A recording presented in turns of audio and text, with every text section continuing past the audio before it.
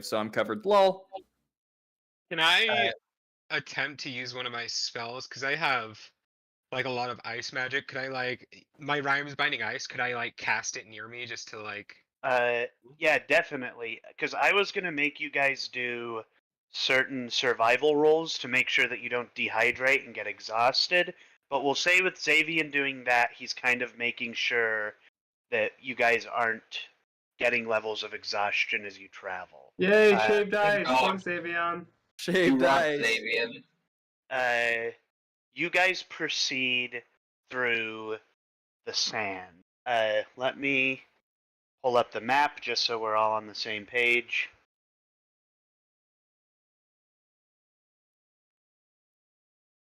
There we go.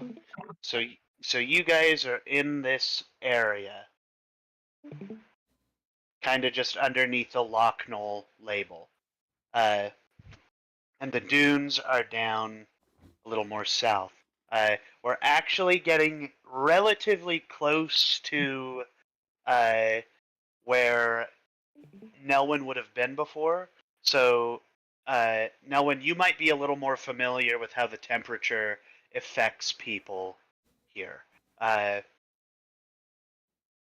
Anywho, you going through the dunes, you see a lot of this stuff. You see some of them open, and you see like little they look kind of like bats, but their wings are made of shards of ice. You see they come out of the fissures, and they just immediately hit the sand and melt away into water. You don't see any wildlife. Like, while you're going through here, you don't see anything. This is the definition of dead zone. And you guys finally cross over the horizon, and you see the dunes. The dunes is an ancient dwarvish city that is, it's partially subterranean and partially, extraterranean. I don't know. It's on the surface and below the surface. But you're seeing like towering buildings that are very cube-like. They're very rectangular. I guess think like a typical skyscraper now, that have like just collapsed and fallen as sand has kind of billowed up into some of them.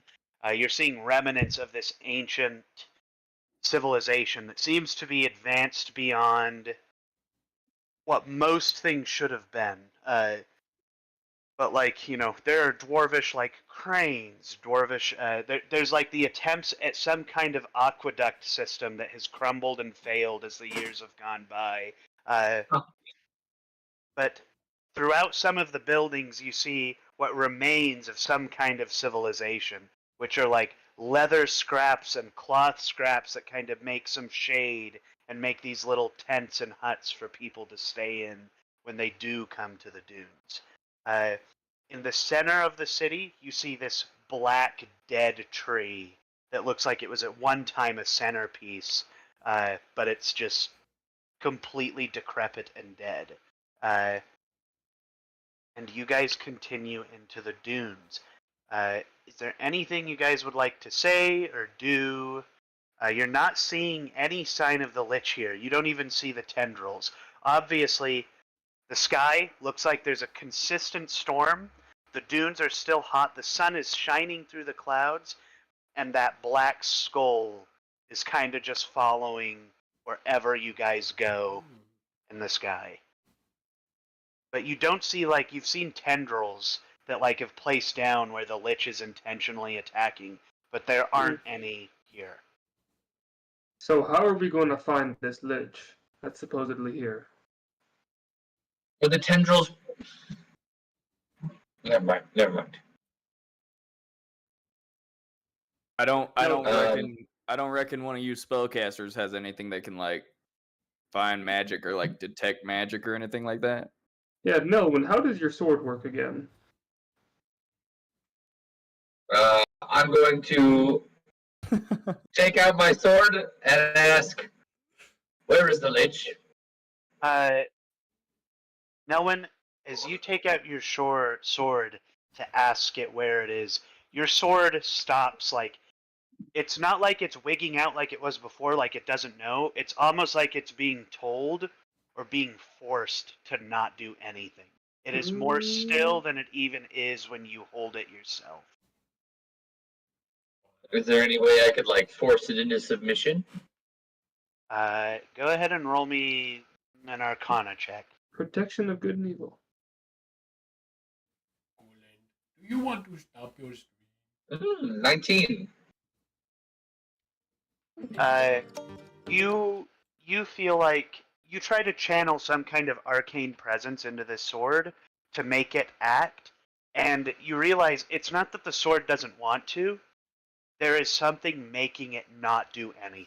Like this, items like this are being specifically nullified. Divinatory items, basically. Okay.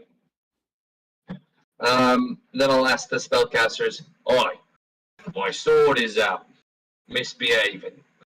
You guys have any way that we could overcome this?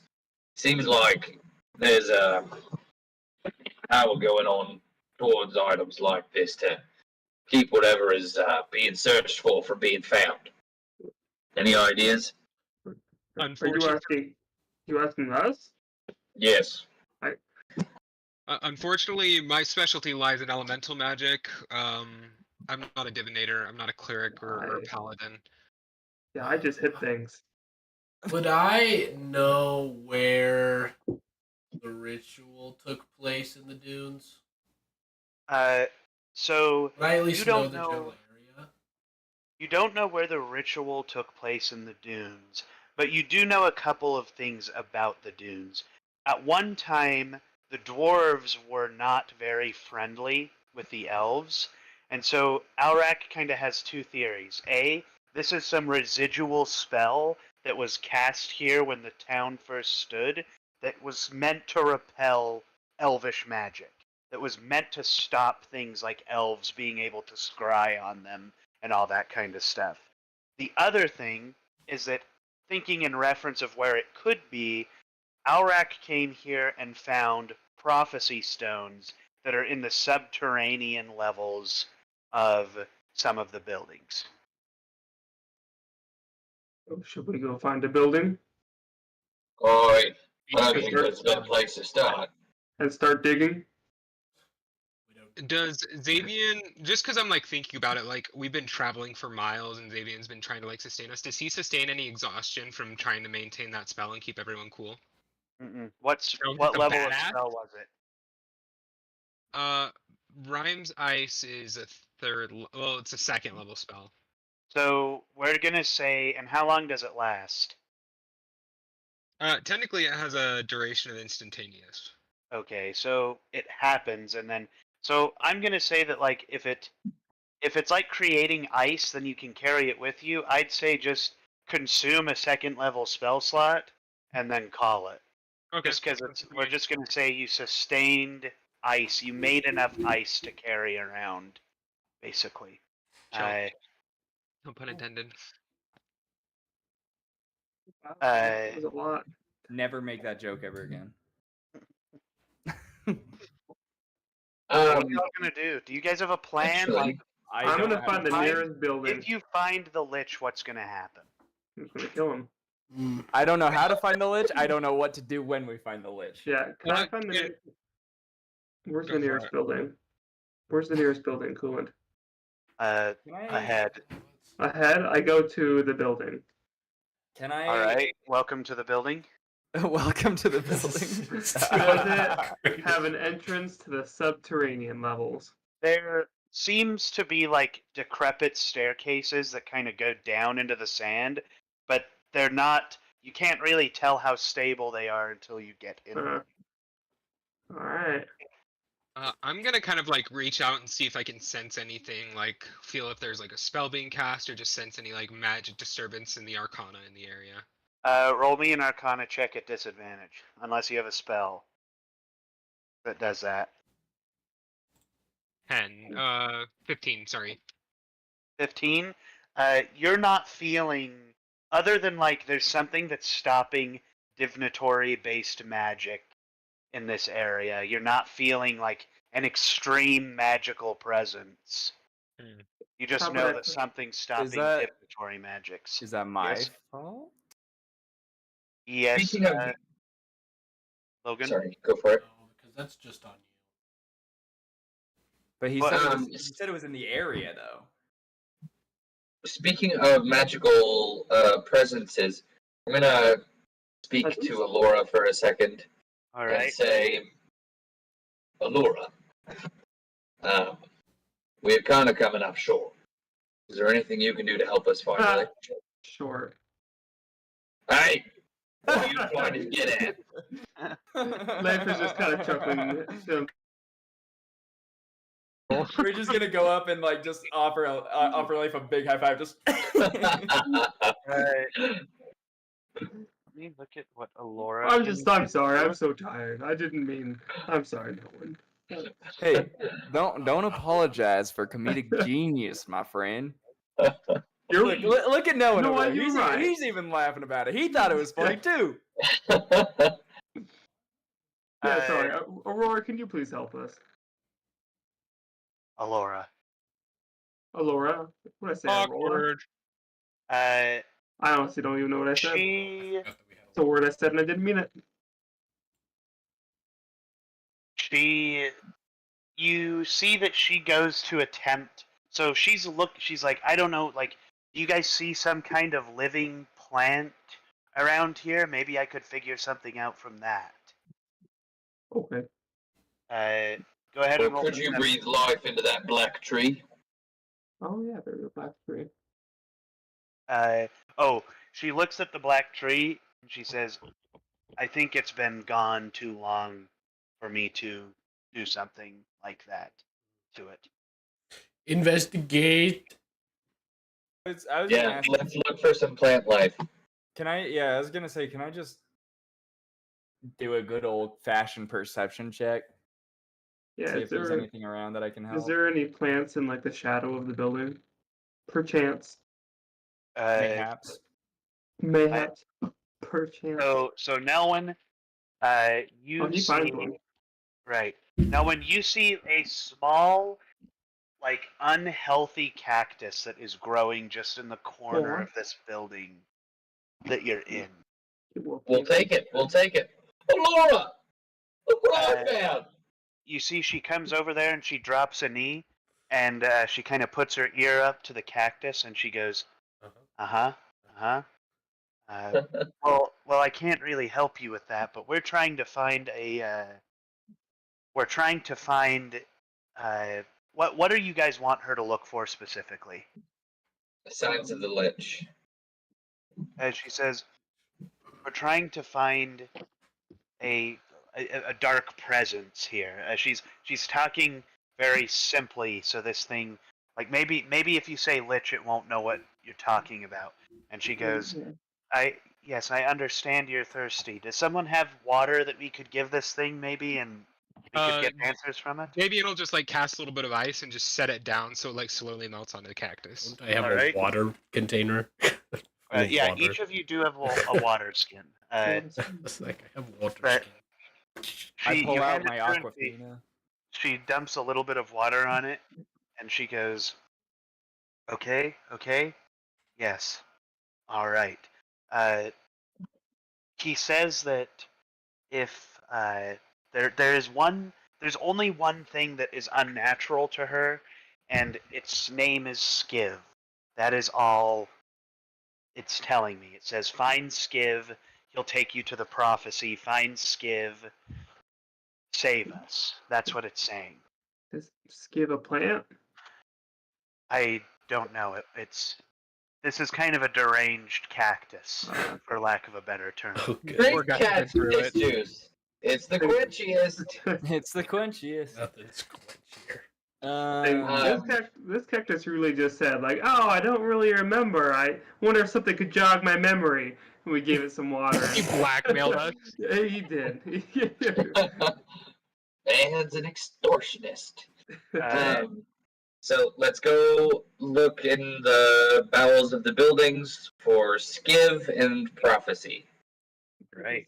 I want to make my way back to the building that I went into to reach Alright. underground.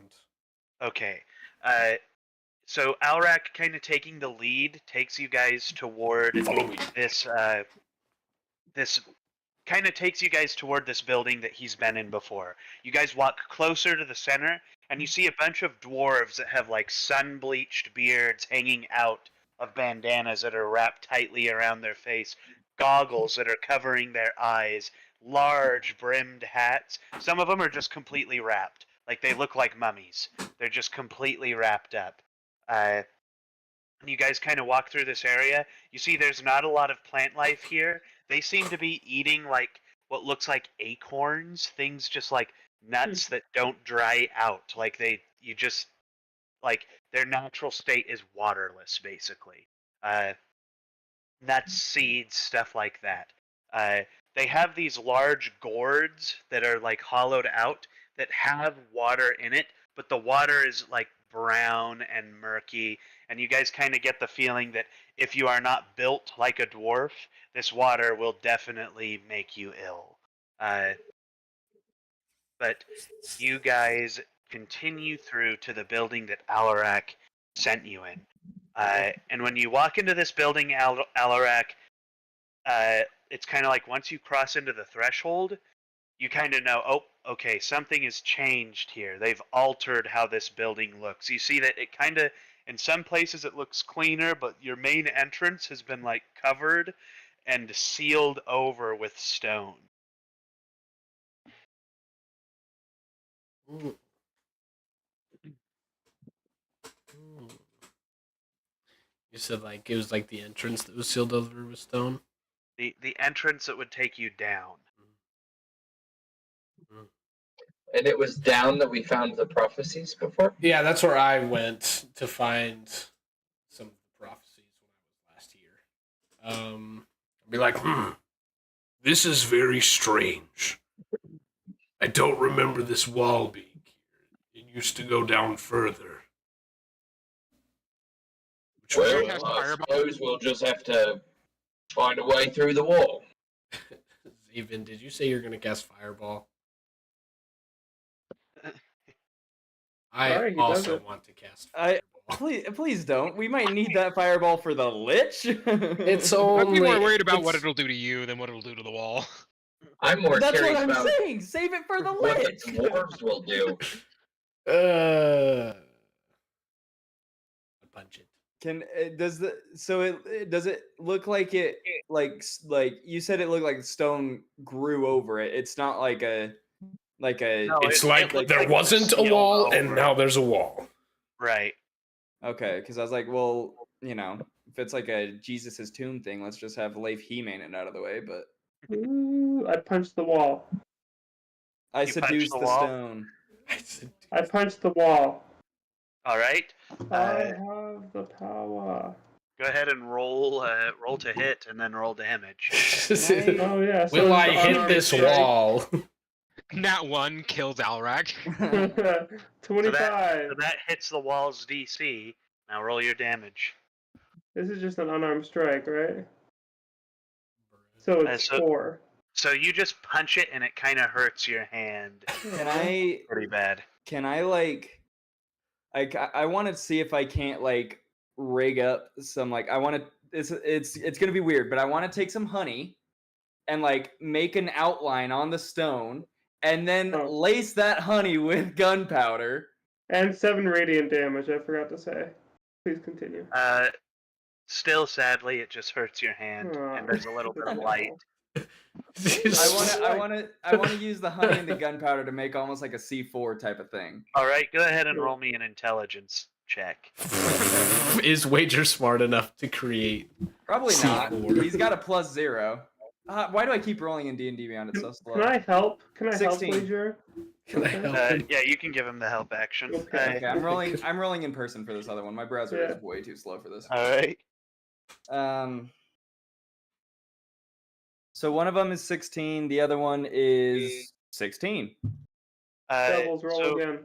So you see, Wager puts some of this honey around the border of what Alrak has defined on the wall as the old kind of staircase down.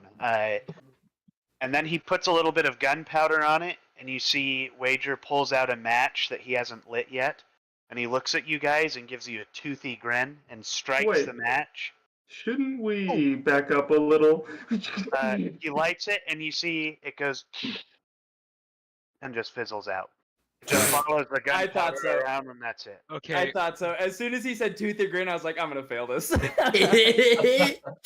Guys, I have the perfect spell for this, but it's such a high spell slot I don't want to use it. Then don't. I don't. And don't. Yeah, save it for sure. Easy for as sure. that. Well, I what's wanna your cast- idea? What are you trying to do? Hold on, let me... Can I convert sorcery points into a 6th level spell slot? Well, then You'll have to figure out what the conversion and the math is for that. But then you're not going to have the sorcery points in the future. Did you say there's dwarves? well, that That's are true. Why don't I? Can I just cast a Yeah. firebolt at the wall? Can we go talk to the dwarves? They're just I can sitting do there. that. While everybody's punching and smacking the wall, What's the difference between spell points and sorcery points? Leif and I will go talk to the dwarves. I'm No one undealing might your be dwarvish. spell point. What? Do you speak Dwarvish, Asa? Oh, I speak Dwarvish.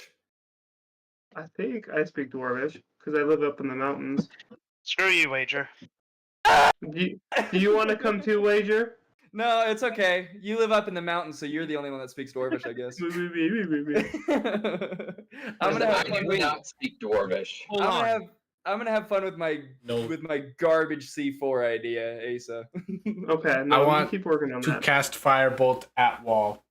That's Okay, just gonna, go, like, go ahead and put roll a- to hit. It's just gonna put like a burn mark on the wall, isn't it? 22, Okay, that hits. Now roll your damage. 19. So you see the wall goes, ooh, owie. But it The noise still all just makes that noise. I'm gonna cast Mold Earth. And I'm gonna Okay. try to use it to just create fractures in the stone. Okay, now we're thinking. I was a little waiting bit for cool. somebody who had mold Uh, or earth to do something. I was just gonna So- say, like, when I imagine Wager like carefully placing honey and putting gunpowder down, I just hear like a really slow like banjo. It just like ding ding ding, and then it picks up when it blows up, and just Like, that was a nothing good happens, idea. it just fizzles out. There's no like. You gotta admit that was a good idea. That was a good idea, dude. Putting the freaking explosive gunpowder on everything. That was a good idea. I don't care what anyone What a says. waste of You have, like, a gunpowder. bolus Usually of just- gunpowder, you just drew lines. Yeah, but dude, it's still freaking gunpowder. It's gonna explode. Gunpowder doesn't explode, it fizzles. The only thing that makes it it. explosive is when it's compressed. Okay, well then I compress the gunpowder. How do you compress it? Forming it into a drinking cup. Here, Putting here, it I'm up gonna make on him the feel wall. a better. I'm gonna make you no, feel a no, little move bit better. on, move on. I'm over it. Move Okay, on. I'm gonna cast Mold Earth. I'm gonna send fractures through the wall and leave just a little hole in it where some kind of explosive can be placed. All right, so you cast Mold Earth, and the sand and everything that's kind of making up the foundation around this wall starts to crumble as it sinks in a little bit. You do feel parts of the building are kind of sinking in as well, as this is kind of an unstable structure. So, yes, Logan. Are there any signs? Did the dwarves put this wall here? And they're just Uh, watching us undo their work? So, who of you has lived with or spent time with dwarves here? I haven't. Wager. Wager, go ahead and roll me an investigation check. Rolling in the browser. And then Nat roll 20. me an intelligence check. Nat 20 on the Yeah. I'm gonna investigation. go get a charger. I'll be right back. And then you said intelligence? Yeah. 2. So Wager is thinking about a couple of things. One, Wager immediately looks at the door and recognizes dwarvish craftsmanship. It is dwarvish craftsmanship. And this is recent. This does not match the rest of the dwarvish craftsmanship. They sealed up this door recently much more recently than the building was built. The other thing with the 2 intelligence check from Wager, Wager is kind of thinking about the nature of his weaponry, basically, and he, I think, is led to believe that the gun magically fires. That the gun. So what happens is when he fires his gun and the powder that he puts in there goes off, what's just happening there is magic. That's all there is to it. No science. Anyways, Just magic. no science, just magic. So, yeah.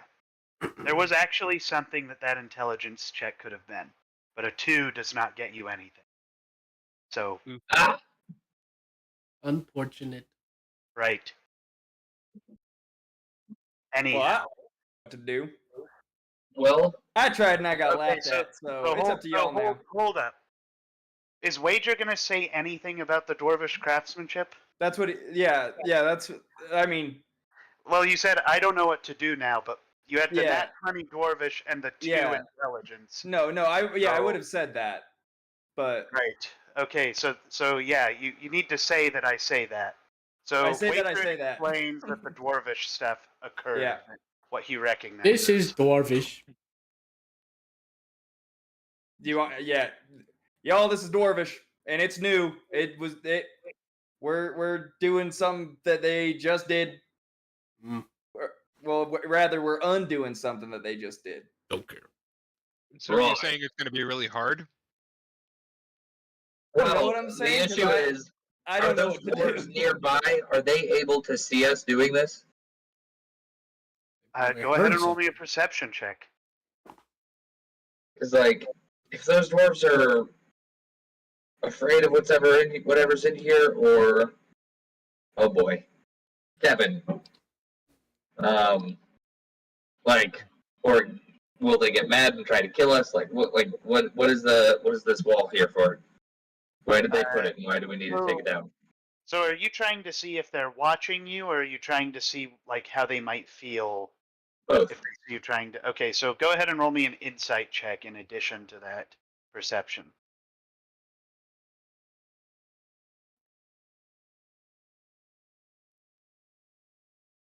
$19. So I think it's pretty like based on what Wager has said that this is a newer part of this building in comparison to the rest. Now when you're under like you don't see any dwarves kind of watching or anything, but you are under the impression that if they do see you, they might at least come and question you. Like they might have sealed it for a reason and you guys don't know what that reason is. Yeah, so Leif and I had talked about going over and talking to the dwarves, but neither of us speaks dwarvish. Wager, Yeah, you familiar with the dwarvish language? I am indeed. You want to go talk to these dwarves and see if we can figure something out? Lead the way. Right. Nelwyn will trudge his way over to those As he sinks knee deep into the sand. sun-kissed dwarves, and he'll say, "Hi, any of you speak common?" You see one of the dwarves comes up and he goes, "Yes, most of us speak common. All How can right. I help you?" Well, we are here on a quest, and we're needing to get into that building over there. Do you know why that wall was built? So the dwarf kind of comes over and he looks at the area that you're pointing to, and he says, I didn't build that wall. I don't know what that wall is. I don't know. You don't know anything about that wall? No, Do you know who would know about that wall? no. Right then. Is there Go any ahead and- question? Go ahead and what? Perception. Whoever's talking to the dwarves can roll a perception. Oh, also, they can't lie in front of me If you have Why? the sword out, right? because I've got my sword. Ron? I don't think you Uh, said that you drew it, so no. I I didn't got- draw it. I got a natural 20. I got the a perception. 28. 28, you said? Yeah. So with the nat 20, Leif, I think it's becoming apparently obvious that, like, this dwarf, when he speaks, like, his face is completely covered. You can't see any part of him. He has glasses on. But you don't see, like, the normal raising and falling of a chest when he's talking. Like, he's just... Oh, shoot. sounds are just coming out of him, really. Huh. Can I, have we asked them if, like, they know Skib yet? Okay. Like, do you guys know a man named Skib? Or a dwarf? Or a plant? I do not know anything called Skiv. Okay. And as I'm kind of, like, talking to him, can I attempt to try to rip off his clothing? Not in a sexual way. Icky. Not. Roll a persuasion roll for seduction. What would I do as like a rip-off clothing? I guess do like a try and hit his AC. Like we're gonna say it's like an unarmed strike kind of thing. So go ahead and roll to like hit, I guess. 16. So 16 hits this guy. You reach out and you grab onto his clothing and you tear off his shirt and you just see underneath a very pale skin beneath the wrappings. But you see the same thing. There's no like rising and falling in the chest. Like it's just static. And you see like as you rip it off, it goes, "Hey!" and it grabs. It like tries to claw it out of your hands, basically. Yeah. Like, why do you not breathe? Uh, And no one's going to gently pull the sword a couple inches out of his scabbard. You see, once the sword comes out, this thing just goes a little buck wild. It's going to attack Leif. Oh. Okay. Go ahead and roll initiative, those of us who are near it. Oh, gosh. 21. Are you with us, Dante? No, I forgot we split. Get out of here! Ah, natural 20 again. 22. 28 as well. Sheesh, Jesus. Leif. It goes for the Save same- them for later. 20 for Leif. 20 for Leif. All right, what did you 22. get that one? 22. Wager? 28. 8, 22. Alrak? I'm not there. All right. What was... Okay, so I've got everybody's... Okay, he's gonna get his initiative. I like that I So- came along because I could speak Dwarvish, but it didn't even matter. So we're gonna start at the top of the order with Leif. Okay. As he's attacking, can I rage and I guess attack him first? Yes, Okay. It sounds weird because he's the one that initiated it, but right. He goes to attack, and Leif kind of steps back, which gives you first reaction to retaliate. okay. Cool. So that's what we'll just say. Really quick, McKinney said dense grade. 1 second. I told her select Right. grade. Hi, Mom. Hi, Mom. Hi, Mom. Hello. Oh, I got a 3D printer. Indeed. Yeah, it's my brother's. It's my family's, but yeah, it's pretty cool. Okay, sorry, I'm rolling to attack. Why, That's a natural 20. bro? All right, go ahead and Roll again. Roll Yeah, again. go ahead and roll again. Roll again. 12. So no, Oh. sorry. That would have been 3 in a row from Asa, That right? that would have been 4 in a row. That would have been 4 in a Um, row. Right. Okay, so roll he that had to- damage. He had to choke. Okay, so I'm sorry. Okay, jeez, I can't do it all. All right, let me get ready for this damage. So I get a +3 if it's over his AC, right? Because of the special ability. That's what it was. Yes. +3, So, plus yeah. 3 for my raging. It's 6 over his AC. Well, right, is the natural 26 over his AC? Yes. Okay, cool. 9 radiant. I sure hope it is. I sure hope it is. So plus a 17. 23. The first attack is a 32. 9 radiant damage. 32 damage in total, or 41 damage in total. What's 32 with 9 of it 32 being and 9? radiant. Yeah, 32 and 9 of that is radiant damage. Okay. Yeah. So you smack at this guy, and you see the radiant damage slices through him. As his body falls, there's no blood. You kill him in one hit. Just Oh. as his body falls, there is no blood that comes out of it. There is Oh, nothing. that's right. It doubles damage too. Because it was 20. Okay. As soon as he goes down, though, you see 4 of the other dwarves turn and walk in. How wonderful. And they have pre-rolled initiatives. Oh, well, I have a second attack. Right. Well, Well, And, okay. Leif's just gonna handle them all by himself. So Apparently, this is now Asa and the boys. Alright, so Leif, go ahead and okay. you see these ones come over, and they seem to be more like warrior-esque. Mm. They have kind of armor on them, and they have weapons. Okay. They come in, they see me fell one of their companions, and I look up, just in a rage. Like, it's kind of like a tired rage. Like, we've been walking all day. I don't know where we are. I'm getting frustrated. And now you motherfuckers walk in. I launch forward. He said it. He said the gamer word. That's not the gamer word. And then I attack the closest one. All right, go ahead and roll to hit. Okay. Not natural 20. Does that hit? All right, that does hit this guy. Okay. Damage. And you see that he goes like, he doesn't really say anything. He just goes like, "Bah!" or whatever. I think Discord silenced me.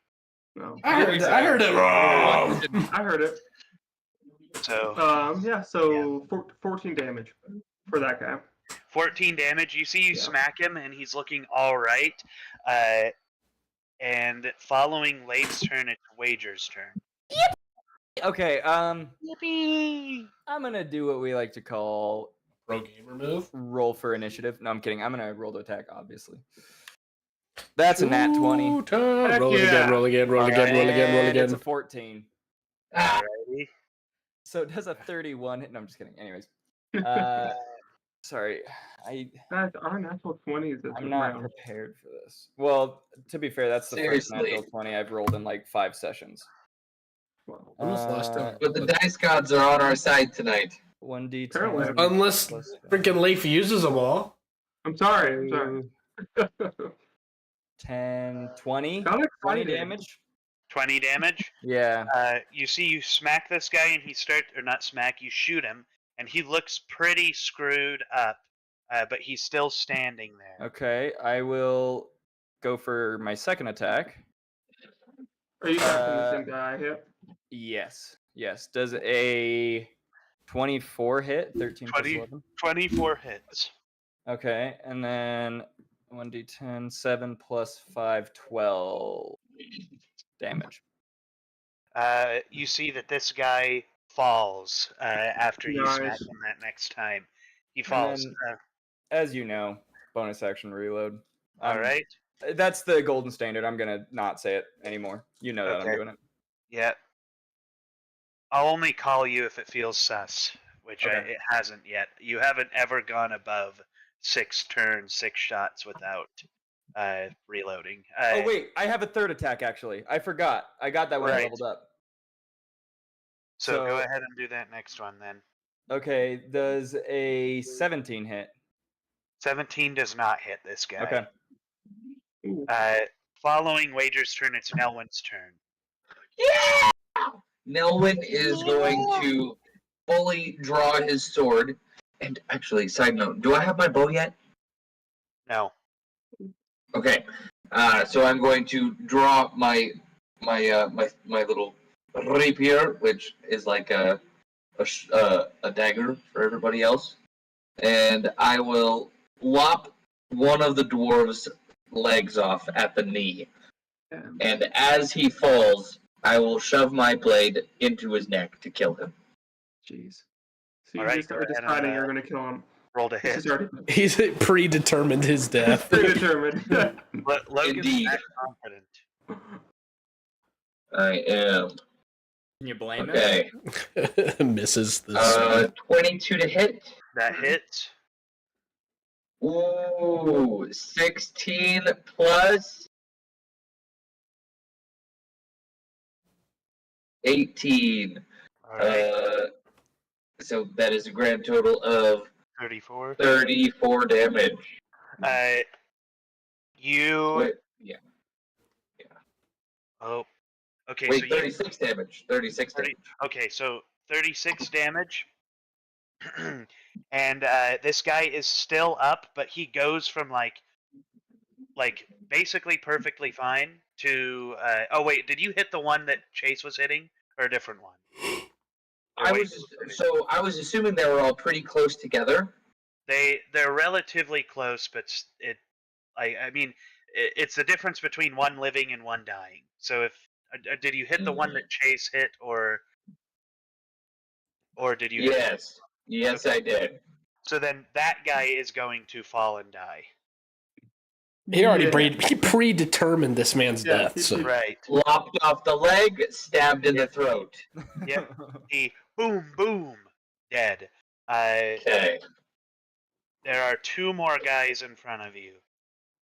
And I- again, once I you will- kill this guy, no blood. Okay. And Melwin will dive behind Leif's ankles and hide. All right.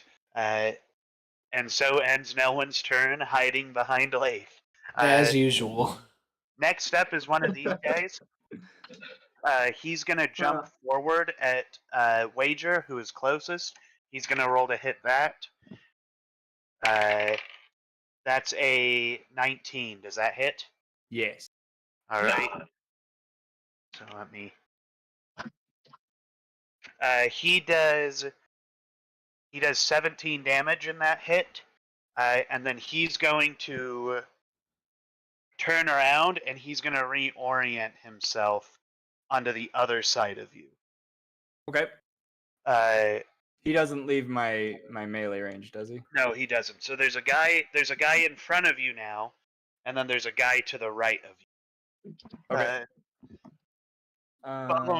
Following his turn is going to be the next guy, which he's kind of wearing like an executioner mask. He has a large blunt sword on him, and he's going to pull that out, and he's going to roll to hit Wager, and he's going to roll twice. The first one misses. The next one is going to hit. That was a 17 on the dice, so that's 22. I'm sorry, Wager. I don't know what they have against you. You said 22 damage? 22 to hit. Oh, yeah. So that hits, and he's going to do 20 damage. Okay. It's okay. It's okay, Leif. I have an idea. Yeah. Following They're hitting my boy. it's back up to the top of the order on Leif's turn. Did Alrak go? I'm not there. What did you Alarak and Xavian aren't here. Oh. They're still in down by that room. the stone wall. Oh, I didn't realize we were that separated. Okay, cool. All right. I mean, like, during this time, I obviously hear gunshots. Right. Yeah. And, And want to run up there. No, I put my silencer on. Basically, after Wager puts his silencer on. No, but you guys will hear the gunshots, which means that in one round from Wager's turn, you'll show up. Yeah. Yeah, I like my character. He's not really the king of stealth. So yeah, So did you say one of them has a bigger sword? Yes. Is that what you said? Okay, I attacked that guy. Okay. Big sword? No more. No big sword. Big sword equal barbarian target. 18 hit? 18 does not hit the big guy. Okay. I'll try again. Not the big 24? guy. 24 hits a big guy. Okay, perfect. Okay. So it's the 20 plus the not okay. That's not what I wanted. That's what I want.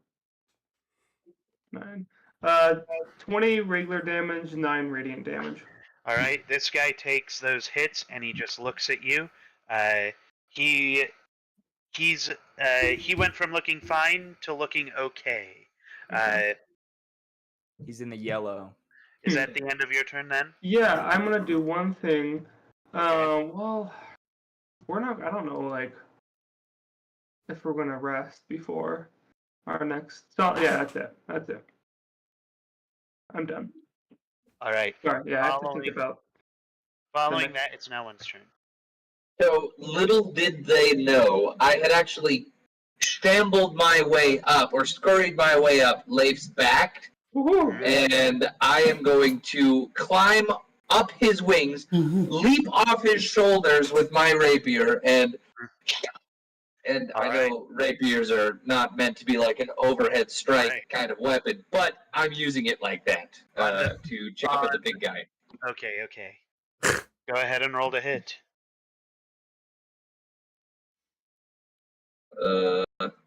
Whiffs completely and hits the ground.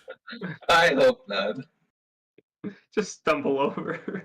Wait, I have somebody next to him, and I was technically hidden. Yes. Can I have advantage, please? Yes. Yes. Okay, 29. That's better. Okay. Yeah, go ahead and roll damage. Jeez. Alright. You just see this monstrous bird hit this guy, and then this furry little creature just jumping out. Like... Wow, that was really good damage. 35. 35 damage. You see, Nice. Melwin jumps out and he slams the sword down onto this guy, and he just slumps down and falls face forward. No blood again. Following Melwin's turn is going to be the last guy who's oriented himself around Wager, so he's going to take another smack. Wait a second. Wager hasn't gone yet, has he? So it's Wager's turn. Pardon. Okay, I am going to use a grit point and go for a forceful shot. Okay. Does a 29 hit? 29 hits. Okay, so then have them do a strength saving throw. 21. Okay, they succeed, I guess. When Chase is stressed, he sounds like an old man. Eat some butterscotch. Okay, I'm still gonna be rolling damage, even though my forceful shot sharded the bed. Oh. That is max damage, 15. All right, this guy takes that. And then I'm gonna do my other 2 attacks. I just wanted that one to be. We've got a 21 and a 25. That's to hit, right? Yeah, that's a hit. They both hit. Okay, and then we've got Pew pew. 7 plus 5, 12, and then 3 plus 5, 8, so 20 in total. You see this guy goes down. He hits the floor and is dead. He has no blood as well. Just Would like you the other. would you consider him a significant threat? No. Dang it. Sometimes you just gotta fish for it. Right. Does it benefit you if he is? Yeah, if he was, I would have gotten the grit point back that I just used. No, yeah. Either when I get a nat 20, or when I kill a significant threat. That's cool. I knew he wasn't gonna be, but I was like, might as well. Hey, Payson, I have a quick question. Yeah. Am I considered a significant threat? We are all paracausal. You're Asa, you are significant, but you're not a threat to me. The crossover I didn't know we needed. Welcome to Dungeons and Destiny. that is a real thing. It is. One of these years. right, one of these years. So those guys all die, and that seems to be all the dwarves in the immediate area have died. At this point, Alrak, Xavian, and Alora all show up. Hell yeah. Nice of you to finally show up. Whoa. I only took 50 something damage. Hey, it's not my fault. That wall was beefy and it's still standing because we haven't done anything with it. What would y'all like to do now? I'd like to investigate the dwarves to see if they had any sign of life or notes or Any soul. anything that could give us information on where they're from. Go ahead and give me a roll. or if they have something on the wall. Yeah. Investigation? While you're doing that. Oh, dang. Huh. That was right next to a natural 20. Mm. But 21. I think. Oh, sorry. So you don't see any, you're not seeing any notes or anything on them, but you definitely know that there's been no sign of life in them. There's also, there was no spirit when they died, which is something that no one is kind of used to seeing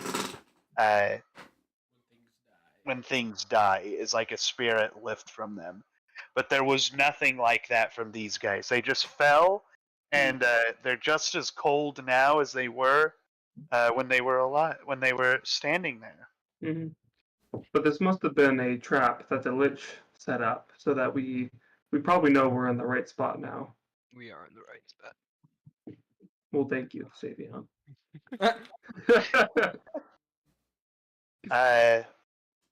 As you guys are kind of discussing, that the Lich was trying to trap you, things like that, I want one of you to roll me a quick perception check. Me, let me do it. No, do me. No, I got do +9. me. I got +9. You can do You it. do it. Never mind. I got a 3, so that's 12. Yikes! Sorry, guys. Wager don't see crap. Yeah. We don't see shit.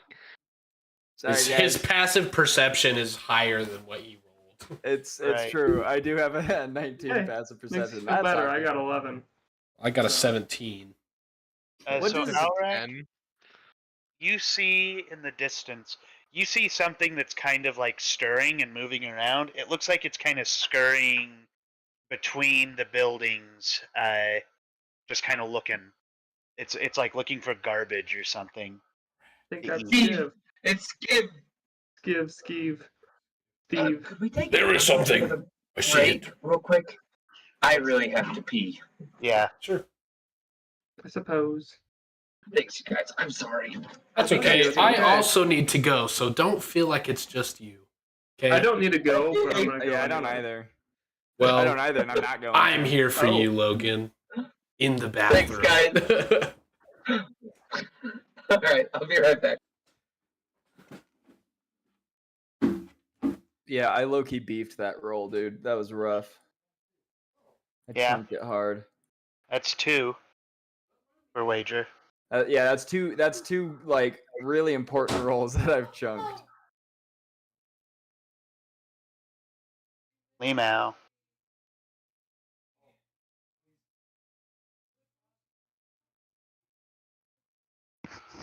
I did good on all my damage rolls, but on the skill check rolls, I'm struggling. Same. Are you just talking in real life? Yeah.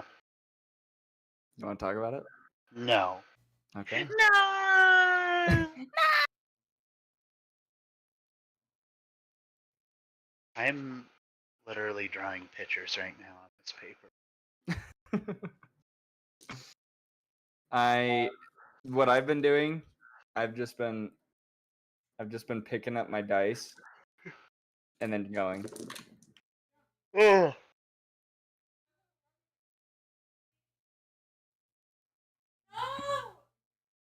Oh. No! Someone Domestic yell. abuse. Accuse Caleb. Well, I think it came from his Discord, so I'm going to. And it sounded like his sister. Caleb, how could you abuse people?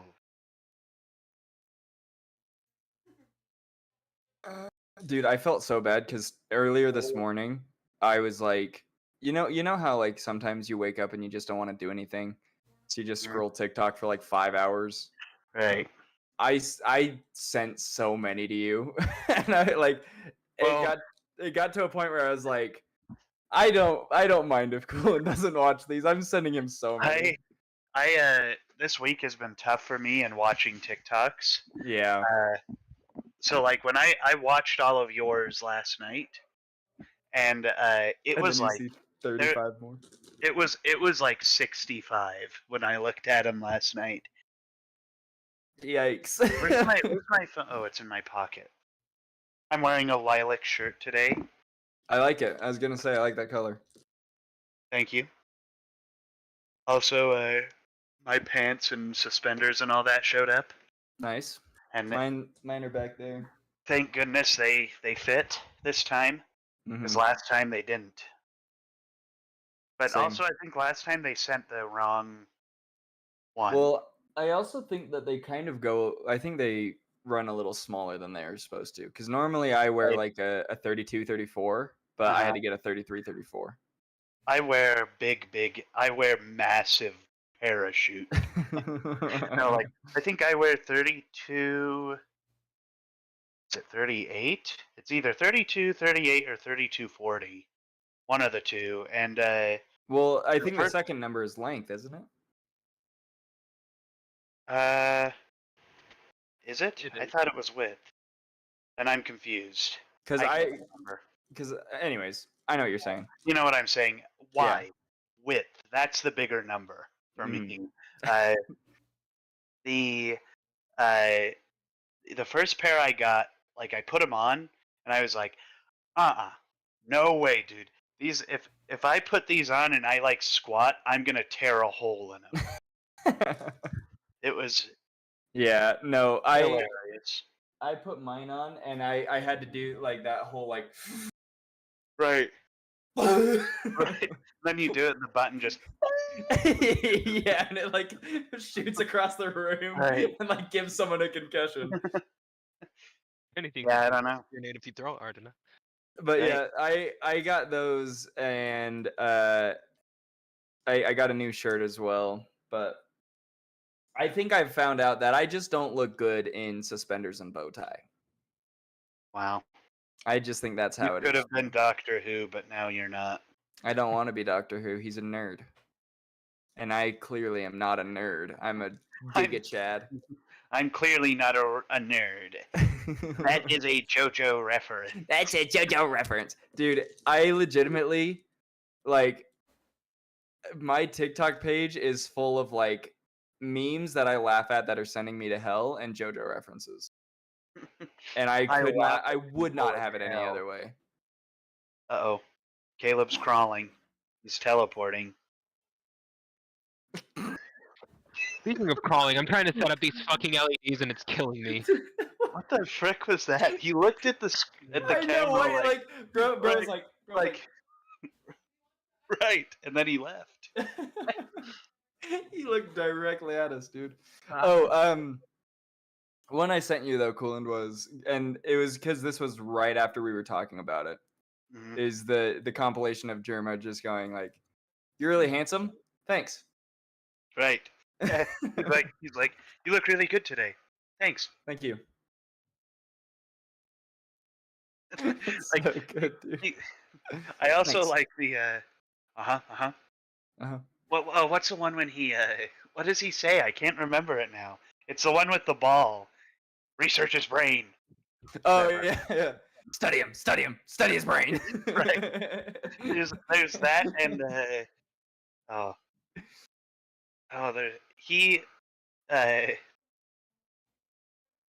I also like the ones where when he turns on his camera, it flashes him like naked for a second, like he doesn't have a tank, like he's completely shirtless, and he's like, oh, you're not supposed to see that. There's one that I saw too, where he had like on this side of the screen, it was just like his stream overlay. Right. So it, like he would do something over here, like he would throw a punch. Oh, and right. then like this like That delayed one would version of throw him a would throw the punch, and he'd be like, ah. Right. It was so good. Have you seen the one where he's getting mad and I think he's going to like fake slap the camera and he wraps around and smacks Yeah, he's like, himself? Like, oh! Or there's, there's already a bird in here. like he said all that as a joke, but he genuinely does need to be studied. Someone needs to study his Right. brain, dude. I really like the one where he's like, oh, there's already a bird in A here. bird in here. So good. There was also one. It was Ludwig was saying that he was talking to Germa once, and he asked him he was like, people think Germa is normal, but here's evidence that he isn't. And like Germa's like I asked him what his McDonald's order was, and he's like, 2 McDoubles, a Big Mac, a big chicken, another McDouble, and a 20-piece nugget. But that's for the party. The 20 pieces for the party. What party? Are you buying a 20? Like, you order the entire menu for yourself, and a 20-piece nugget for the party. That's so good. Or no, he says for the group. He says For the the 20 group. is for the group. That's so funny. Holy crap, that dude is insane. But the 20 nuggets is for the group. I think to this day, still my favorite one is the you look like Freddy Fazbear. So good. It's so good. The fact that like he's like just so zoned in and he just goes Right. He also has oh, what is it? Dang it. Oh, I might have lost it. I just like it when he's doing something and then all of a sudden he just like he like completely shifts gears for no reason. He just goes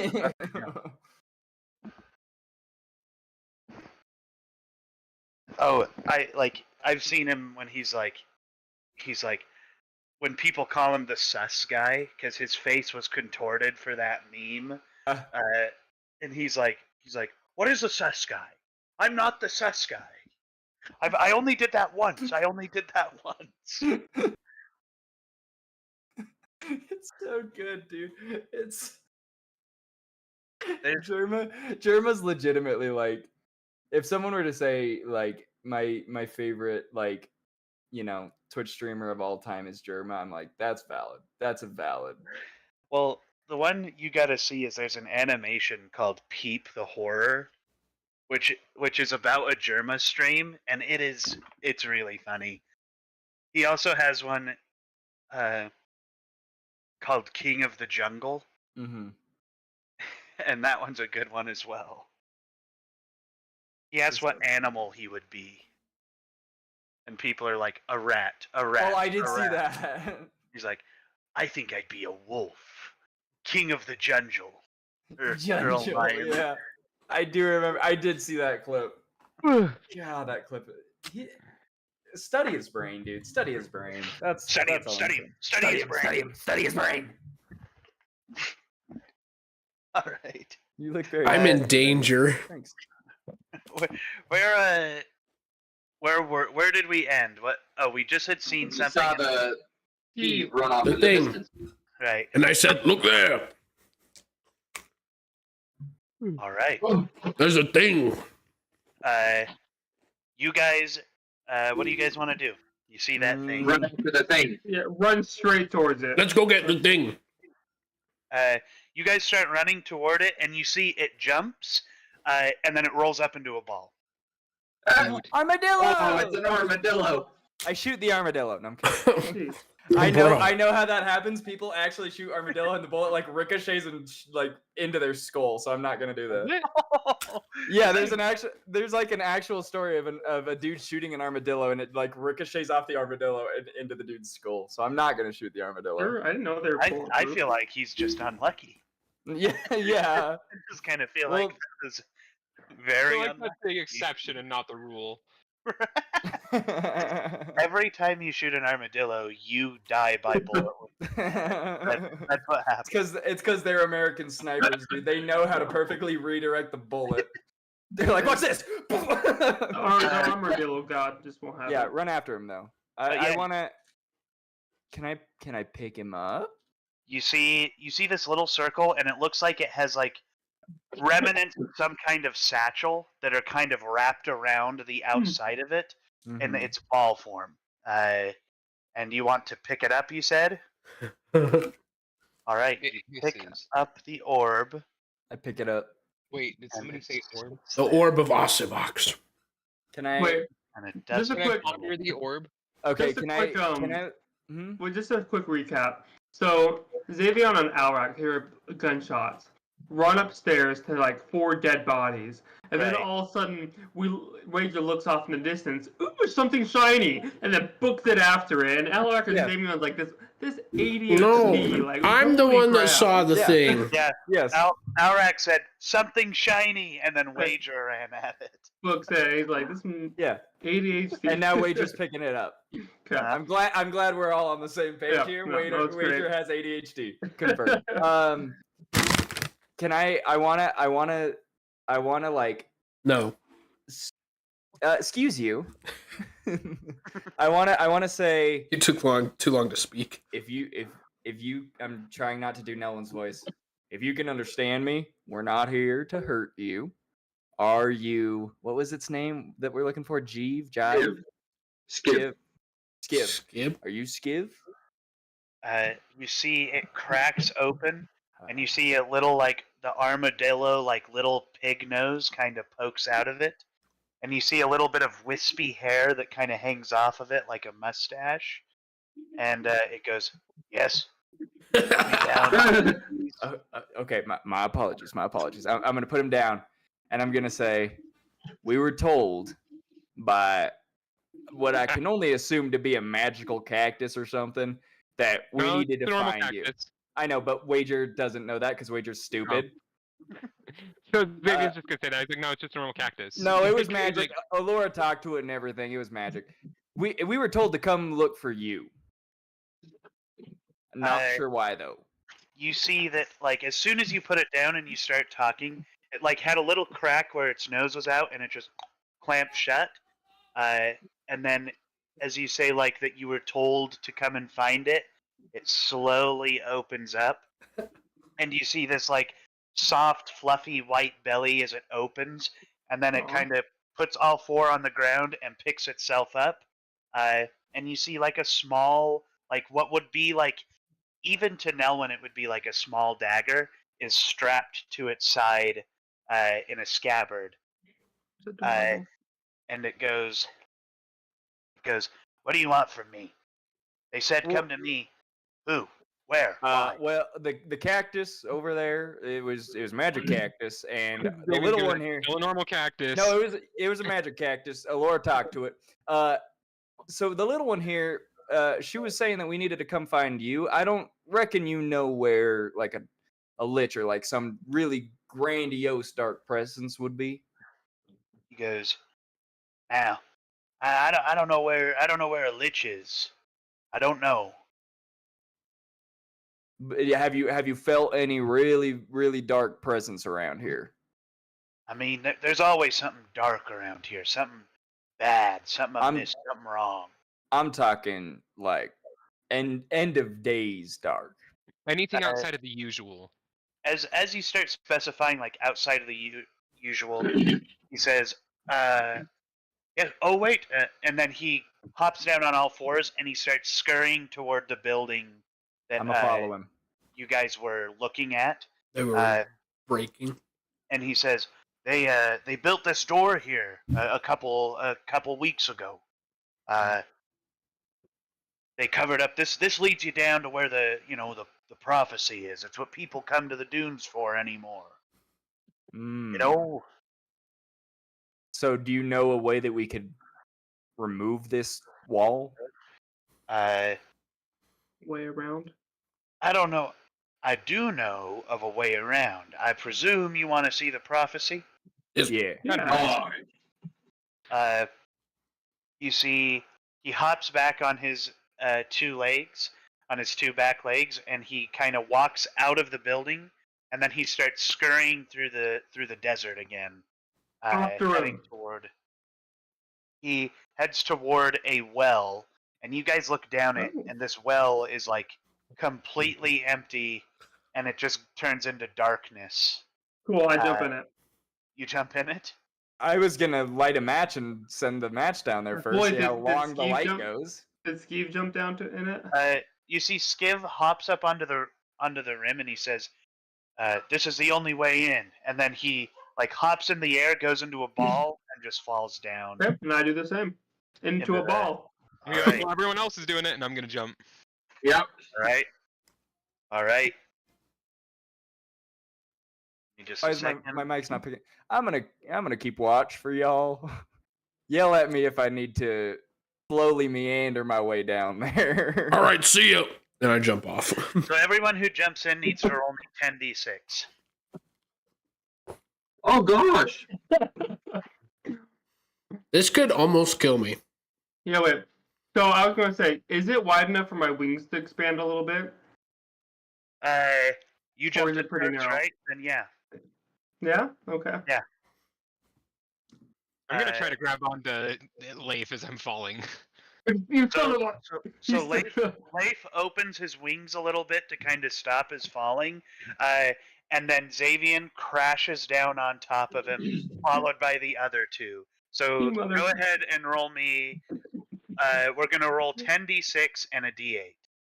That's what we're rolling now. I'm going to rage as I fall down. You 10d6 and 1d8. Yes. This could kill me. Yeah. I technically would have Alright. taken 35. Thank goodness I didn't go down there. I have dark vision, right? Can I see the bottom of it? We not all yet. have dark vision. Oh. Sheesh! Can I You'll be- prepare you'll a be spell while I'm very falling? well- You'll be very well acquainted with the bottom in a short amount of time. Oh, I did. I hit rock so bottom. Xavian's gonna prepare a spell, What was and the last as he's picture? falling, the trigger is gonna be he sees the ground, and I'm gonna Okay. prepare a misty step. This feels a little meta game. Okay, I'm not gonna okay. lie. Now this is where Agreed. I've seen this happen before, where you prepare a misty step, like as you But see the I'm- ground, you misty step, and then. I'm survive saying the this fall. all. I'm saying this all happened after you said roll 10d6. Just saying. Yeah, That wait. is true. Sorry. But If you I want don't to, care. I'm gonna rule cool it. So Xavian, Oh, no, there you you go. don't have to. Very well. We can say it's metagamey, but you don't know that you're gonna hit the bottom and get hurt until. No, that's fine. I was just saying. I don't So- care one way or the other. So, anyways, everybody roll the 10d6 who doesn't have a way to prevent their. Is it just a flat 10d6? It's 10d6 Alright. and a D8. and a d8 for Mhm. crushing into each other, Oh. and Xavian's still gonna take the d8 damage. Okay. It's after Xavion teleports One. out of there. Can I grab Alrak and slow our fall? How do you? Okay, so Alrak is above you. You want to open your wings again and try to slow the fall. Well, I want to grab him, turn him around, and then open my wings as So go ahead and And roll body me. slam him beneath you. Right, exactly. Bro, you're gonna What'd turn you into say, freaking Facial? Bowser from Smash. Guys, Yes. I'm the barbarian. I do stupid things. You guys don't. You're not supposed You to could follow kill me here. me. You could Kill kill me. Kill him. Can I while all this is happening, can I safely fasten my rope to the top of this and just kind of start going? Yeah. You see, Okay. Alora is going to turn into a gecko and just hop onto the side and Yeah. start crawling down the. That's awesome. You just well. you just hear a bunch of screaming further down the well. Grunting and cursing. Son of a. Just a Lego yeah, so Yoda go- death go- noise. Did you do a strength save? Me? Not yet. Okay, do a strength save. Okay.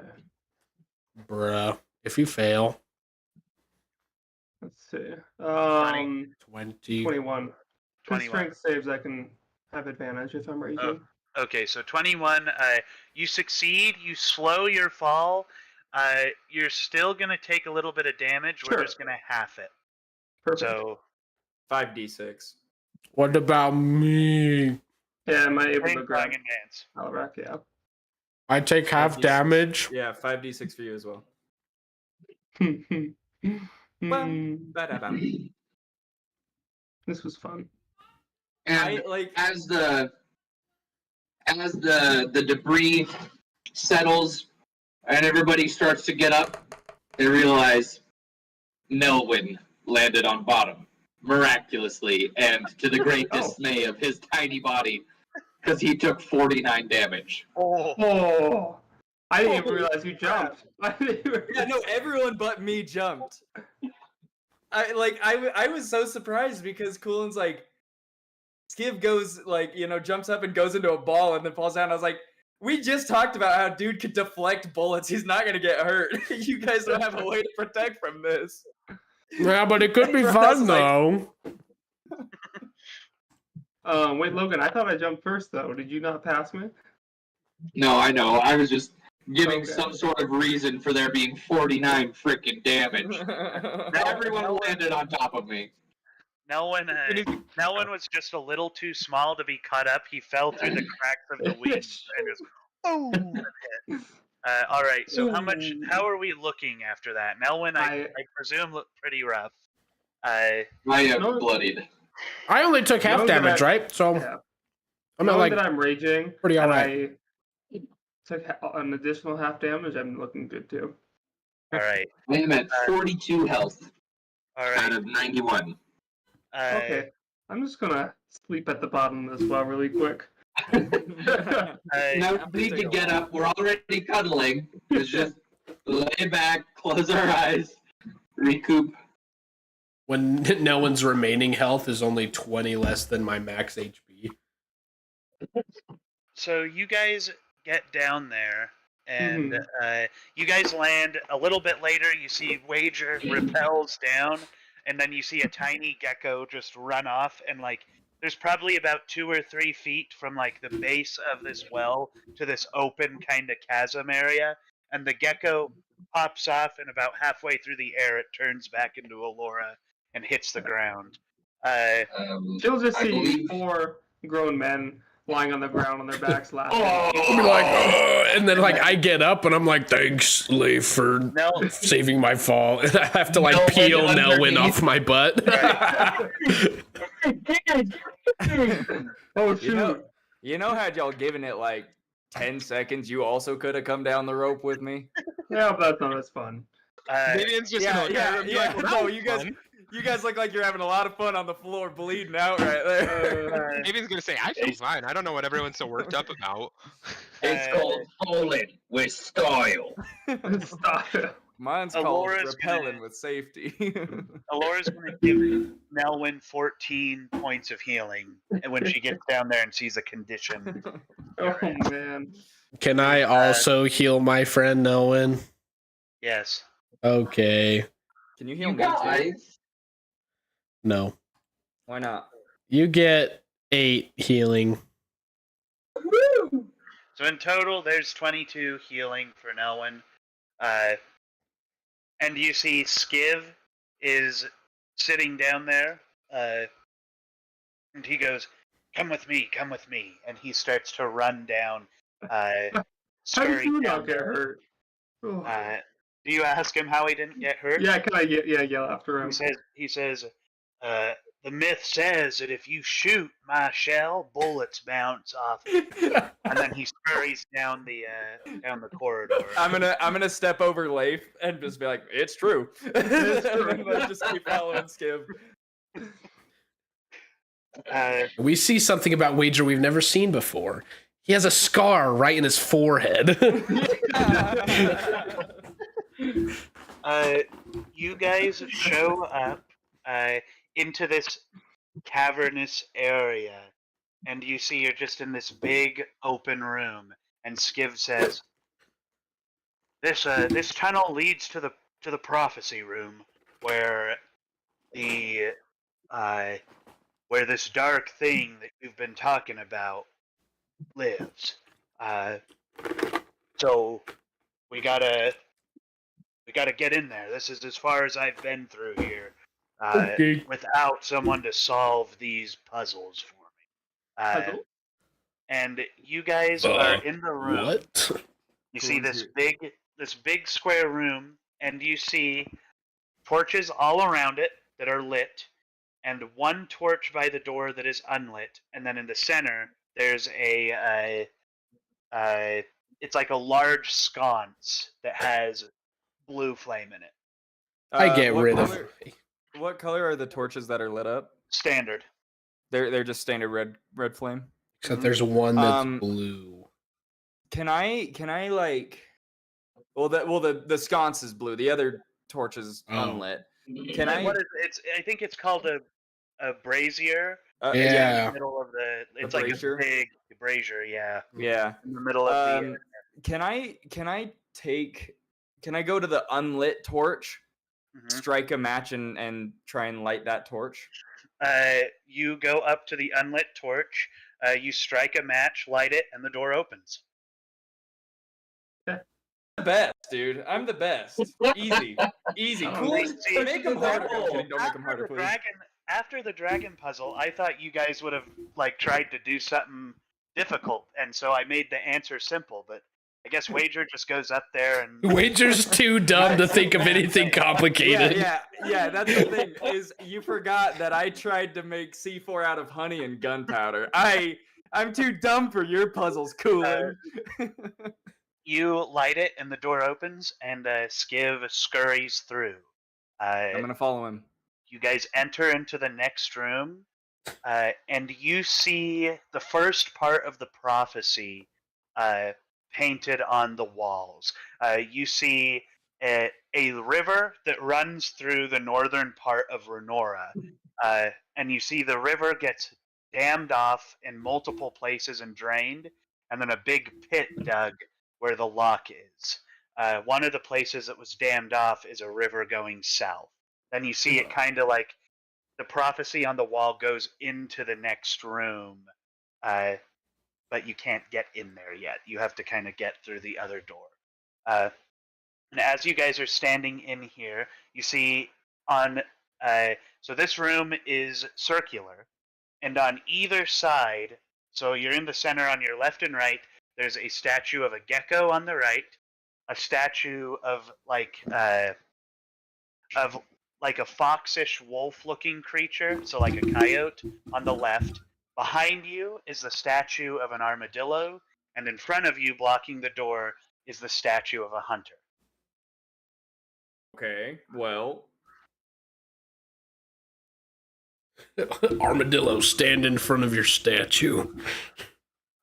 He goes over by it and stands in front, striking a similar pose. And then, Alora, you turned into a gecko. You think you could do the same and go stand in front of the gecko statue? She turns into a gecko and then runs over and stands in front of the statue. Now, Wager, can you stand in front of the hunter statue? Yeah, I'll go stand in front of it and then strike a similar pose, whatever it is. Perfect. All right. You're doing it wrong. You're too Right stupid. your head a little bit higher. Wager's just gonna like start panicking, being like, thinking he's like gonna blow up if he does it wrong. A little to your left. What's the? Okay, well, so now we got 3 out of the 4, assuming that everything here is right.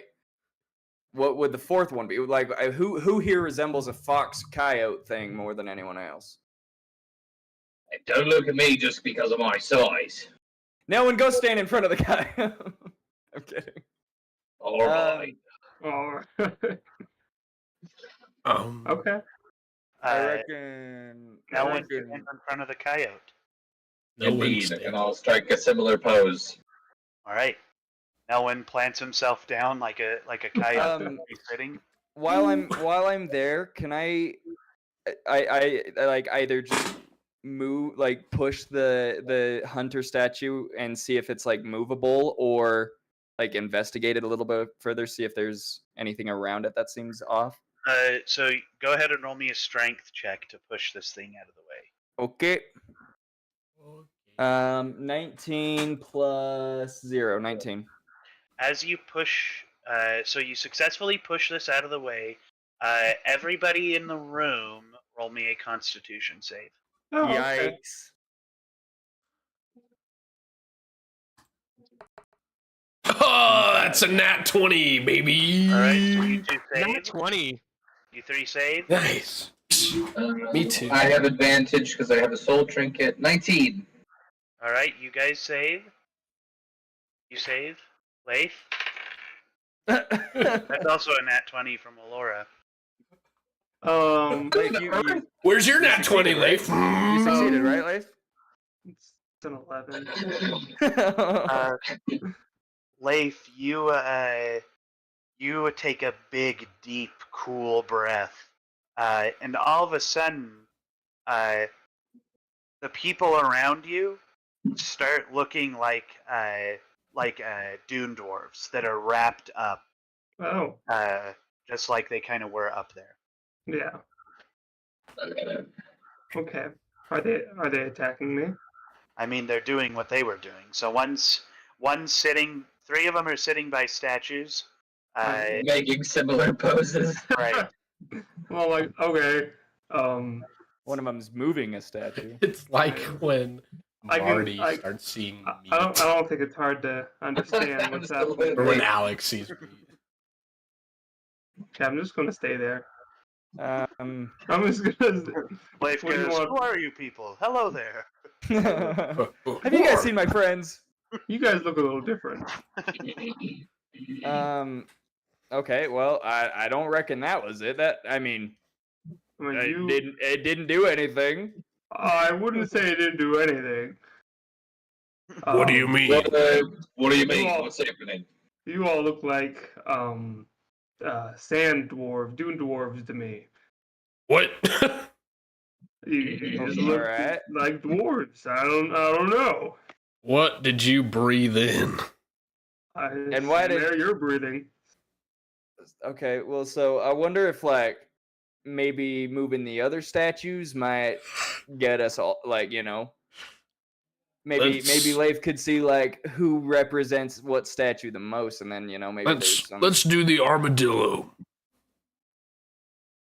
All right. I Since he probably can't, since Skiv probably can't, I'll go help move the armadillo. will statue. also go help. Yeah, Skiv can't. Go ahead and roll with advantage. See if you move it. 17 plus 38. you just said strength. 17 plus 0. Nat 20, baby. Nat 20. Oh, You yeah. guys put- We shove this. Everybody do a Constitution save. Oh man. I don't Is think it I- that- I don't think I can Is it take that I'm this again. too ripped? Oh, that's a 7 plus 7. That's a natural 14. one. All right. 14. 17. 13. Guys, something's Alright. happening again. So the only person who passes is Alarak.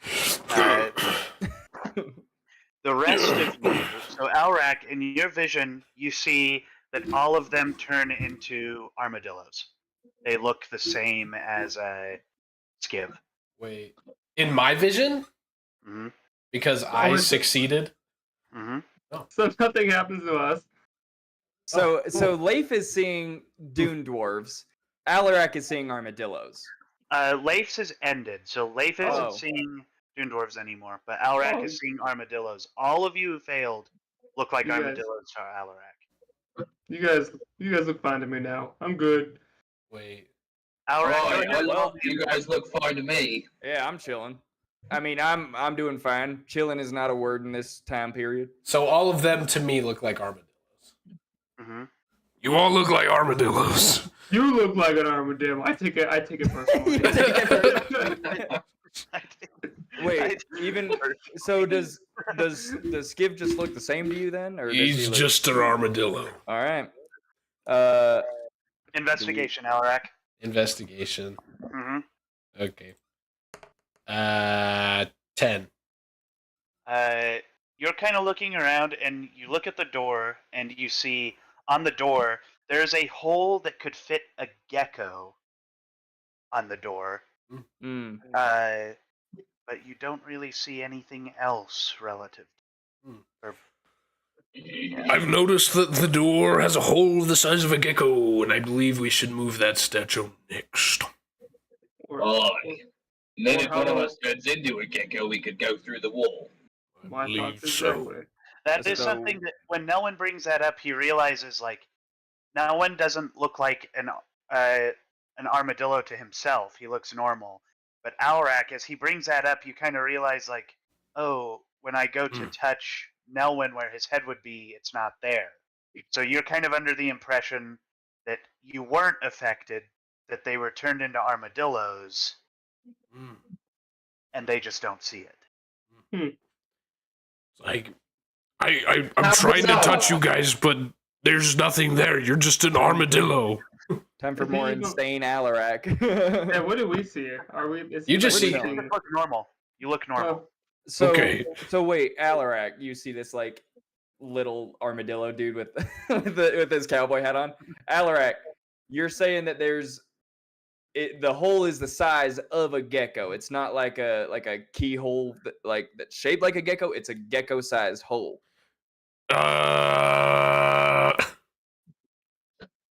It could be either or Gecko-sized both. hole. Okay, well, I mean, Alora, would you be willing to give it a shot? Alora, in her armadillo form, scurries over there, and she tries to hop into the gecko hole, but it's too big to get in it. We need the gecko statue. Have you been eating those? All right, I'll go. Alora? You know what? I've been moving Too much statues. I'll honey. Too much do- honey. I'll go move the gecko statue. Disadvantage. But you are all armadillos. Seven. Oh, because we're the size of armadillos. You're all armadillos. 13. Okay, how about we all band together and push it as a group? All right, so everybody who's helping, we're going to add a plus Okay. 1. So that's 1, 2, 3, 4. 4 of you are helping. Who are All and of then you've us. Okay, so Everyone. So that's a that'll 17. succeed. That's a 17. You move it out of the way. Go ahead and roll me Constitution saves. Oh, Everybody in boy. the room. 8 plus 7, 15. And dang it. 30-20. 30, 20, 21. 21, I got it. 18 that time. and 18. So, to all of you, Xavian turns into a gecko. Xavian, you look Xavier, go through the door. Jump through the hole. Go through Okay. the door. Go run through the door. I'm gonna run through it. Xavian, you run up to the hole and you squeeze through the door, and as soon as you make it onto the other side, you are back to Xavian. Like, how would that be? Like, when you are yourself Right. as a gecko, like, do you just magically just squeeze through the door? Yeah. Don't think about it too hard. Don't think about it too hard. Xavier, what do you see over there?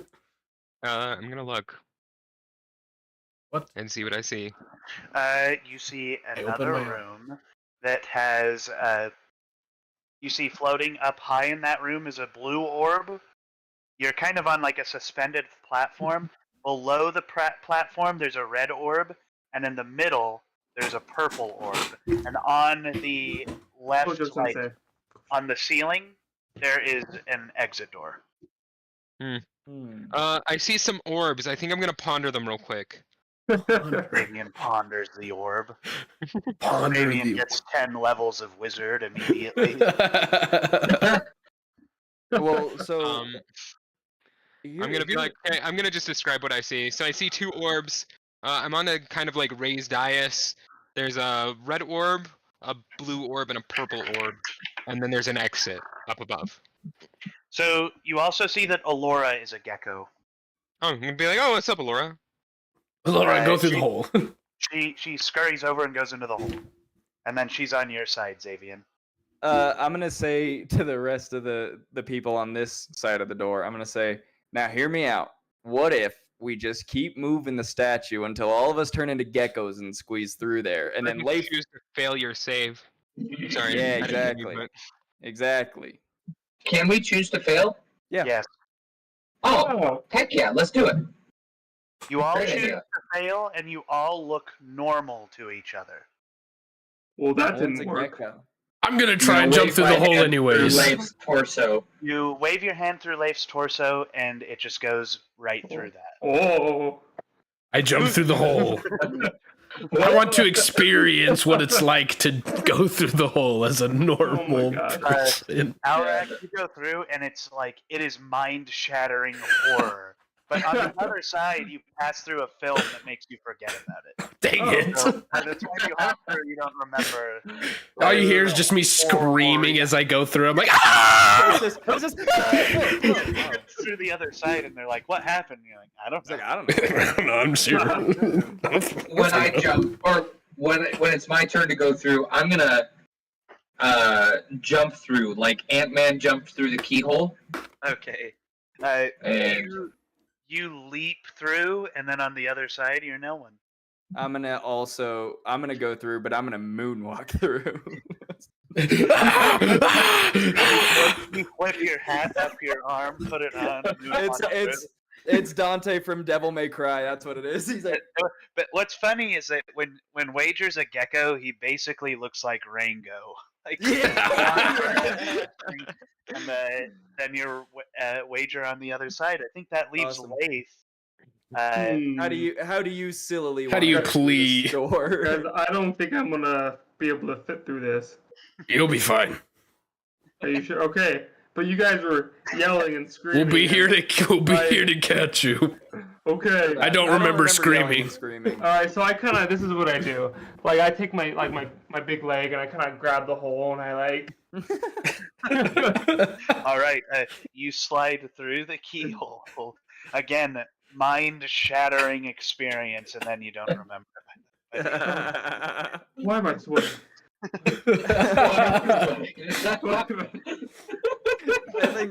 think that was the best puzzle ever. Even if we didn't do it right, if we all just turned into idiots and went through, that's fine by me. That was right. The hunter statue was the only red herring. Basically, you didn't want to fail the hunter one, but you wanted to fail the others. That was your name. So that's the end of that puzzle. You guys are now in the next room, and you see what Xavian saw. You see on this door, you see the river continues down into where the dunes are on the map, and you see this really thick, lush kind of jungle area where the dunes were. And then you see in the next kind of panel, dammed off, and the plants start to die. Who dammed like, off the water? Was it natural or was it? Some of you go ahead and roll me history checks. I thought it was the wall. Dibs. 17. I anti-dibs because I got a +0. 10. Well, I want to +1. I want to ask Alrak or Wager because they're from Lockton, right? Mm-hmm. So I want to I ask. think I rolled a 17. Sorry, did I ask you to? Lamau! No, Roasted, dude. Xavier, you can roll it. Oh, actually. I'm gonna, but I will be helping Xavian with my extensive knowledge of Lockton. So, advantage. So Xavian, you are thinking about it, and as the tale tells, it was some kind of like venture. Like they wanted to have a port on the east coast that was closer to the mountains, and the lock dwarves or the mountain dwarves who lived in the mountains funded the digging of the lock, and they had to end rivers so there was no outflow. Loch Nol? They had to maintain it. Loch Nol ended up being named after the loch, etc. So it was the dwarves in the northern range that weren't the dune dwarves that dammed the rivers to make the loch. Damn the dunes. I release that information. All we have to do is undam the river. The riverbeds are completely dry, and as you guys would know, having walked around all of like the loch, basically, it has been like terraformed. It's been so long that the dams that used to be there were either eroded away and they just put soil there, or they had mages mold earth. It looks like the nut lock is pretty natural at this point. I'm switching over to my phone. All right. Toxic? I'm kidding. True. I'm joking. I didn't. Do we need to wait a second for you, or are you? Please. Okay. Don't wait for him. Keep going. Keep going. Keep going. I'm kidding. Xavier dies. Yeah, I shoved Xavier kill back Xavier. in the hole, but the other way.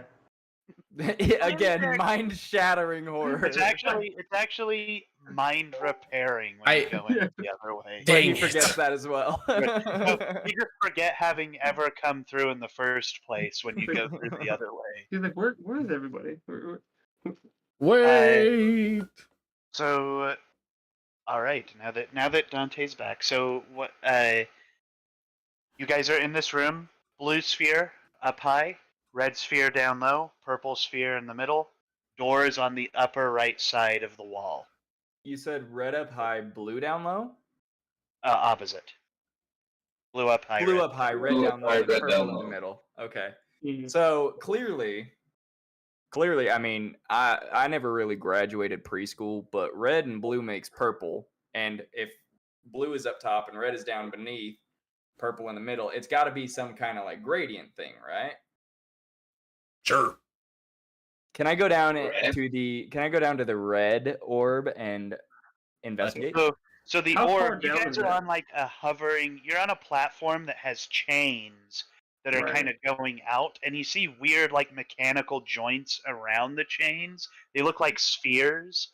They could go like up or down. And then hovering below is the red sphere. So So- there's How far nothing below? below the red sphere. So It's can probably this about 15-ish feet.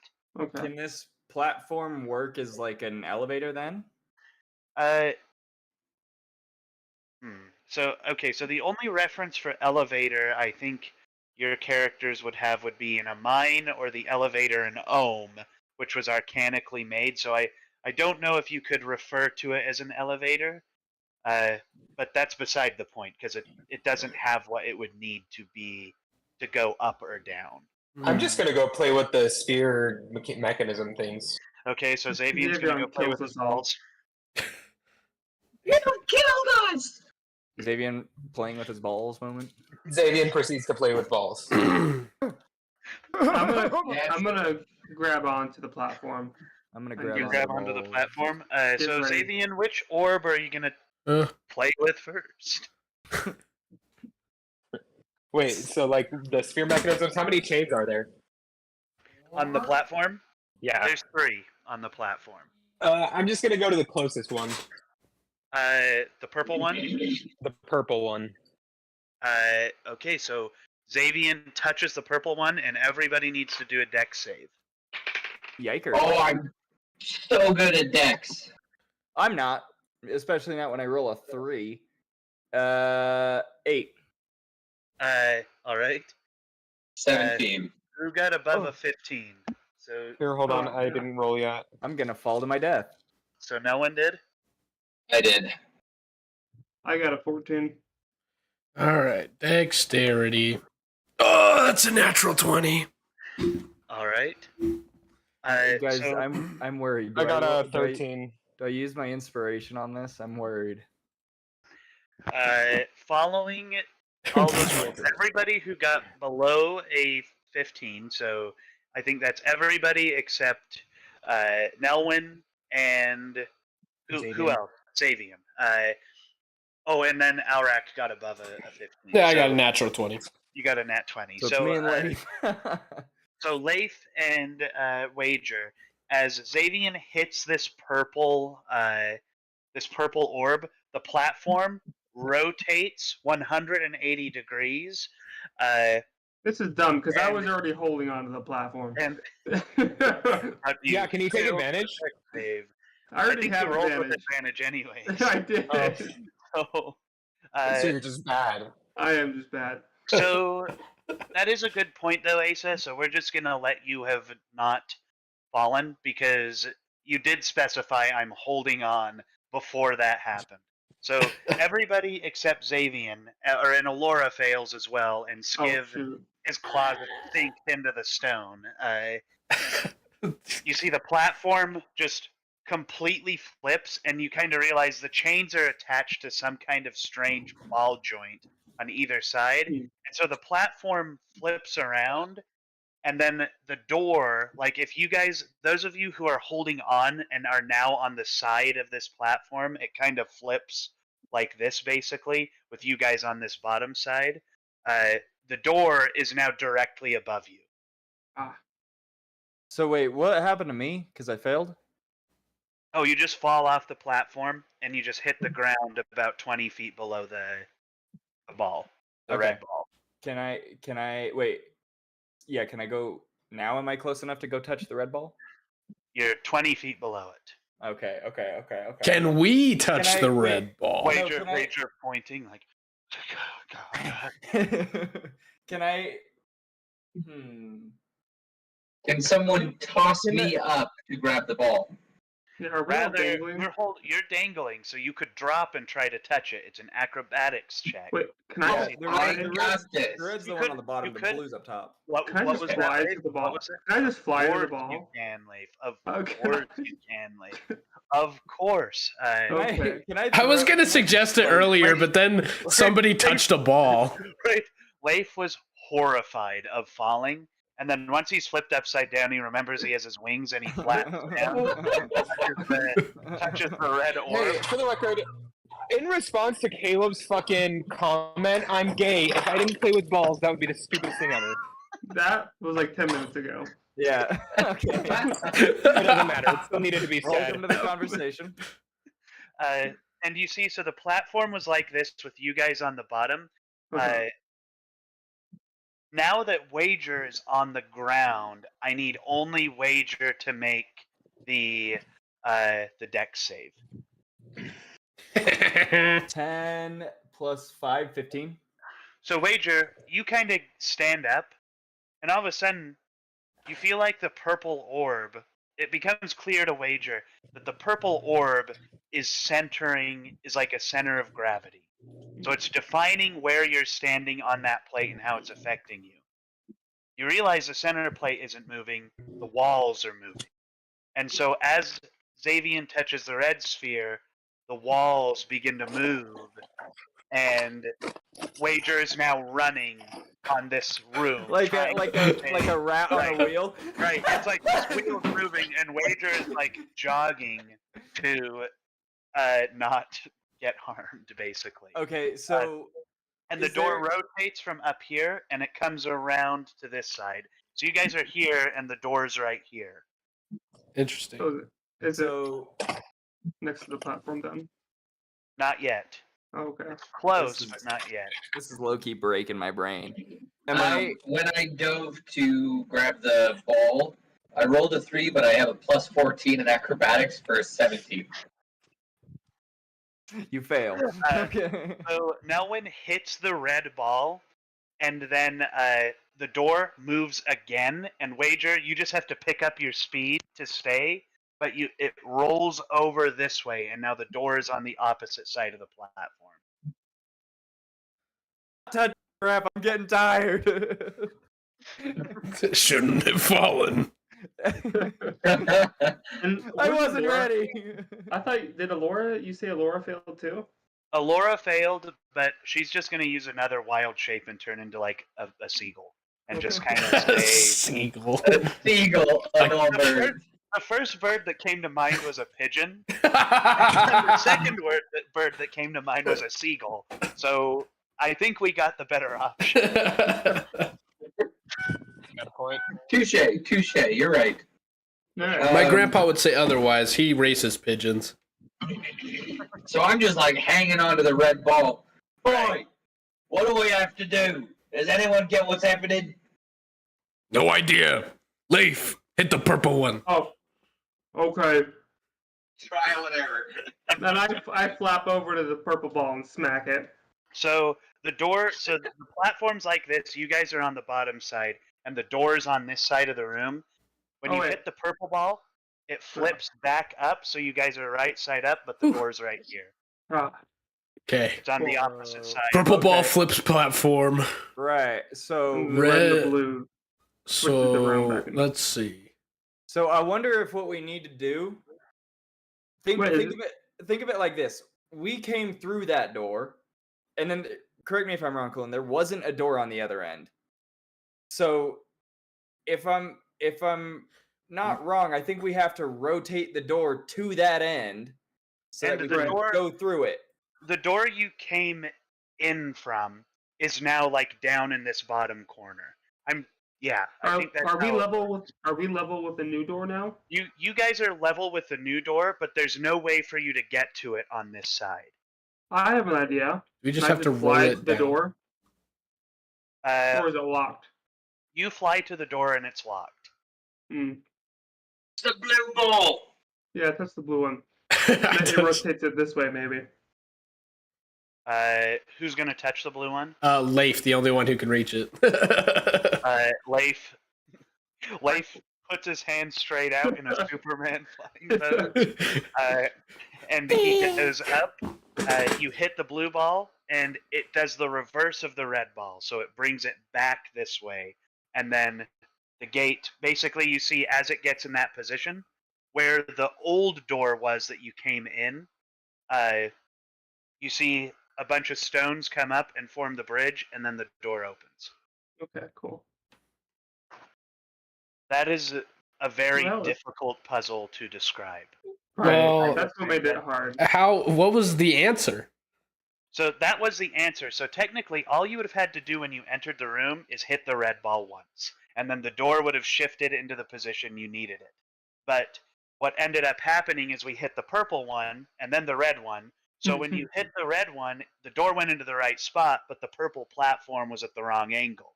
Then you hit then Nelwyn hit the red ball, goes over, continues the red ball cycle. You hit the blue ball and it reversed it. But that was after you hit the purple to bring you back to Yeah. normal. That makes Yeah, Y'all couldn't have done it without me. He's still running. As he's running.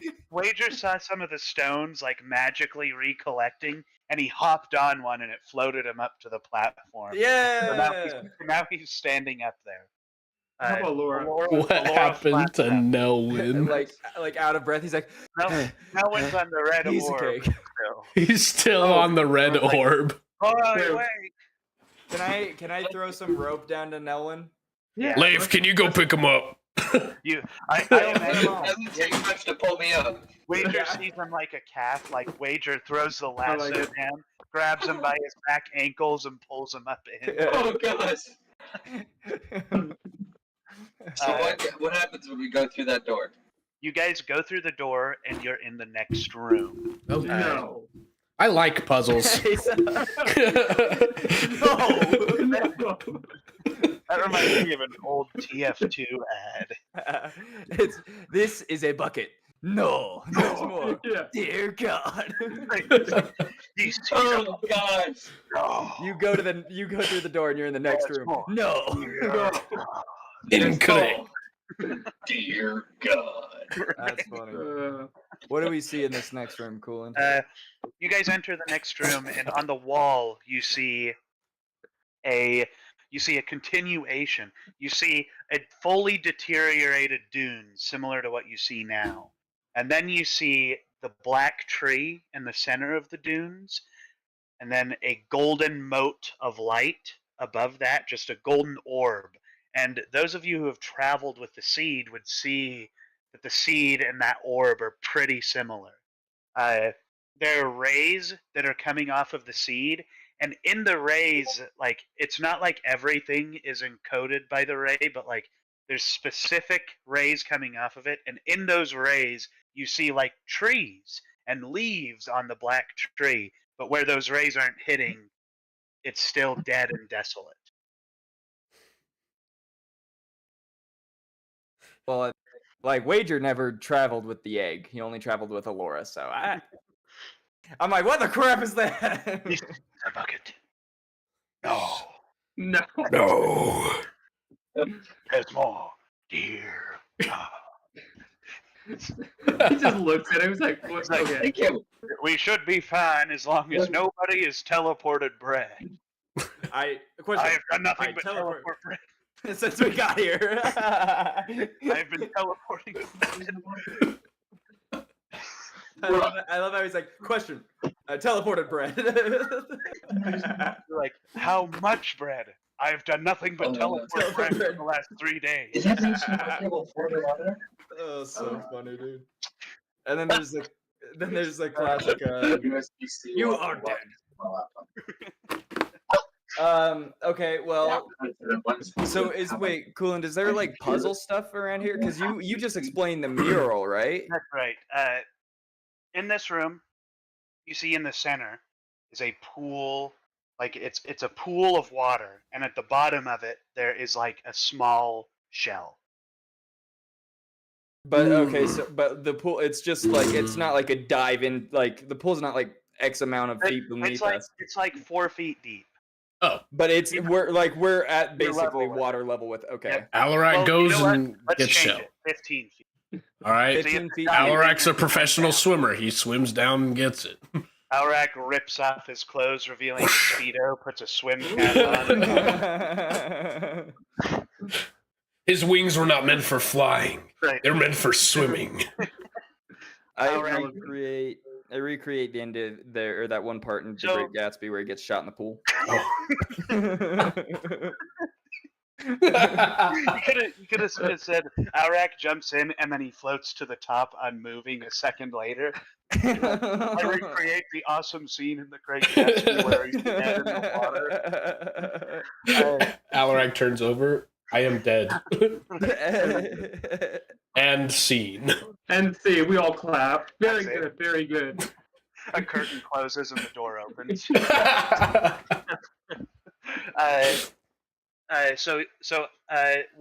Who's closest to the pool? Like, who watched Alrak jump?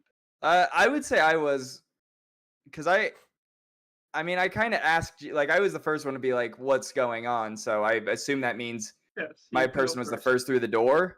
Perfect. All right. You can go first, and I push you into the pool. Oh, do you push Wager into the pool? Alarak. Wager's like, no, I lined my boots with lead and just. It's like, no. I didn't audition for this part. I swear. Alrak hops in, and Wager being the closest. Who's right behind? It's who is me. right behind? It's Nelwyn. Nelwyn and Wager, go ahead and roll me just a d20. 13. 13. We've got a die that rolled. Well, here it is. 7. So all of a sudden, Nelwyn, you are in a pool of water holding a shell. Alrak, you are up and you feel like you're kind of short. Or pardon, you are up and you have like you have a hat on for some reason. And then Wager, you feel kind of short. What in tarnation is going on here? Wait. That's not who you switch bodies with. We could do it that way. Those of you who did I switch body with too? So basically, you are in. So Alarak is in Wager's body. Wager is in Nelwyn's body, and Nelwyn's in Alarak's body. So I want the corrupt just happened. Right. If you want to do it that way, where the character doesn't like. Just the player changes, we can do that, but whatever you want to do. I would like to play Nelwyn for a little bit if that's okay. All right. What is going on here? But still, Wager and Nelwyn are still on like by the pool, but Alarak is at the bottom with the shell. Mm-hmm. Okay. Well, I reckon we ought to help Alarak out the pool. And Alrak up on down at the bottom is gonna stumble for a second, and he's like, because he's never been this tall. He's like, like he's gonna fall off the earth because he's so high up. Yeah, and in the same vein, after saying they should help Alarak, no one's gonna start running to the pool, but realize it takes about 5 times as long to get to the pool. Wager decides he needs to see if the tiny shaft is a real moniker. Yeah. And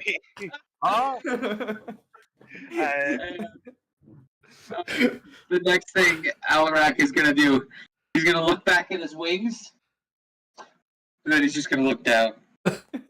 Oh, wait! Are you trying to have your wings take off? Is Yes. that what you're trying to do? Go ahead and roll me Yeah. an athletics check. Athletics? Athletics. No one is gonna. So tell him what legitimately- your modifier is to athletics, Caleb. Oh, athletics. Oh, this That is is fun, a dude. -1. Hey, that's the same thing for me. That is a grand total of 5. You gotta flap your wings, and they just kind of don't. They just like move a little bit. They like twitch. Nothing happens. Nelwyn He tried rolling to again. the side of the pool and like reach his hand out, and be like, "Alright, grab my hand." No one reaches down, and his fingers are barely like they've submerged, but they're like probably about 6-7 inches in to his mid forearm, not that far down into the water. I'm like, stand aside, tiny shaft. And then, Alright, gonna reach up and I'm gonna grab reach Melvin's down. arm and just like yank him down. Go ahead and roll a strength save as wager. And not get pulled in. Your strength save for you have +4 to strength save, Caleb. Me? Yeah, for wager. Oh, good. +4. That's a nat 20 anyways. So Alrak reaches up to pull Wager in, and before Alrak can pull down, Wager's already holding him up above the water. What in tarnation did you think you were gonna do? You always look that cool. So I had actually been thinking about I look grabbing over with Melvin's naturally. I just. Oh, you wanted He's to grab grabbing me, Nelwyn's okay. hand. Oh. You went to Because grab Nel- like- Nelwyn. Oh, right, because Nelwyn's hand was in the water. I thought Wager come over and like I said, "Let me did, but then he probably did. just took Nelwyn's hand just took instead. Nelwyn's anyways. Okay, Nelwyn. Okay, so Strength save. 15. Because you have a -1 on Nelwyn, right? For strength. Yeah. save? Okay, yeah, 15. So same song and dance, except Nelwyn like grabs on, and you see like the muscles, the veins bulge as Nelwyn pulls Aurak out of the water. It's so disproportionate. This 30-pound tiny toddler-sized person pulls up this big old devil, Right. and I'm just gonna like, as I stand up next to Nelwyn, I'm gonna look down at him and I'm gonna be like, "Well, you look pretty good. I'm not gonna lie." Don't ever question the tiny shaft. I definitely question the tiny shaft. Do you have the shell in your hand, or did you leave it down there?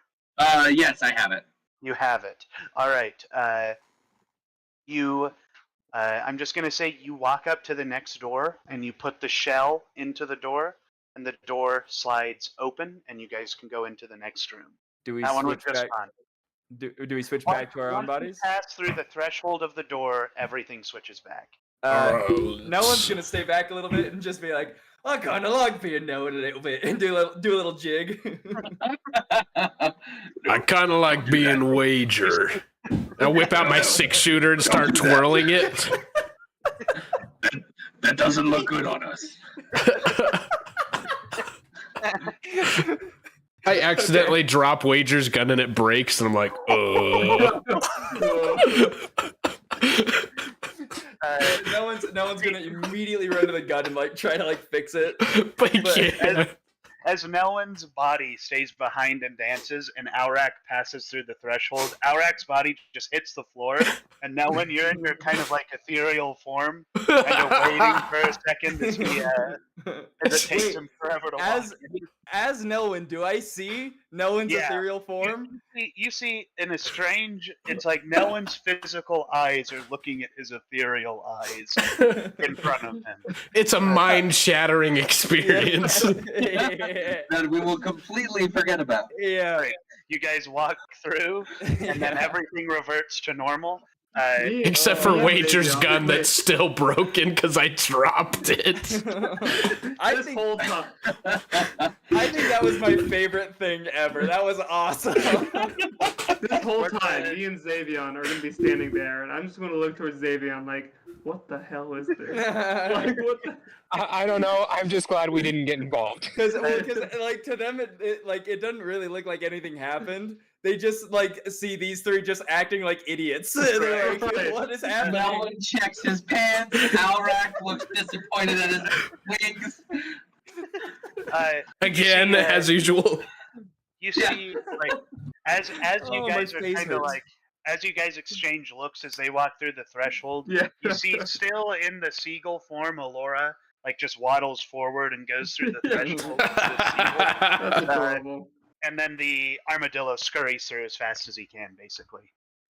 Oh, that was so much fun, dude. Wager, My face hurts from I'm that. sorry That was about good. your gun. It's okay. I reckon I can fix it up pretty quick. I thought I could be cool and twirl it. Yeah, we'll say what it is like Aurak twirled the gun, dropped it, and like a piece that's supposed to come off came off, and Aurak's like, "No, I'm broken." No! Shattered. Right. Wager gets it back and just clips it back and puts it in the hole. Yeah, no, Wager's like, this is just my extra Lego piece. Yeah, no, it's literally just like when he dropped it, it like the chamber flipped out like it's supposed to when you Right. reload it, and I'm just like. All right, and so you guys enter into the next room, and you see on the wall in this next room, you see what looks like the figure of the Lich with its hands out, like on the prophecy wall, in kind of like an etching type style. It's just like got its hands out, looking at the forward. You see, like it's got the glasses on around its face, and then standing like in the shadow of it, but forward, is a girl that has like in one hand this glowing orb, and there's a handprint on the wall there. And then like I'm gonna say like on other like in other portions of this, you see there in like the upper right corner, you see like a dragonborn thing that looks like it's like you've got this dragonborn doing kind of like an Egyptian pose or something toward a figure that looks like Amadeus. You see behind that like an elvish form that looks kind of tethered to the dragonborn. Then you see like a man with a great axe and a golden, like a painted golden sword at his side. And you see this elvish girl. And then you see again in that same thing, you've got Alora kind of standing in that prophecy, like a figure that resembles Alora. But like this isn't part of the epicenter point. These look like fractured bits of prophecy that are just kind of like melded in with the rest, just sitting there. Yeah, is there pieces that kind of like resemble us? Go ahead and roll me like a perception. Or roll me an investigation, Leif. I assist. Can I assist him? How many people have played? Yeah, you can give him the help action. How Thank many you. people have played God of War? The two new God of War games in here. I've seen a lot of like clips from. I've seen a lot of gameplay. Yeah. Same. All right. Because I was just gonna say that's kind of what the prophecy drawings look like. I don't. So I don't know if you've seen those. So what did you get on the advantage investigation? 21. 21. So you see, as you're kind of looking at it, you see like things that allude to your guys' stories. Like you see, like you've got like the figure of the Lich with the glasses standing there, kind of like that, with like flames coming off of it, and then in front you see the figure of the Alora-looking girl with the golden like moat and the hand that's coming out like that. And then you see like Leif, you're seeing things like you see a falcon that's like flying through the air that has a bunch of vines like trailing off of it. You see things also like you see like a figure of a man kneeling looking in a book that resembles Aurak, and then you see behind it is like this imposing figure that resembles Arkolos's like Yeah, do shadow. I see Alarak's body being ripped from his soul being ripped from his body? Yeah, let's say yeah, that is something you see. You see parts of Aurak being like torn out. You see a vision of Leif where like you have the Goliath body on the ground and a hawk body standing next to it, like they're looking at each other in this mural. You see Nelwyn standing there, holding a small coin with a mote of light in it, and then you see like Xavian is there. Xavian is you see Xavian kind of standing in the cathedral talking to the matriarch. You see Wager. You see Wager with one of his guns pointed in a direction, and you see Bartholomew's figure standing next to him. And it starts to kind of like you guys start to understand these are the things that the mercenary saw, Right. and this is why he's kind of done things to make sure this happens. But yeah, you see a bunch of that stuff. You also see like there's some drawings of like Gotsmead in there a little bit. There's drawings of like other characters and all that stuff that you've interacted with.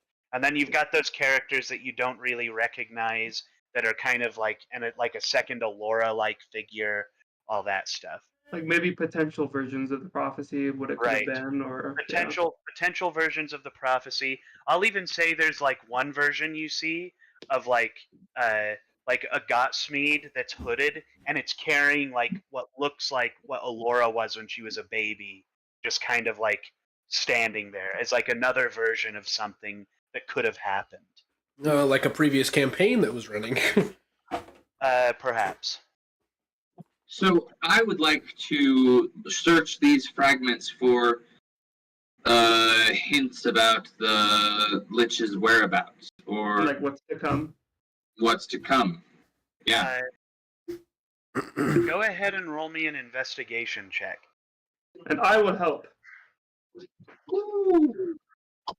And then I'm sorry to do this, but I just a moment. All right. I'm terribly sorry. I need to use the restroom, so let's pause for a second. All right. Hi, Nathan!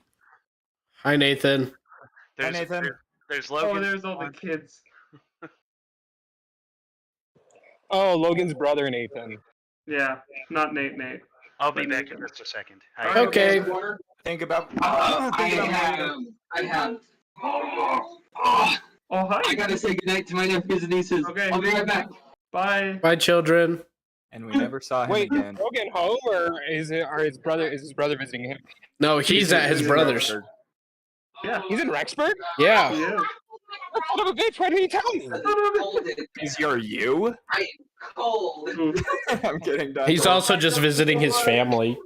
I know, but still. I'm sorry. Aw, chillin'. Well, bye. Disgusting creatures. I never was one. Vile. Evil creatures. Did anybody get my reference? What did you say? Disgusting creatures. Never was one. It's Matilda, but it's Miss Trunchbull. Never seen it. You've never seen Matilda? Who's never seen Matilda? Alrac. Toxic. Watch I it. know, right? Telekinetic orphan. D&D's over. Go watch it. No. Yeah, like Final session on pause. yeah. Scout. I watch. That's like saying you didn't have a childhood. Scout. Well, I watched Dark Crystal and the Labyrinth instead. Okay. Hi, Nate. Hi, Nate.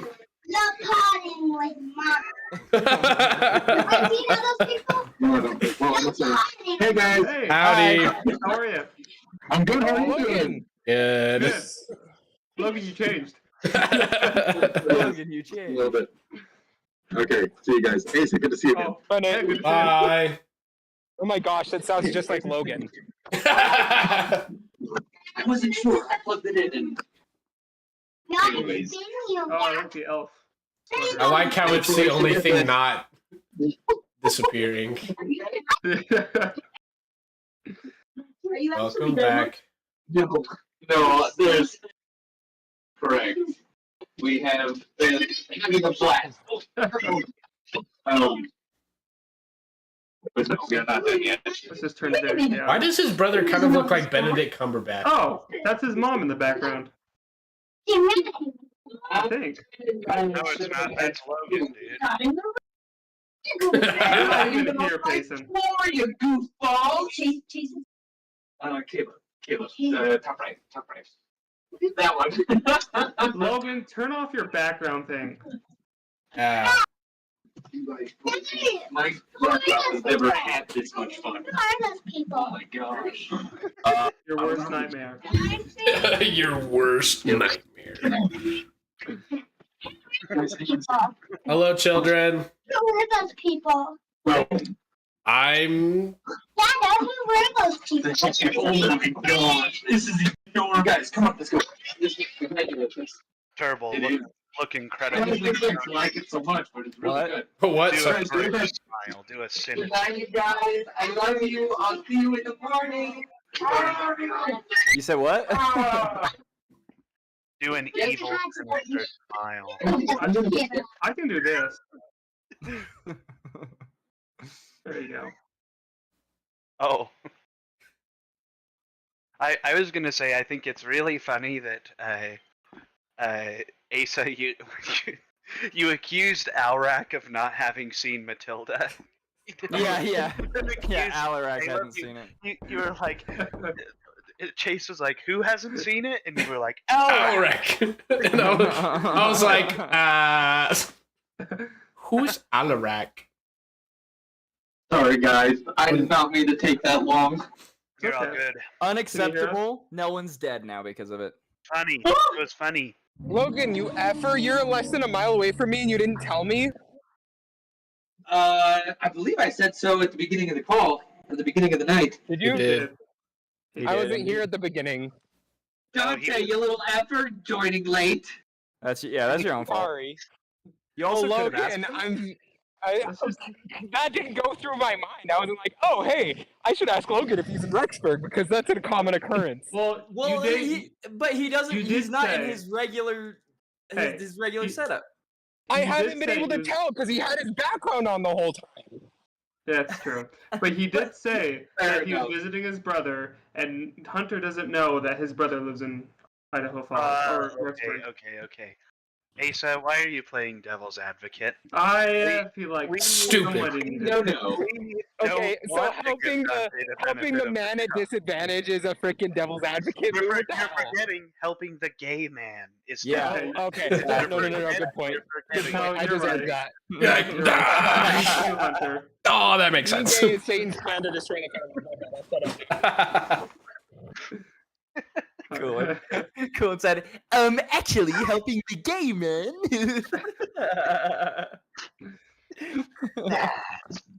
That's piss. Hold on, I gotta show these dudes that. The evil dog, dude. Oh, no.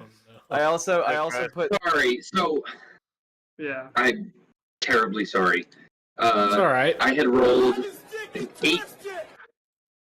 On what? 18 for my investigation, but All right. then Oh, I rolled. You were investigating. Future to see what happens 25. next.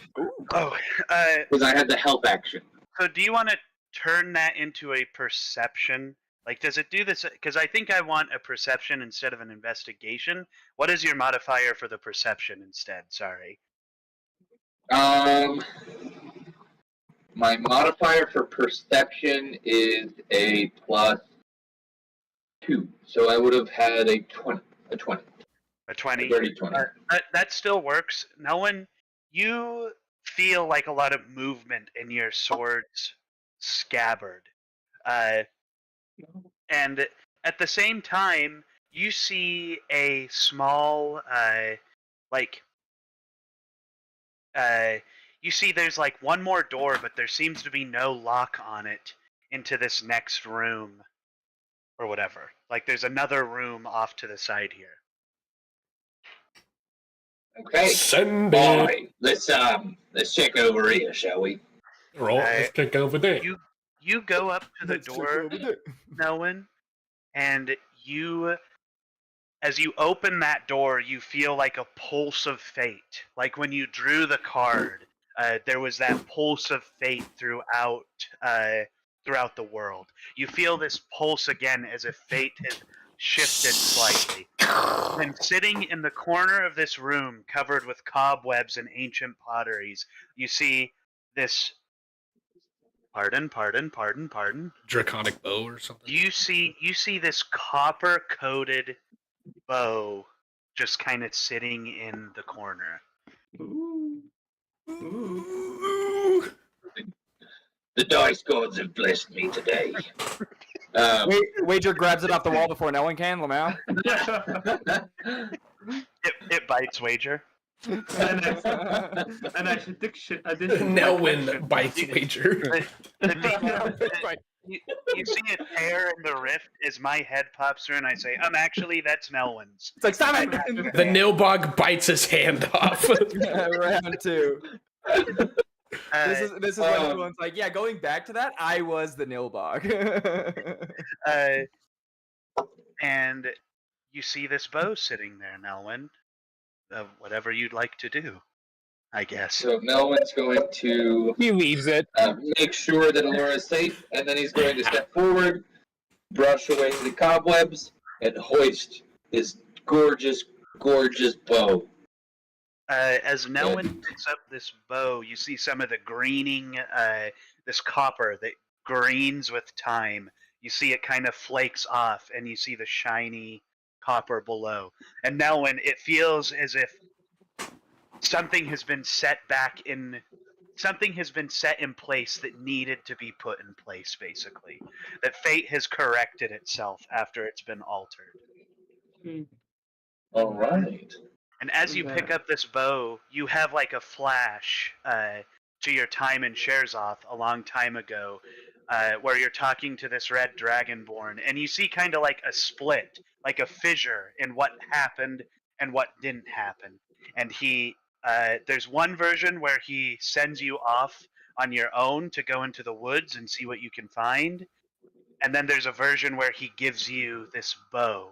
And now that you have the bow, you feel like something's been corrected in fate, as if it was meant to have happened before, but now it's finally occurring. Hey. And as I pick up the bow, I don't say anything about it, but just by the reverence wherewith I pick up the bow, depending on how much you guys are paying attention, you guys could probably see that kind of gravitas written on my face. That something feels right about this. I'll have Wager approach Nelwyn about it and just kind of, look down and kind of like pat him on the back and just be like,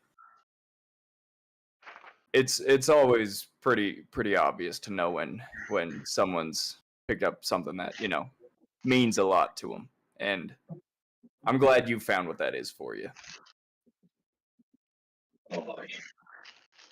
I just hope it's enough.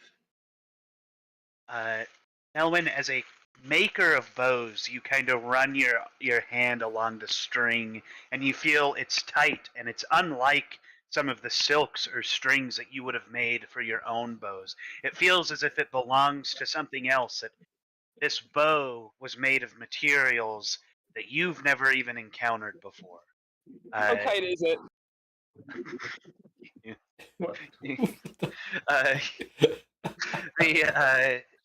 You see the copper. This isn't just copper mined from the earth. This is copper built of some kind of hide. Something's hide that is copper. And that is what this is made from. Built different. Built different. Bored tough. Okay. Yoked. Chiseled. Right. I'm getting paid a lot of money by Ford to insert that. Built for And we just got demonetized. that's me announcing. Yeah, no, that's just cool into opening the door so that Caleb can start begging for a Ford sponsor. Right. Sponsor me! Listen, if you give Caleb a Ford, I will advertise Ford every single session. That's a guarantee. Dude, I dropped millions for that. And we're gonna say that at around the same time, Xavian, you feel a weight shift in your pocket, as if something has been placed there. I'm gonna feel in my pocket. Xavian, as you feel in your pocket, you feel this small casted figurine, and it looks very, very similar to a creature that has the back half of a lion, the front half of an eagle, and 2 large wings on it. A hippogriff? That would be what a hippogriff is. Cool. Okay, I'm gonna like pull it out and just inspect it and see if like I know anything about it. As you pull this thing out and inspect it, there's a little bit of a flash as you see a young elvish man who is standing here, and this guy looks to be some kind of magically oriented. Like he has been touched by the Arcana. He is magic, and you see that as you like he is riding a griffin of sorts through the air, and then you see it flashes down, and he looks visibly weaker, like his connection to the Arcana has shifted, and he is reaching out toward you as that vision ends, and you just kind of hold on to this bronze figurine. Cool. And that's what we see in that room for now. Nelwyn, now to resolve your perception, you again feel this movement in your scabbard. I pull out the sword, and I'll ask it, where's the lich? I think before you even have to ask it the question, it flips and points directly behind you. Like, the question you asked has been trying to resolve for a minute. And as you turn around... It's like a printer. Like, you put in the command, but... Right, then next time you turn it on, it gives you like 30 pages of whatever you read. Yeah. It spins so hard it cuts off Nelwyn's hand. But you see, and it's pointing directly to the door back out into that like last room of the prophecy that you were in. Okay, and I will go and see what the Lord command. No, I will go. I will do. Command. Yeah, I'll go into that other room and see where the sword is pointing. Not even a member. You go out there and you see the sword is pointing at Alora, who is looking at this prophecy that you see. Like what you have, like the lich with its hands up, and you have her in the center with this, like, you know, holding that orb in the hand, and you see she puts her hand up against that prophecy and holds it there, and they match perfectly. So she's kind of doing this with the prophecy, with this painting, and you see that Skiv is kind of standing just slightly to the right and behind her, and you see a shadow. As she puts her hand on, this orb begins to light, and you see a shadow coming off of Skiv that's extending beyond his height into a skeletal figure on the wall behind him. Can I? Yeah. I also want to shoot at Skiv. But All right, Skiv, no. Everybody, roll initiative. Oh. We're here, ladies and gentlemen. We're here. We found him. It's time for it to die. My powers have doubled since the last we met, Dooku. Don't try it. And you'll have your brother. Also, Dante, you dingaling. Hippogriffs have horse back ends, not lion back ends. I know we're all You guys missed the joke. Ding dong. You ding dong, you dingaling, you fool. How dare you? What are you calling dingaling? This is a 26, in case you were wondering. This is and a 7. I always do so bad on initiative. Okay, so for 26. What did he do that time? He just said, all right, Caleb, what did you roll? 10. 10. Logan got 19. 19. I'm the Aether? best, dude. Xavier got 7. Well, I got I'm the 23. best. What did you get, Leif? 23. 23. Not You 26. the best now, Nelwyn? It's not 26. Just saying.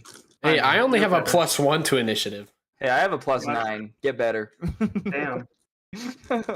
Well, Xavier, what's your dexterity modifier? Xavier. Xavier? Xavier. Sorry, I'm looking it up. My dex modifier is Danger. +3. Okay. Lucky. No, I'm lucky. Remember, because I have lucky. My things. dexterity is only +1. My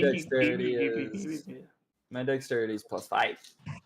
Wow. All right. That's cool. So we start at the top of the order with This a is layer. I don't know this what is you were so doing. intimidating. I looked up and I saw Logan rocking. Okay, I get it. I see. I understand. I'm sorry.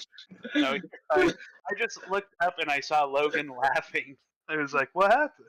It's because I made a face at him. What happened? I don't know why I was doing that. What happened? What happened?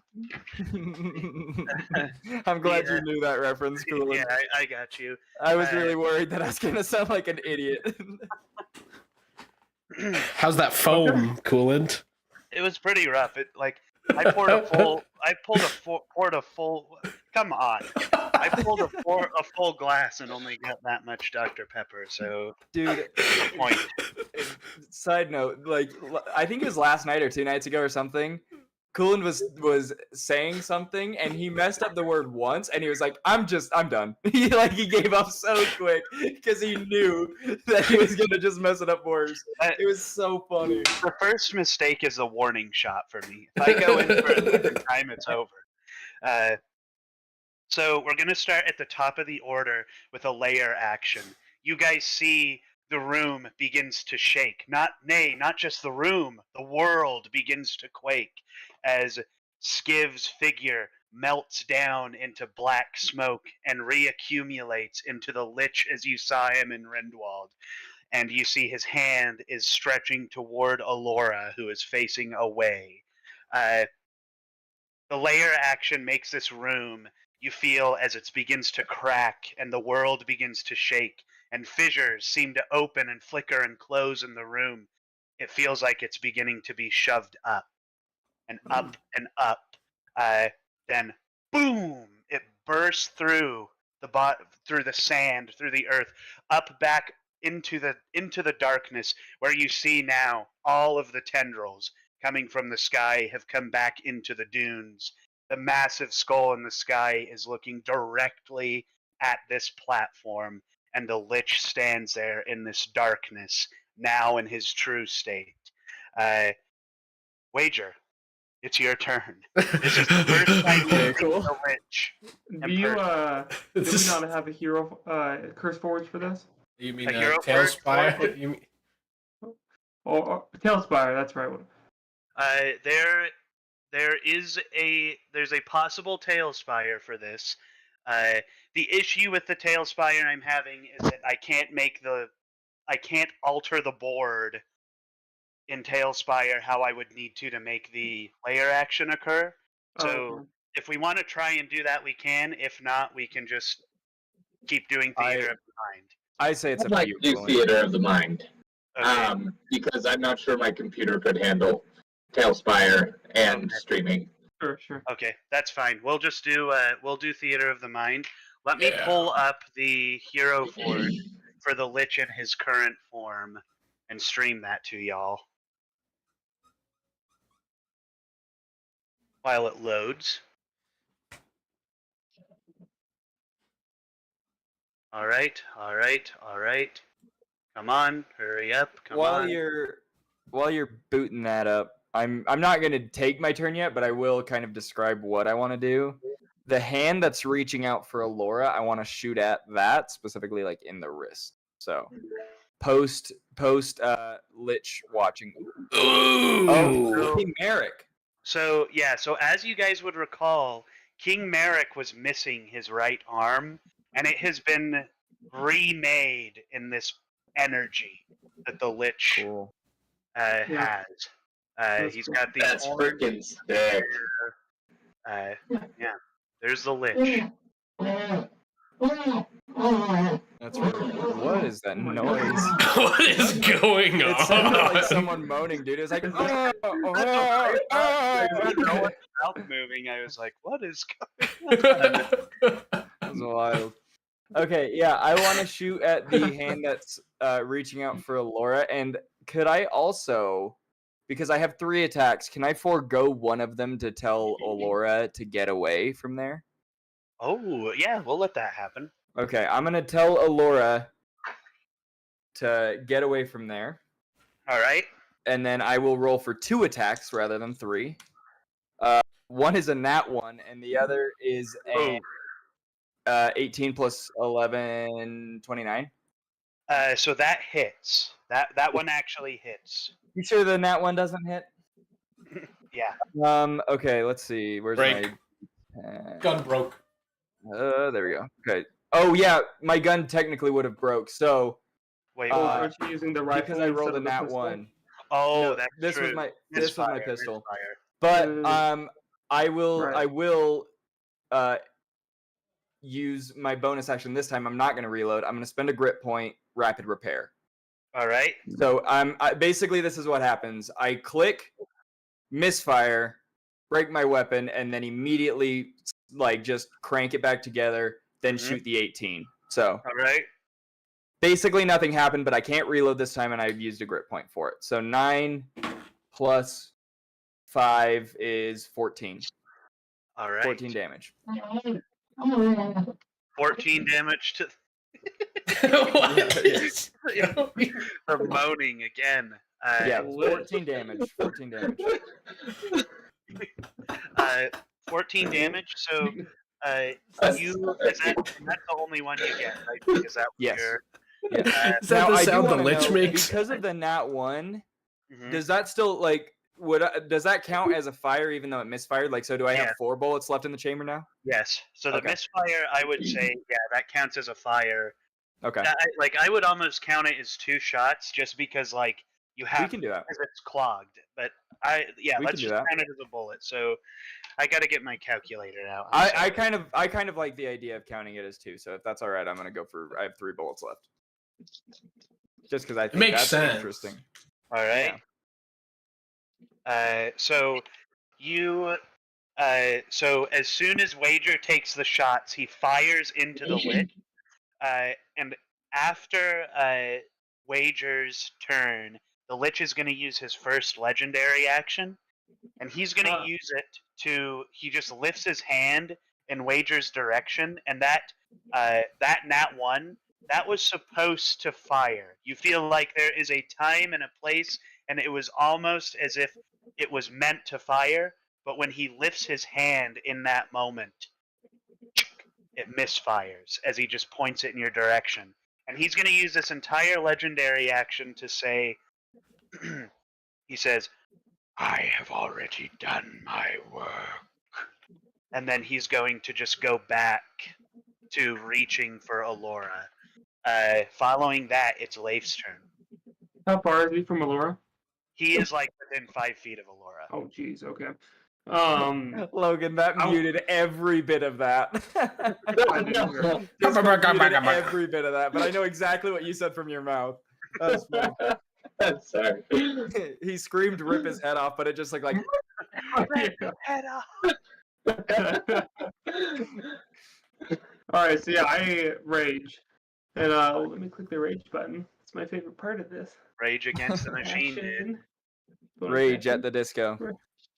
Rage, and then yeah, so now I run towards him, and I kind of like jump above him, kind of like flip above him and land between him and Alora. All right. Go ahead and roll yeah. an acrobatics check, and if you succeed, I'll give you a bonus to your damage. That was almost a natural 1. 23. 23. So you are going to expertly complete your flip, and you're going to just add, let's say, a d10 of damage to whatever you do. Oh. We'll Okay, take cool. it. Okay. Yeah, let's see. I'll put that down right now. Just for okay. this hit. Just for this hit. Right, just I'm for not this hit, kind- alright. Yeah, I'm For not kind enough to all give it future forever. Yeah. hit. For all... Leif pauses before he hits a lich, does a sick backflip, and can hit everything better and harder than ever before. Does a 24 hit? Anyhow, 24 does hit the lich. Good. Alright, do swing the damage. Nice. So that's going to be 10 plus 16 plus 3 for raging, and then I'll do my... Plus Okay, so 3 that's for raging.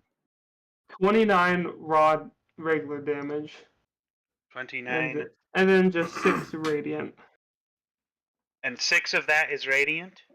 No, plus 6 radiant, so Plus 35 damage in total. Oh my gosh. Don't get. Then I reach out to the lich. I'm like, don't get too excited. Jeez, all right. The lich cocks his head back. The lich has to make a Constitution save after the sick burn he just got. And I say, hey, yeah. Hey, As you hit him, the light blasts out, and this isn't light like yellow light, an origin of the sun. This is a blue light, a cool blue light that beams out from it. And Leif, you feel that this is, as you felt before, this is the Titan of the Moon giving you. It's not even like giving. It's not a mutual. He is commanding you to use his power. Okay. And you see as that hits the lich, you see he kind of like reacts a little bit, just a little, as he gets smacked by that bluish light. Following, is that all for your turn, Leif? Can I hit him again? No. Oh, okay. Yeah, go ahead.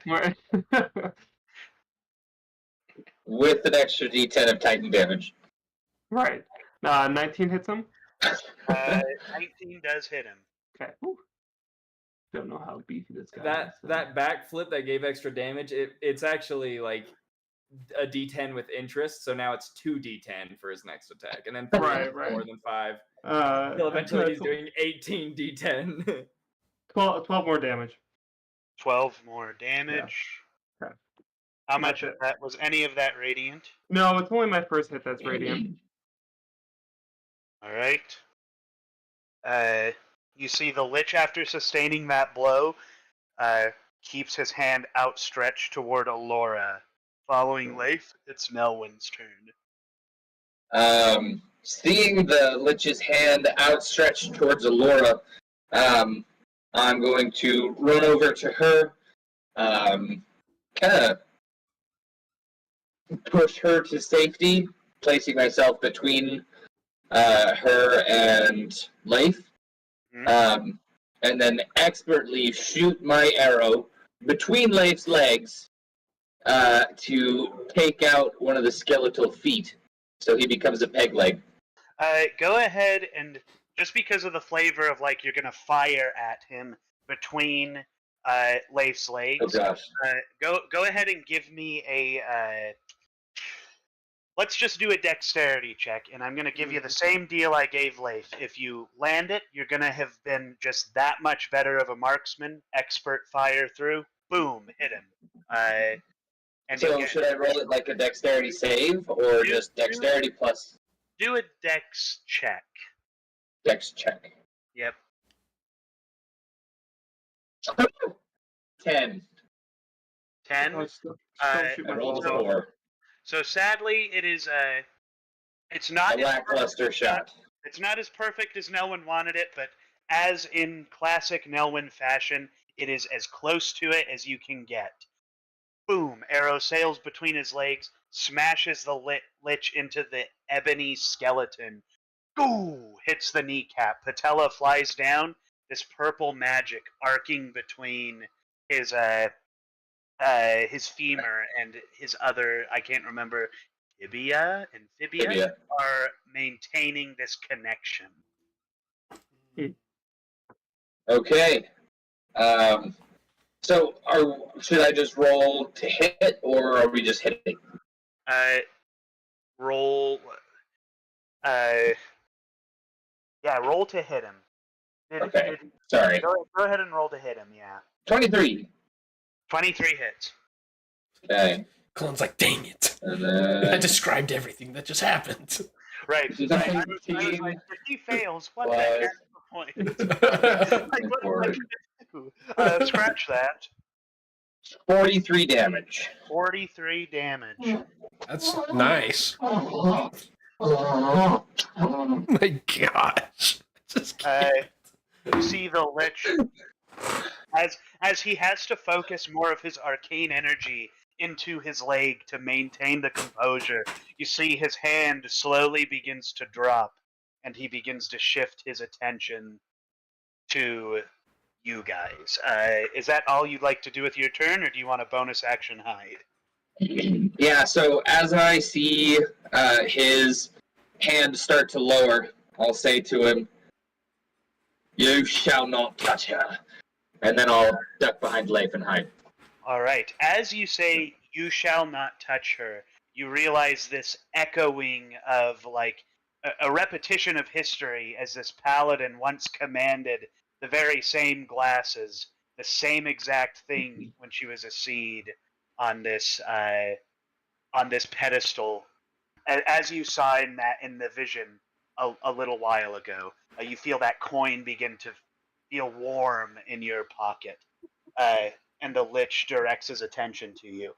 I'll also say in that moment, Nelwyn, you realize the Lich is sharing one thing with you at this moment. That the Lich doesn't just see Nelwyn, but it also sees Nelwyn's ghost. It sees what Nelwyn can see when people die all the time. It sees both of you. And it just makes you feel kind of like this outer shell is kind of gone. It's like it's seeing beyond you. The death that this Lich wants to inflict is a permanent death. Dang.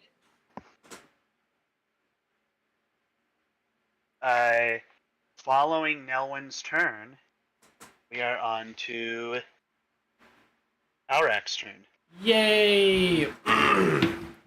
So, as I see all of this go down and I see the Lich reaching for Laura, I'm going to cast Magic Circle.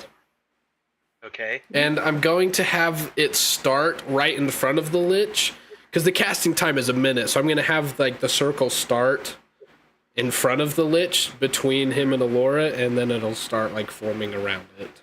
Okay. But it says the creature has disadvantage on attack rolls against targets within the cylinder. Targets within the cylinder can't be charmed, frightened, or possessed by the creature. When you cast this spell, you can elect to cause its magic to operate in a reverse direction, preventing a creature of the specified type from leaving the cylinder and protecting targets outside of it. And so basically I'm having him stay in the circle and it protects us outside of it. Okay. So is it kind of like the wall just forms like right in front of me? Yeah, pretty much. It's like right in front of you.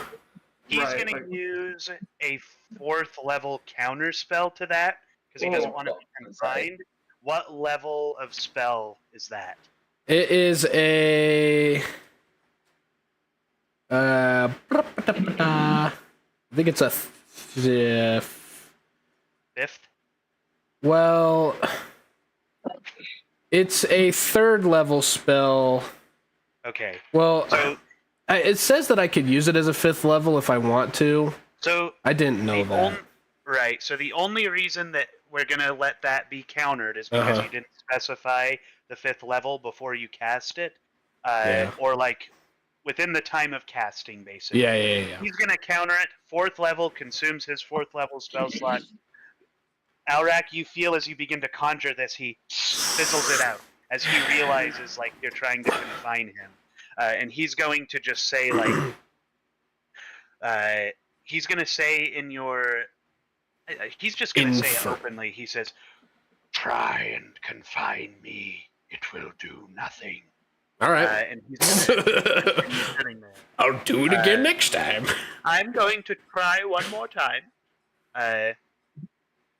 And following, is that all you wanted to do with your turn, Alrak? Yeah. Okay. Following Alrak's turn, it's Xavian's turn. Xavian's turn. Yes. Hey. Your I turn. am going. So, my question: have any of us noticed that frickin' like, does Laura have any idea what's going on when the witch is reaching Yeah, for her? Yeah, that's a good So point. remember how long wonder. a single time round of initiative is 10 seconds, right? So Mhm. Alora probably at this point has noticed what's happening, but she hasn't had a chance to react yet. So Okay. that's kind of what we're looking at. And Hunter, Well, I'm going to. Hunter, I have your stat block pulled up if you want me to roll anything for you. I should be good. It shouldn't be a roll. I'm gonna Okay. yell, He's in Alora, the and John- just he's as in the I John. yell, Huh? I'm hoping. What? He's in the John. He's in the John. Oh, I know I'm in a hallway. I'm almost back home. But If I'm you're gonna gonna yell. if you're gonna yell for Laura to get out of there or anything like that, I already did that. Well, yeah. Hey, kid. I'm just gonna yell like, Oh. Laura, I'm gonna help you, and then I'm going to hope that she understands that means I want her to let me do what I'm doing, and I'm gonna cast banishment that works. On the on lich. Alora. On Alora. On You're gonna send Alora. a 15-year-old to the orc mommy world? That's kind of messed up, dude. Oh, that's kind of. I'll send her to the Orc Daddy world. Watch her be. That's even worse. That's so much worse. That is so much worse. So much worse. Yeah, I know. I'm gonna help you. Sends her to the worst place possible. Dude, the Orc mommies will take care of her. Yeah, so why don't just... All right. So Alora, when that happens, Avian, in your head, you're gonna hear her say, because when she leveled up, I gave her the telepathic feat.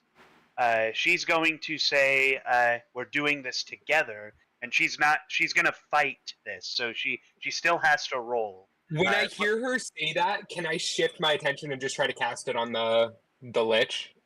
Yeah, I think that's cool. So yeah, let's make that happen. So you shift it onto the Lich. He's gonna make his save. And I'm just gonna reply back to, because when she does telepathy, like, she can hear what I'm thinking, right? Yeah. I'm gonna say, "You're right. We're in this together. I'm sorry," and then I'm gonna shift it to the Lich and try to banish him. All right, the Lich. What type of saving throw is it? It is charisma. Charisma. Okay, so he gets a 28. Yeah, he passes. All right. The Lich passes, and he looks toward Xavian, and you see that like he's slowly kind of just turning his head to each of you and regarding all of you, and he's recognized most of you at this point. So following Xavian's turn, it's Alora's turn, and you see Alora is going to, like, she's standing here with her back still toward the Lich. You see that in her hand, you see some of this barkish skin that had grown on her earlier comes into her hand and forms this, like, large, like, it's like a handle, and then from it, a scimitar blade just, boom, of thorn, and she just flips around and slashes at him as she turns. She's going to roll to hit him. That's a nat 20 from Alora. Roll again, roll again, roll again, roll again, roll again. Roll again. That's a 3. Oh, could you imagine? Thank goodness, because I've been planning this initiative for too long to let it go down that way. So she nat 20s it, and she's going to roll her damage. So she doesn't have a ton of damage with just her sword. So she's going to do in total, let me roll again for the double. So in total she does 16 damage to him. Even And double then- too. Double natural 8s. That's double natural 8s, yeah. Oh, okay. She only has a 1d6 to that weapon. She is Fair not a sword person. She is Yeah. a spellcaster. And then as a bonus action, she is going to Let me hurry and pull this up. Action. There it is. She's going to.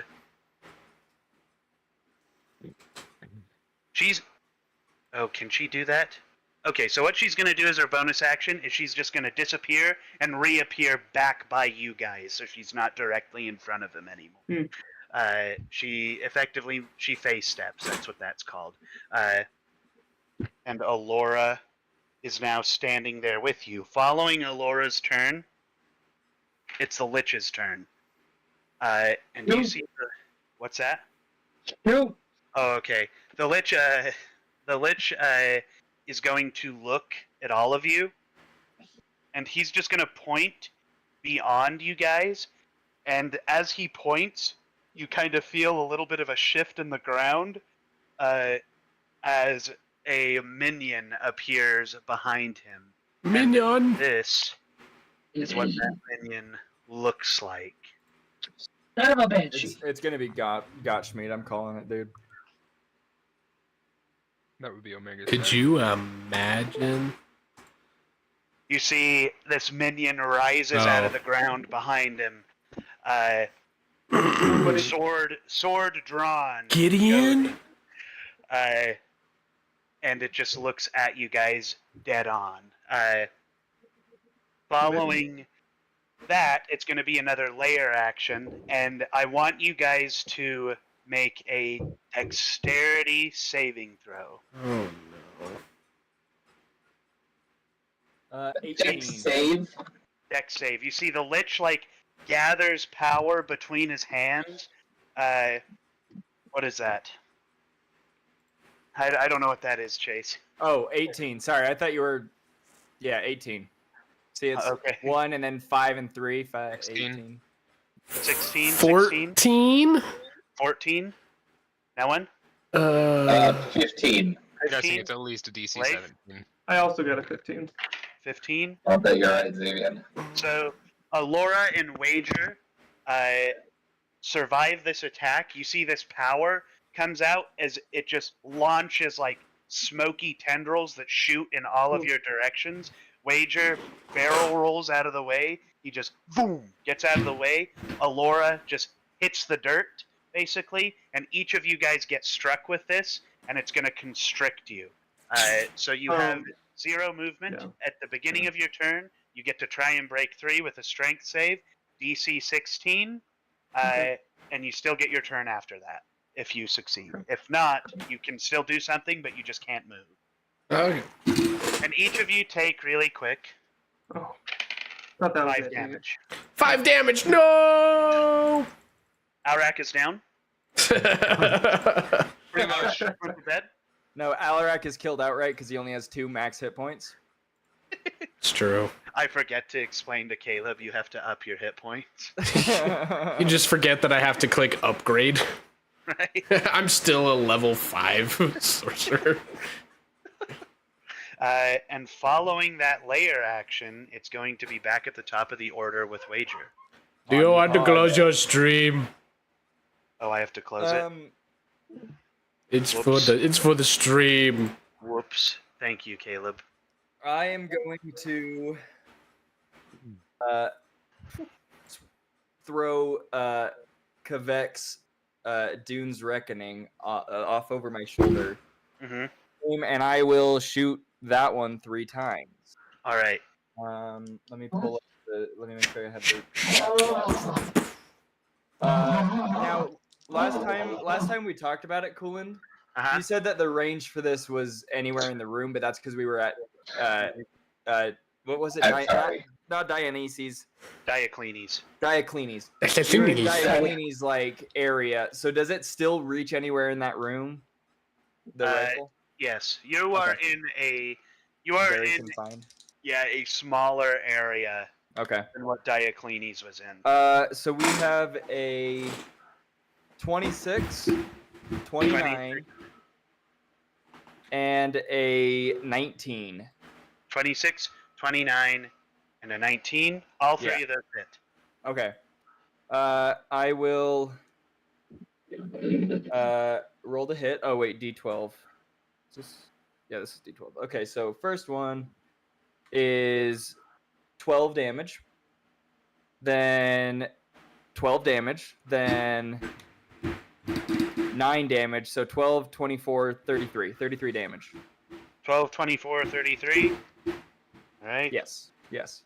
A 12, a 12, and a 9. You see the And lich. then, obviously, you know I'm going to use bonus action to reload, but can I use bonus action to reload both weapons or just one? Just one. Okay, then I'm going to use it to reload the rifle so that my pistol still has 3 bullets left. All right. You reload the rifle, keep your pistol the same. That's the end of your turn, right? Yes, it is. So following the end of your turn, he's going to use another legendary action. You see one of these tendrils of smoke that he had summoned earlier beams out behind you guys and hits the ground, and it spreads out kind of as if like he threw a bucket of water and it just spread everywhere. The smoke spreads, and you see these skeletons begin to rise from it. And these skeletons match the Dune dwarfish skeletons. So this looks like, rather than these being like a smoky figure, these are actual undead that he is pulling up at this time. He is... let me see exactly how many there are, just to be certain.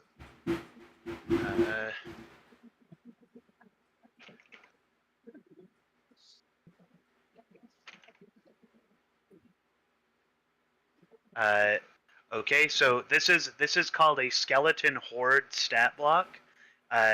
There are 13 skeletons in this horde. And you see they raise and they begin to come toward you. And they work as one initiative, so they work in one set thing. Okay. Following that, it's Leif's turn. Cool. So I have to. What does this have to break out of? What save is it? It's a DC 16 strength save. Okay. Perfect. 21. 21 saves, you break out, boom. Perfect. The smoke dissolves and it recedes away. You're now free to do whatever you'd like. Perfect. I break out of it, and I cast Zealot's Presence. It's a bonus action. Once per long rest, as a bonus action, you unleash a battle cry, and up to 10 other creatures of your choice within 60 feet of you that can hear gain advantage on attack rolls and save throws until the start of my next turn. Okay, so everybody will have advantage to break out of that who is stuck in it. Perfect. And advantage on the attack rolls. Right. So, and I choose myself for that too. I can do that, right? Yep. Perfect. I think you're included in that. How long does that last, Asa? Until the start of my turn. Next turn. Okay. Perfect. Okay, so let's see. I will attack. Well, I'm glad I have advantage. Cool. 21 hit for the first attack. 21 hits, in fact. Okay, good. Do that damage. Okay, cool. 7. So that's 10. Do that radiant damage real quick. Nice. 11 radiant damage, and I'll roll to just hit again, doing 2 attacks. And advantage for that one. Does it 18 hit? 18 does hit. Okay, cool. Roll that damage for that one. Cool. Let's see. So, okay, yeah, it's 30 regular damage, 11 radiant damage. So, 41 in total. All right. 21 in total, you said? 41. 41, okay. I was going to say, that's kind of a low... Oh, yeah. a low one for Leif. Right, 30 regular, 11 radiant. All right. You see the Lich starts looking pretty... He's not looking very slick right now. He's looking like he's been hurt pretty significantly. Hmm. And I'll say that each of you, that's a little scary because he hasn't done anything. Like, he's just kind of stood here. Following Leif's turn, is that the end of your turn, Leif? Yes. Yes.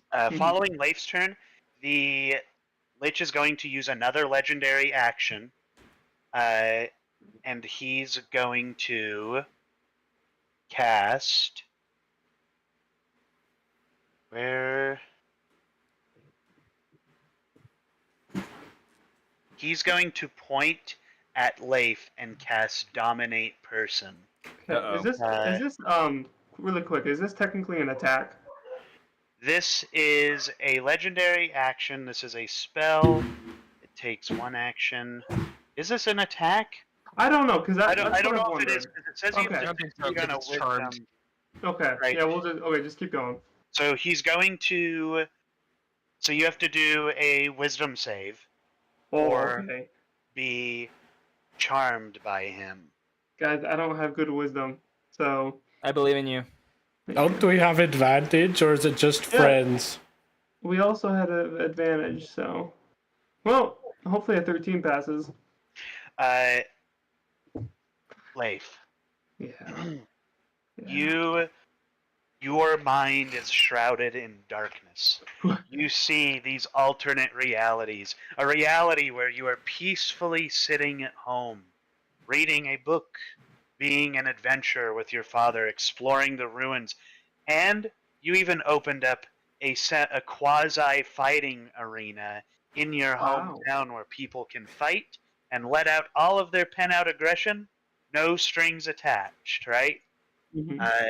And then it becomes incredibly obvious to Leif that his life would be so much better if he had just killed these people when he saw them on. Leif, your command is to attack the people next to you. Yeah, well, good thing it's not my turn anymore. While It's gonna be fine. Don't worry about it. Just our barbarian that's gonna come after us. We're fine. Yeah. I'm gonna fuck you up if you touch me. you have, here's the good news. It's still a wisdom save, but you have advantage on the save because you are friendly to the people around you. Okay. Oops. Okay. Well, do I save now or do I save my next turn? You save on your next turn. Right. So that ends the Lich's legendary action. It's now Nelwyn's turn. Oh wait, a little flavor. Wait. So this all happens. I hit him a ton. He casts that and it hits me in the chest. Mm-hmm. And then all of a sudden you just kind of see me slump my shoulders, and I kind of turn and look up, and you just see this like this dark like smoky like this dark smoke in like my eyes, and just kind of just like I just turn towards you guys.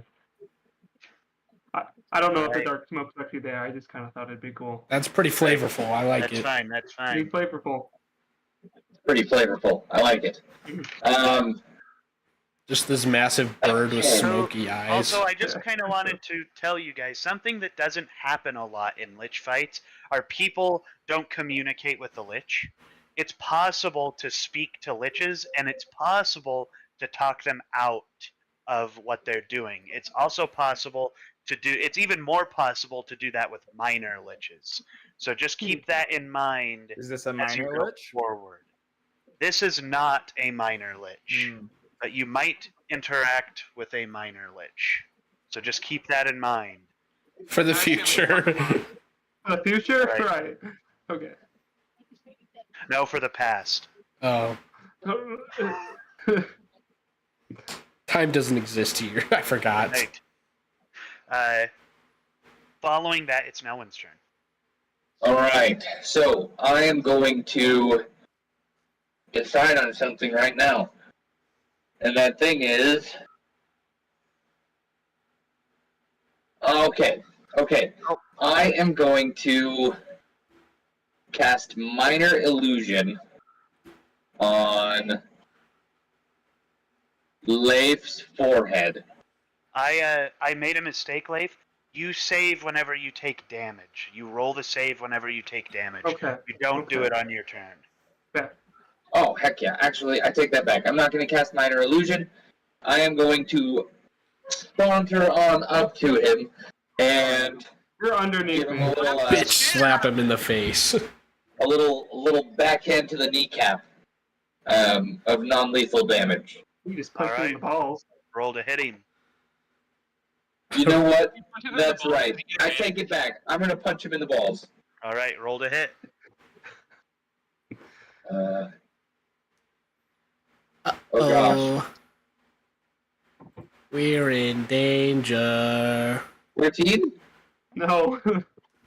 This is like not even close. You're standing right in front of him and you just like punch between his legs. Logan, you have advantage.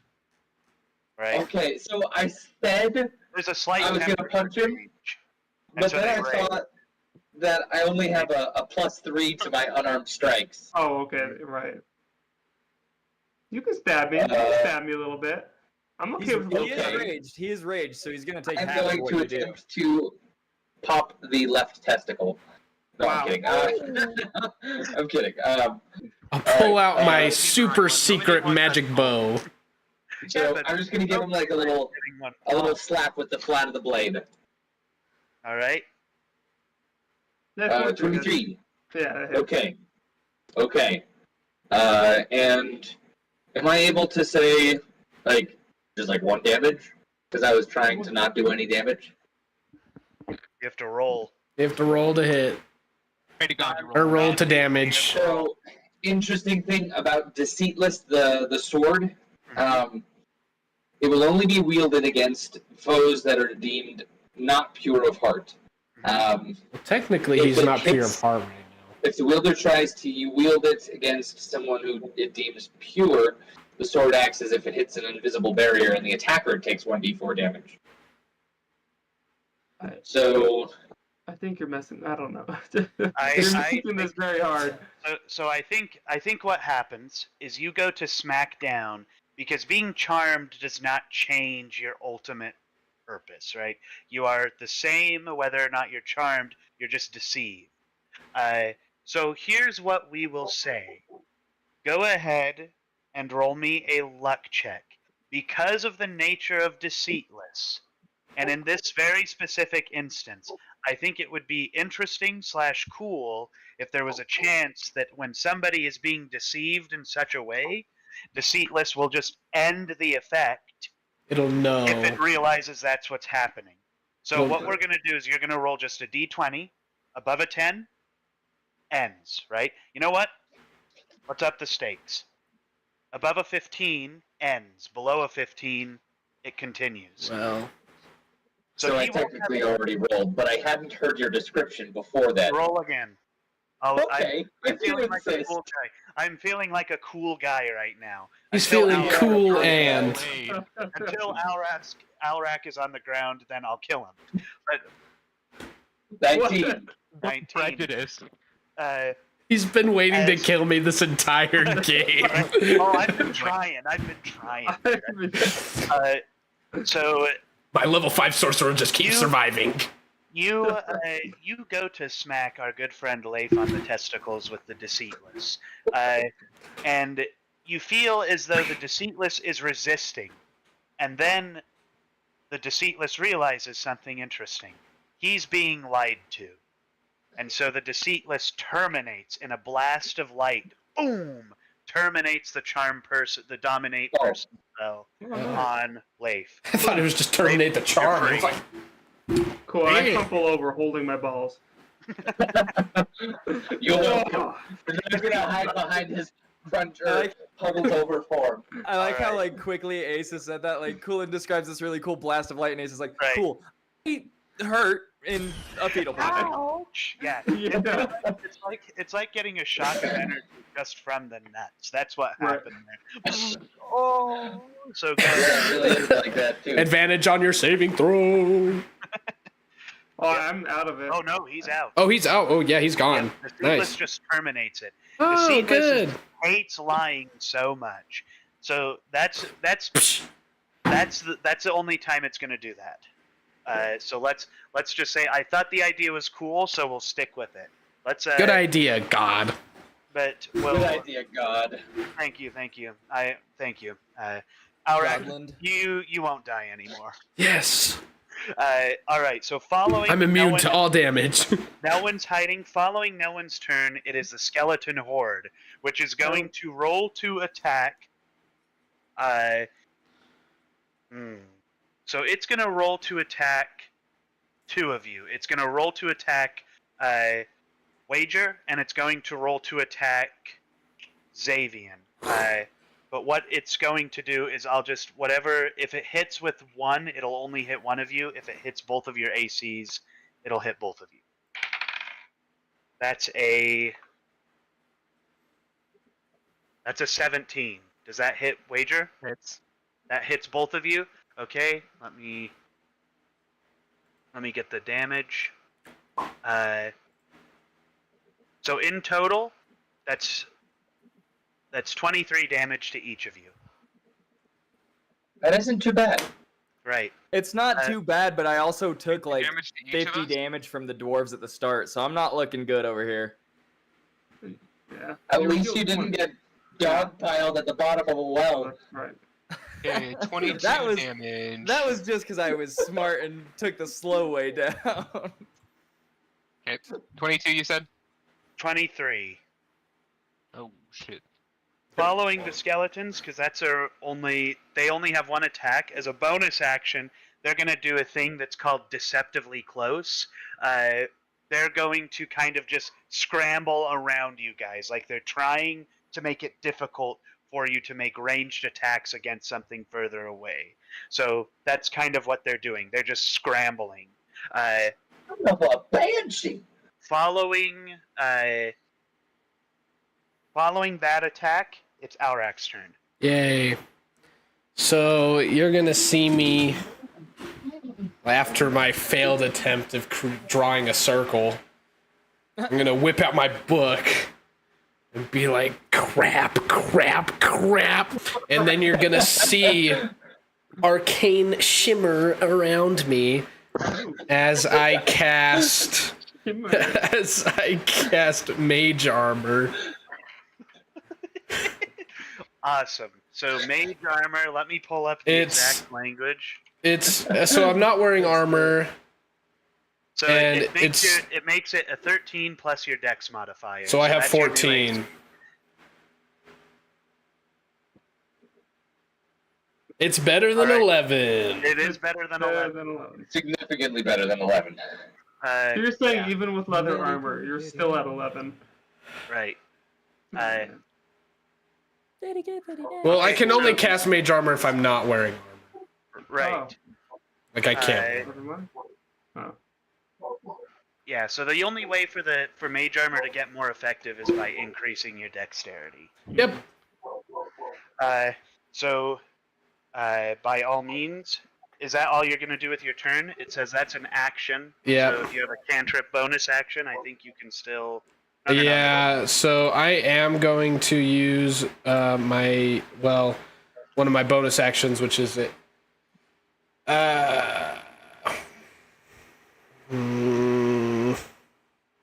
don't think I can.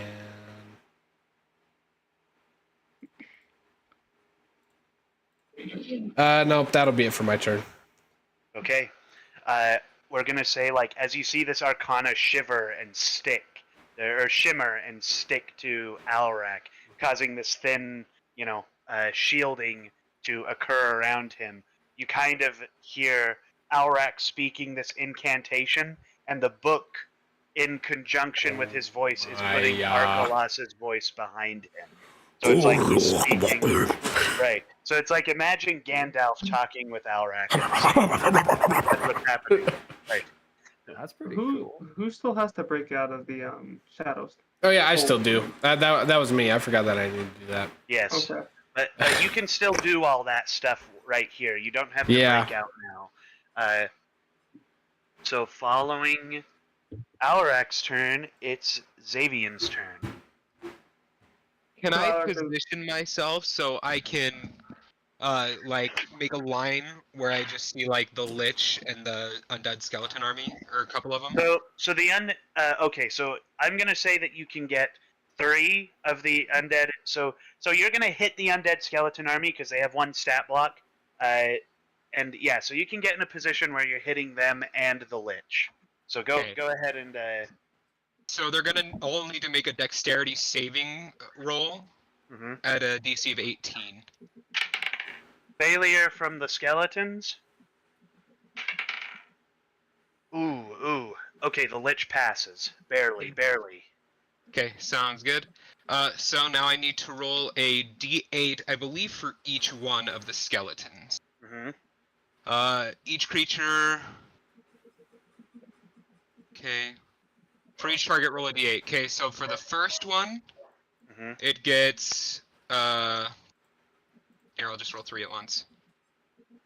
So 7 2 8s. Damn, that's actually really good. Okay, so the one with the 7.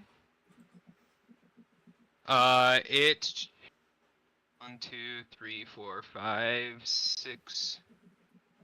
Wait, 1 2 3 4 5 6 7. Okay. So the one that got hit by the 7, on a failed save, the target is blinded. It must then make a wisdom saving throw at the start of my next turn. Okay. So that means on the start of my next turn, it has to make another save, a wisdom saving throw. If it fails, it's transported to another plane of existence. All right. Okay, and then for the other 2, I rolled 2 8s, so I need to roll 2d8 for each of them. They both get hit with 2 rays. The first one gets hit with a 4 and a 5, which is 1, 2, 3, 4. It takes 10d6 cold damage, and since it failed its save, it's restrained. And then it must make a Constitution saving throw at the end of each of its turns. So the issue we have with the skeleton army is that they are one thing. Okay. So they're we're all affected? Right. So they're all affected by one effect. So like what we have right now is we have the wisdom save and the cold save. So we should choose one that them as a stat block is affected by, basically. So consider them as like one target person that just has abilities that does things that are weirder, basically. So that's kind of what's happening there.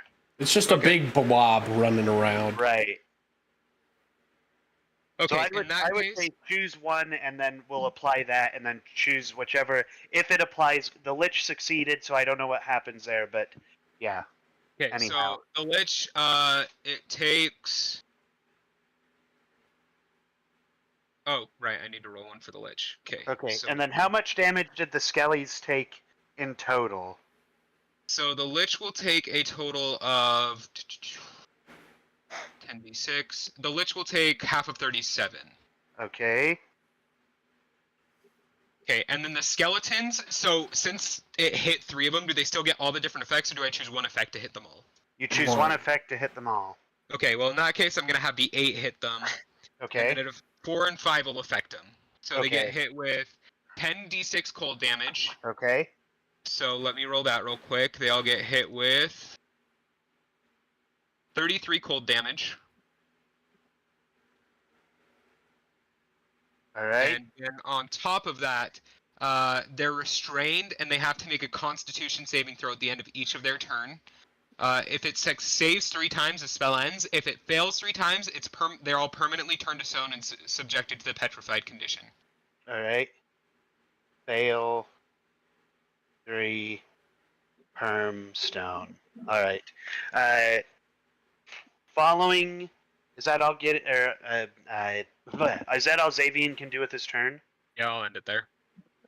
All right, awesome. Well, actually, I'm going to use my movement to move in close to the Lich, within reaching distance. Okay. Go ahead and once you enter within 5 feet of the Lich, roll me a intelligence save. Okay. You have advantage. Remember. 16 and 16. So 16 fails. You're gonna take 3d10 psychic damage Shit. from just being near him. Let me. So don't go near him. Dang it, dude. Is this part of... Okay. 20. 20 damage. 20 damage? Okay.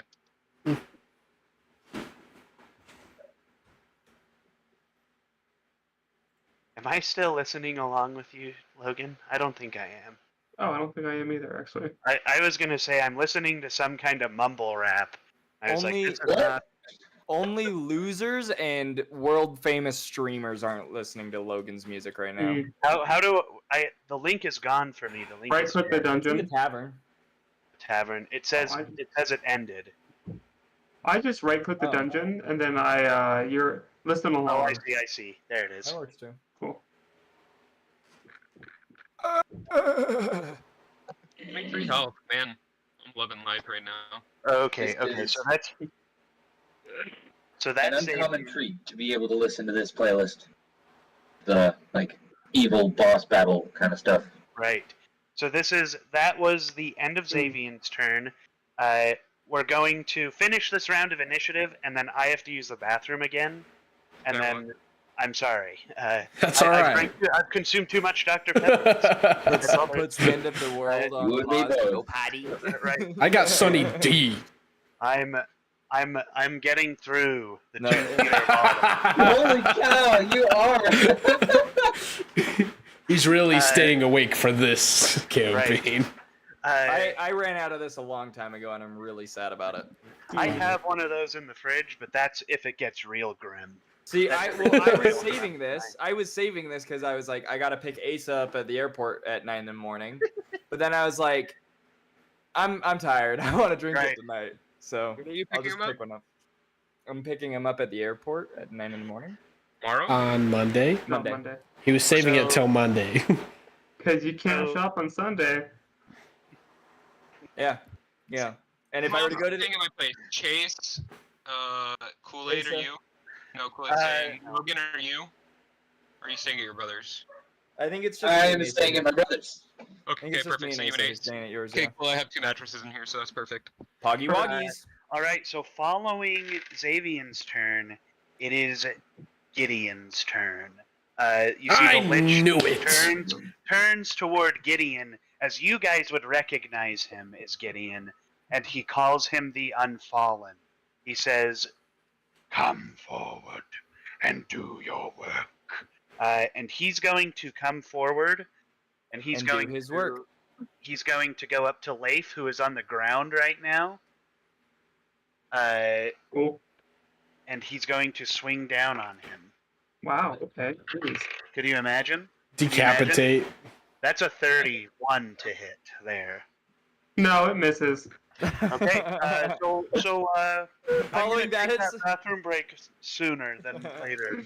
So he's gonna do that. He's gonna strike down on you twice. Yeah. So his The second double hack hit at is a your neck. 23. Is that one okay?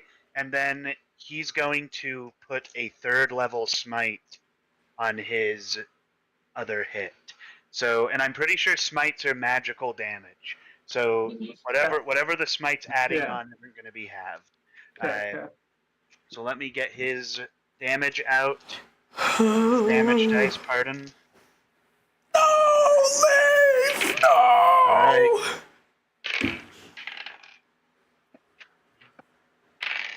So I'm not many even nervous. dice. That's a lot of dice. I'm not even nervous. That wasn't even the smite. Let's see. Oh no! I mean, that's a good thing, though, because he's saying that wasn't even the smite. That means you're going to half all of that. That's one way of looking at it. Yeah. See, you got to keep positive, guys. World's about to end and everyone's about to die. Look on the bright side, guys. No more taxes. For us, because we'd be dead. Dude, but I love taxes, dude. What the? You would, you Literally, my communist. entire I life love has been taxes. Okay. That's why I only have 100,000 gold. So he's going to do normal damage to you. Is Okay. 35, Okay. and What's then that? 22 smite Seven. damage. 20. Okay. That's not too bad. That's not bad at all. 2, and I rolled So you're going to take 17 normal damage, Right. and then whatever that smite was in addition. So 39 in total. So 39. That's not awful. Not awful. Then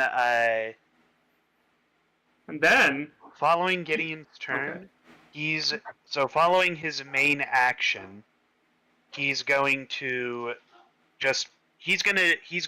do technically a retextured gore ability. He's just gonna try and charge through you guys to knock you down.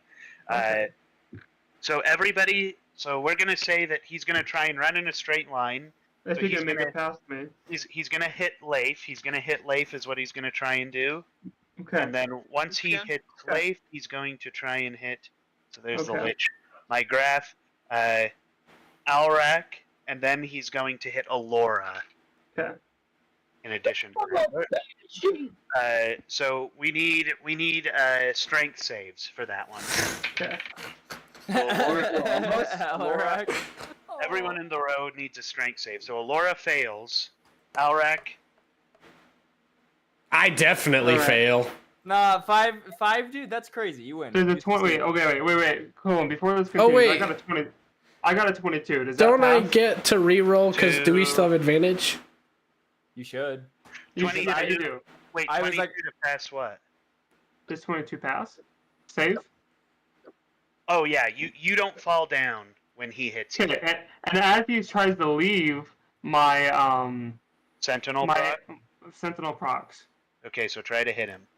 Okay. So if he hits him, does he not hit me? Yeah. Because it prevents him from getting to me. Natural 20. All right, you hit him. Go ahead and you also get an attack on that. So go ahead and roll your damage. All right. What you're so happy about. Your 5 definitely would not have knocked you to the ground. And then I rolled a 7 after that. No, okay. you were given advantage, and the best you could do is a 2-point deficit. I was like, cool. my friend will help me. Nope. No, it automatically calculated the Nat the 20? 2d12. Yeah, that was cool. Rad, yeah. So I'm raging, so plus 3, 30, so 30, and that's doubled, right? Doubled. For the So you just roll you roll your dice twice. Basically. Oh, that's right. No, that's okay. You're right. So that's 33. 33. 33. I think Alright. Oh wait, and it's my act, so he gets another plus 3 because I'm 6 over his Alright. AC. Okay. Sorry. Done. And So scene. he wrestles towards me. I headlock him, Right. throw him to the ground, and then swing on his back. I'm like, how do you like it? All right. Sheesh. And he's wrapped in vines, so. Following That's true. Gideon's turn, it's Alora's turn. Alora, what is she? What's Alora gonna do? That's a great question. She's basically. Fucking silly. How is everyone's health looking? How is everyone's health Way low. looking? Okay. I'm about I- I'm half. at half. What have we got for numbers? I Let's- started let's about hear- half. Let's hear totals and numbers. Let's hear totals. 23.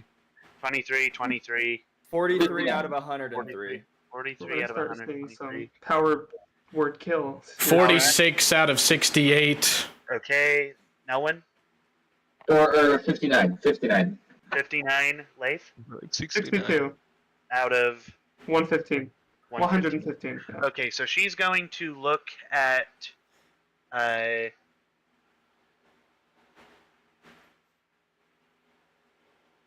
okay.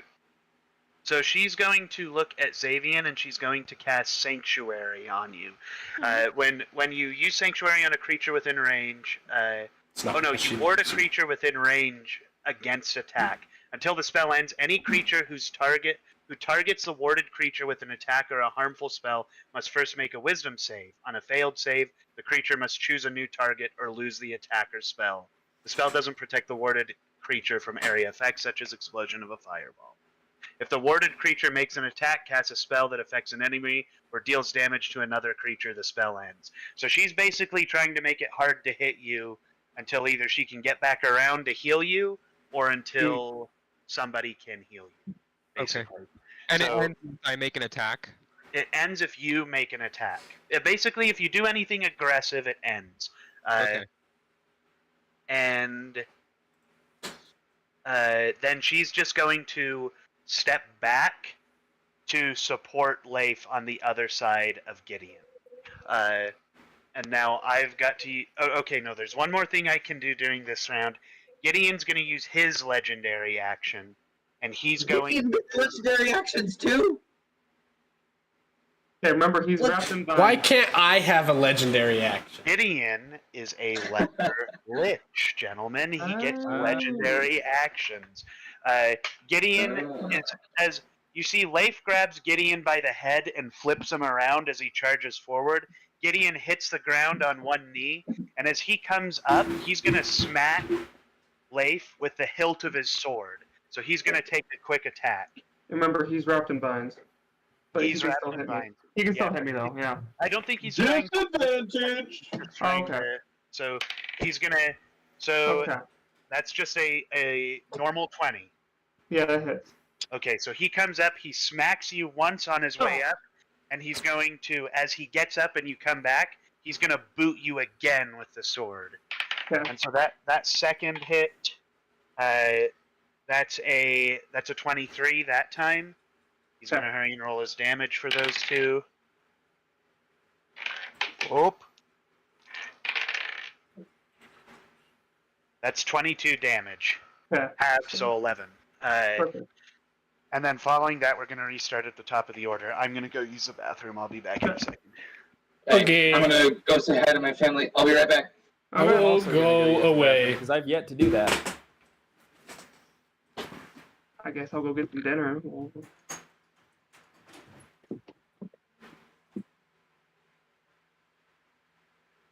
Love you, Hunter.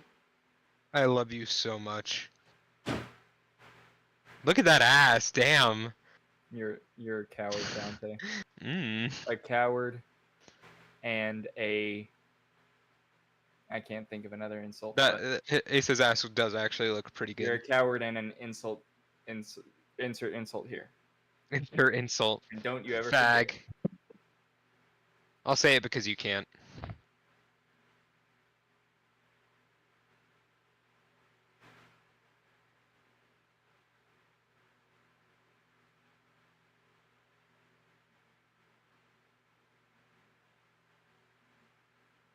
Okay.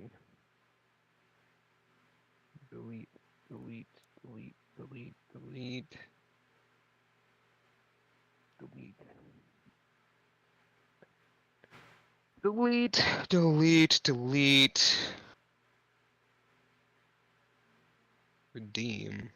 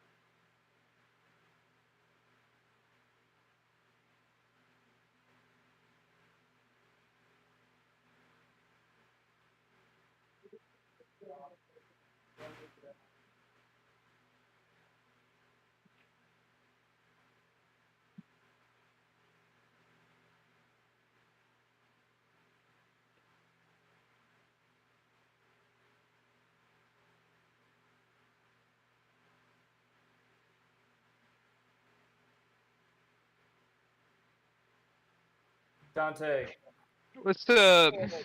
What? You want to hear some good news? Sure. The orc mommy playing TikTok is going crazy right now. Is it really? Yeah, so Caleb's most viewed TikTok is at 1,600 views, 1,624. Mhm. His next most is 912, and then his next most is 875. This one has, in however long, 4 hours, has almost matched those other two at 798. So it's his fourth most liked TikTok out of 7, and it's only been up for a few hours, whereas these other ones have been up for like days and months. Dude, So that actually makes me feel really good. it Can you very send me a well. link to it? Yeah, Yeah, we I'll said in the just- tavern. yeah, I got you. I want to see this shit. And someone even commented on it, laughing, crying emoji. So someone thought it was funny. How can I go to the orc mommy? Have Xavian cast banish on you. What I'm here for, baby. I like Seems it. Wager got banished. Yeah. I mean, did he not? He was.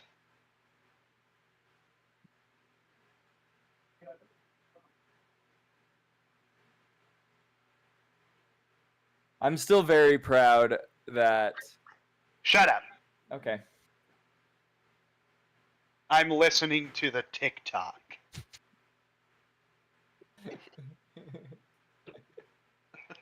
Shut up.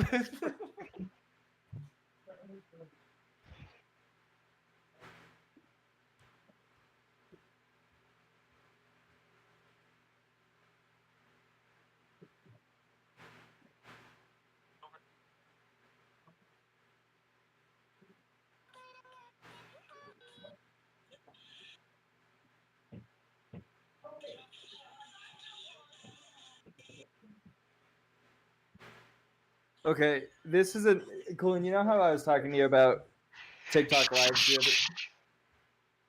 I'm almost done. Or I'm 16 seconds from the end.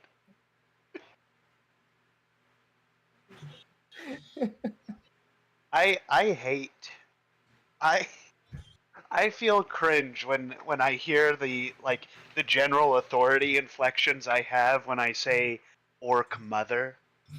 Like That's the best part like- of the TikTok, dude. I'm is like you see one massive orc mother. mother, as one would say. My 3 favorite parts are the first one being you going an orc mother, as one would say, because it's just so like I love it. And then the second part is I really like how you say behind that is another one, and then it just cuts to me and I go Right.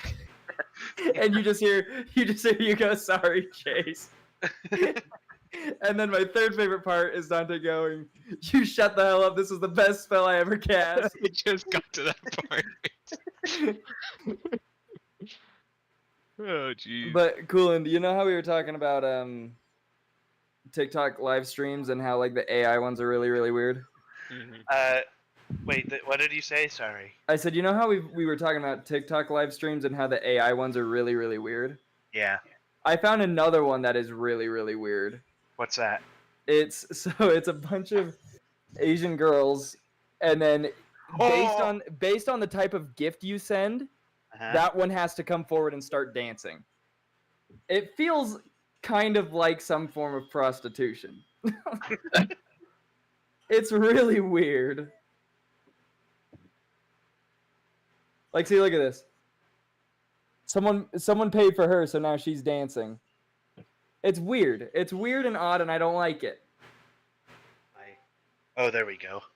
Well, you missed my whole point, Coolant, but that's okay.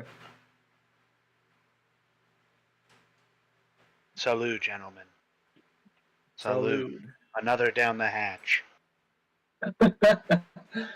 So, I will try to be faster with my turns from here on out. Okay. I will try to be slower with my turns from here on out. I will try my best, but some of these spells are fucking complicated. Fair enough. Plus, I don't know. There's still a little bit to go, and I'd like to not pause halfway through. So I don't know if you guys are opposed to maybe going a little later tonight than previously anticipated. But if so, we can I'm vibing, I'm pause good to and do whatever. resume in like 2 or 3 weeks whenever we can. But you I know, would, yeah, I I wanna was like, finish I would, tonight. I would much rather finish it tonight than wait 3 weeks to finish an initiative. I would too, but I am also here visiting family. family, So- family, Logan. Well, that's why I say, like, everyone, 30 seconds. If you don't do what you need to do in 30 seconds on your turn, you lose your turn. Right. Let's try and make a conscious effort to be done by the standard time. Which is like 10 or 11-ish. Yeah, 10-ish. But Sorry, Yeah. sometimes I just get random bursts of energy, and that was one of them.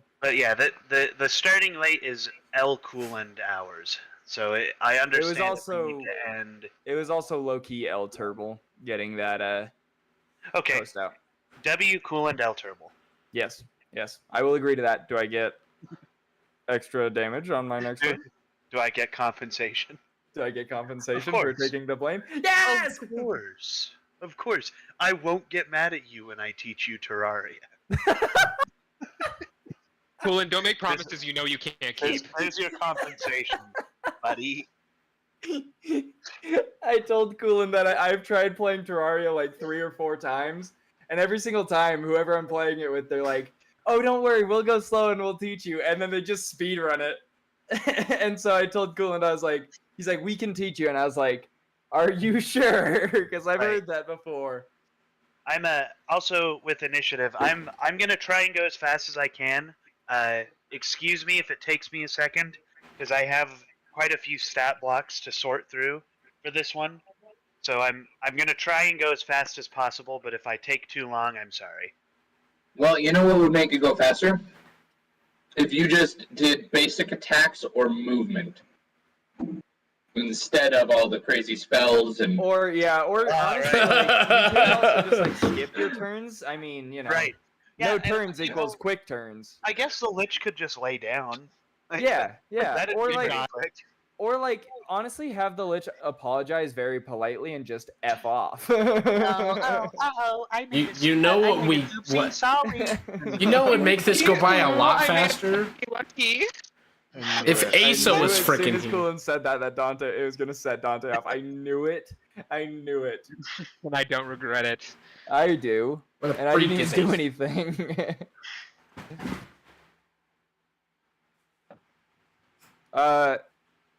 Do we need to wait for Asa, or is it someone else's turn?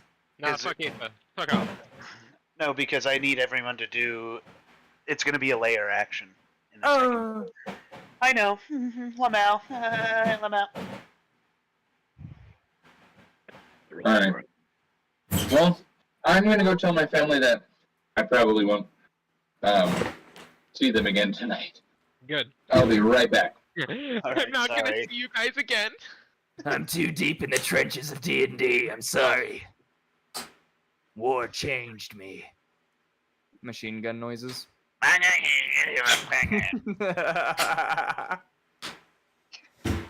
Sorry. I'm so excited for all of us to be together in person. I don't know how I feel about that. That was the best noise I've ever heard you make.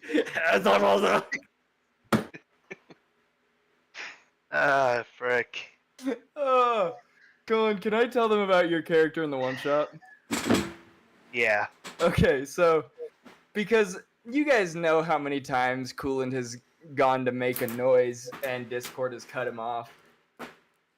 I gave Coolant an absolutely unhinged goblin.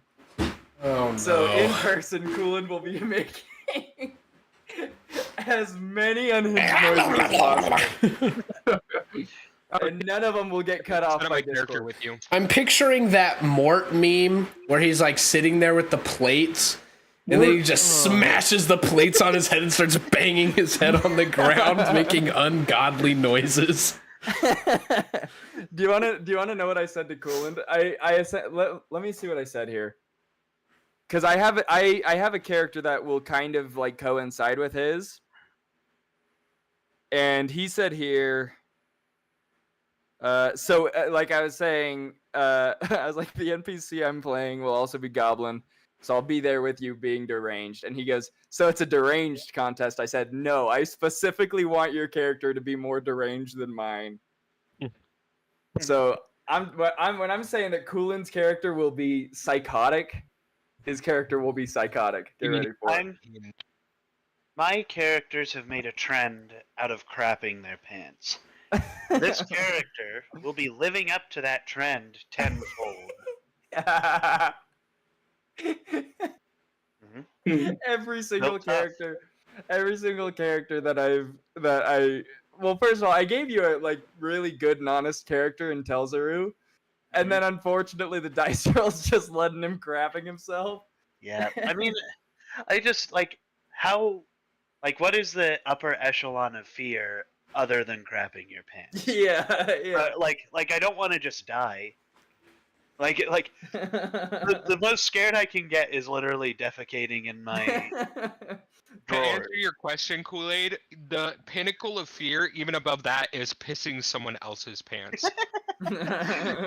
You get so scared you piss the person's pants next to you. I'm sorry. I'm sorry.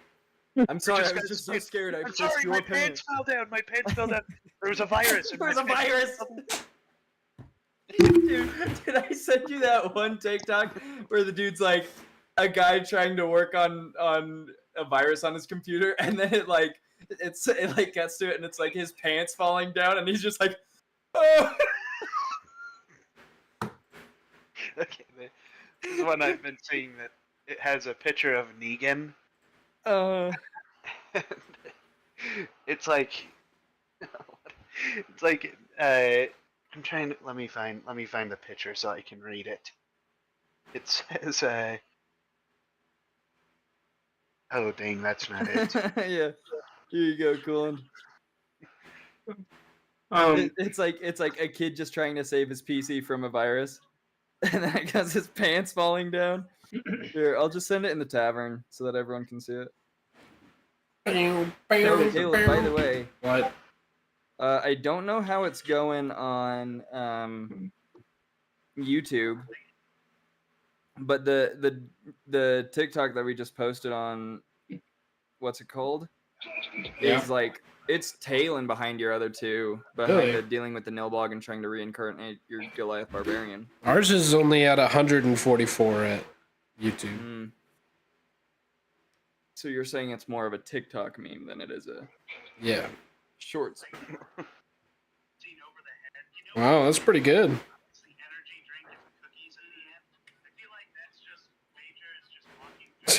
The only comment, laugh emoji. I know. Larf I think emoji. I'm gonna throw a comment on it from my account. Just be like, I'll throw a comment on it. This has to be the greatest thing I've ever seen. It'll be the N-word. Hey, Payson. Yeah. He said it. He said the gamer word. For future rolls, if they're entangled, they're restrained, they do have disadvantage on attack rolls. Oh, so just for the future. All right. Sorry. No, you're fine. I don't care. Me suffer gore. It's a lot happening, so I'm just glad I was able to get my centaur. We're all so powerful now. We don't know what to do. Yeah. What does it say the DC for breaking out of that is? It's not high. It's only 12. Okay, 12. Yeah. So he should be able to break it pretty easily. So everybody get your hits now, because we have advantage on Coolant, what is the latest I want to get my hits in later. Okay. What's the highest level you've campaigned for? Me? Yes. That'd be the other group who ended campaign 1 at level 17. So we're ending at 11? Mm-hmm. Did we just speedrun somehow? No. I was meaner. Oh. Alright. Oh, to us. Mm-hmm. Yeah, we're kind of the best. Well, considering I was a level 5 sorcerer throughout the entire thing, I feel like I'm doing pretty good. Right. Also, they started at like level 5 or 6, I think. So We started at 1. yeah, you guys started at the very beginning.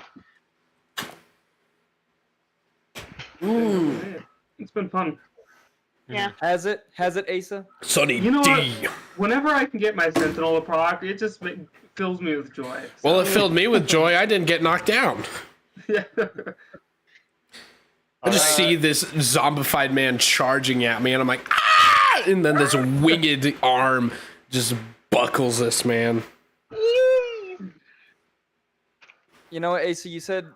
well, first of all, it's not my turn quite yet. There's a layer action. But you did say to get your attacks in now, and I'm going to do just that. Yeah, actually, you have advantage either way because of my screech. So. But that's what I'm saying, is you're saying to get attacks in now while we have advantage? I'll do just that. Okay, thank you. All right, so who would like to take... Oh, wait, never mind. Layer action. I want to take it.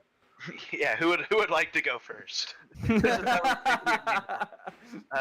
So with this layer action, you see the Lich is going to, again, ball his hands up, but instead of bringing, like, power, like a powerful beam emanating from his hands, you feel the earth again begin to quake. And as you guys are now outside, you see that, in fact, like, everything is quaking. He is shaking Renora itself. Incorrect. As all of a sudden, the sand bursts forward and moves the platform up, and there is a building that is broken, or is like in the process of fully falling down, that this platform you're on collides into, and the Lich just moves on to the other one. And as he moves over, you feel the platform you're currently on begin to shift and fall. I need everybody. Well, bye, Gideon. I need everybody to make a dexterity save. Basically, we're trying to run through. 18. 18. 24. 24. 13. 13. Hey, I rolled a 13 Remember, too. 13, you have 13. advantage. We have advantage? Oh, yeah, we do have advantage. Oh, blessed. 25, thank gosh. Yeah, 24 is still my 13 is still my highest. I got a 20. So Alora got... I have inspiration. You can use your inspiration if you'd like. Alora nabbed a nat 20, and so she's going to just, like, as soon as she feels this, she's going to, like, put her head down and start sprinting, and then when she jumps onto the other side, she's going to, I'm just going to say, it looks like Thorn Whip, which is the spell, so she's going to cast a vine that flings out as the rest of you hop over and grabs Alrak. So, Alrak, you're not going to succeed on the jump, but you're not going to fall to your death. You see Gideon. So Gideon is going to do two rolls. He's going to try and break out of the vines, and if he breaks out, he's going to make a dex check at disadvantage to see if he can make it. So, okay, so that's a 17 to break out. He busts out of the vines, and now he's going to do a dex check. Okay, you see Gideon busts out of the vines, stamps his sword into the ground, pushes himself up. You guys jump across. Alrak is hanging by the whip. Gideon takes boom, boom, boom, 2 big steps, and at the edge, he bounces off, and he almost makes it and stabs his sword into the side. So he's going to have to make some rolls to get up and onto that ledge, but he is stuck on the side as well. So following that turn, it's going to be Wager's turn. Did the We can save Gideon later. Shoot his hand. Did the skeleton horde? The skeleton horde just went, well, okay, and that was it. So we don't have to worry about them. Okay. Now, We can talk to Gideon. For the horde. Y'all can talk to Gideon. I was told to use my attacks, and I'm going to. Perfect. I'm going to. So I have 3 bullets in my sidearm, and then 3 in my rifle. Mm-hmm. I'm going to start off with the 3 in my rifle. The highest of that one, because I have advantage, is 28. 28 hits. You're shooting Okay. the lich. The Lich, yes. And then this one's a 19. All right.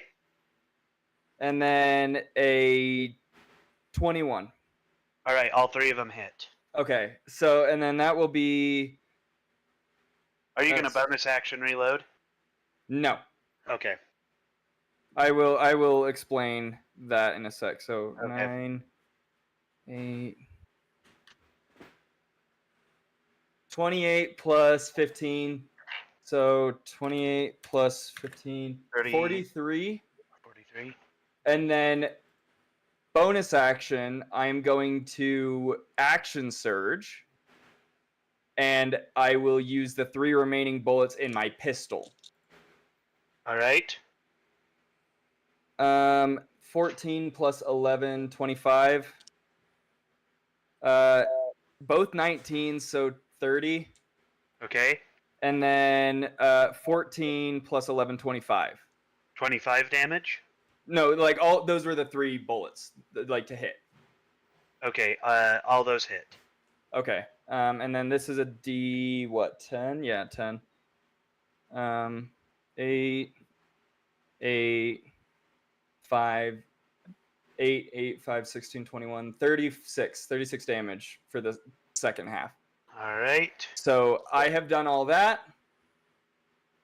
And then so both weapons are now completely empty, and since I used my bonus action to action surge, I'm not going to be able to reload this round. So going into next round, I'm completely empty. So you see all of these things. You see Wager pulls out the rifle. Boom, boom, boom. 3 shots. Pulls out his pistol. Boom, boom, boom. 3 shots. The Lich gets shot. Bam, bam. You see his skull begins to fracture. His pieces clip off, but they're kind of held, just hovering outside of his skull by this magic that's keeping him together. You see the Lich is going to grimace, and he's going to look in Wager's direction. Following Wager's turn, the Lich is going to use a legendary action. You see his one purple arm, he's going to lift in the air, and he's going to poke, and you see the end of his finger goes away like you can't see it, and he pulls down as he makes one of these tears in the fabric of space and time, and he's going to put his hand in there, and he's going to hurry and roll this dice. He's going to hurry. And he pulls out a dice. You see, he pulls out a knight that is in this like pinkish steel with this large white and red swirled lance. And as he touches it, you see that it kind of like looks in your guys' direction, and it immediately is aggressive.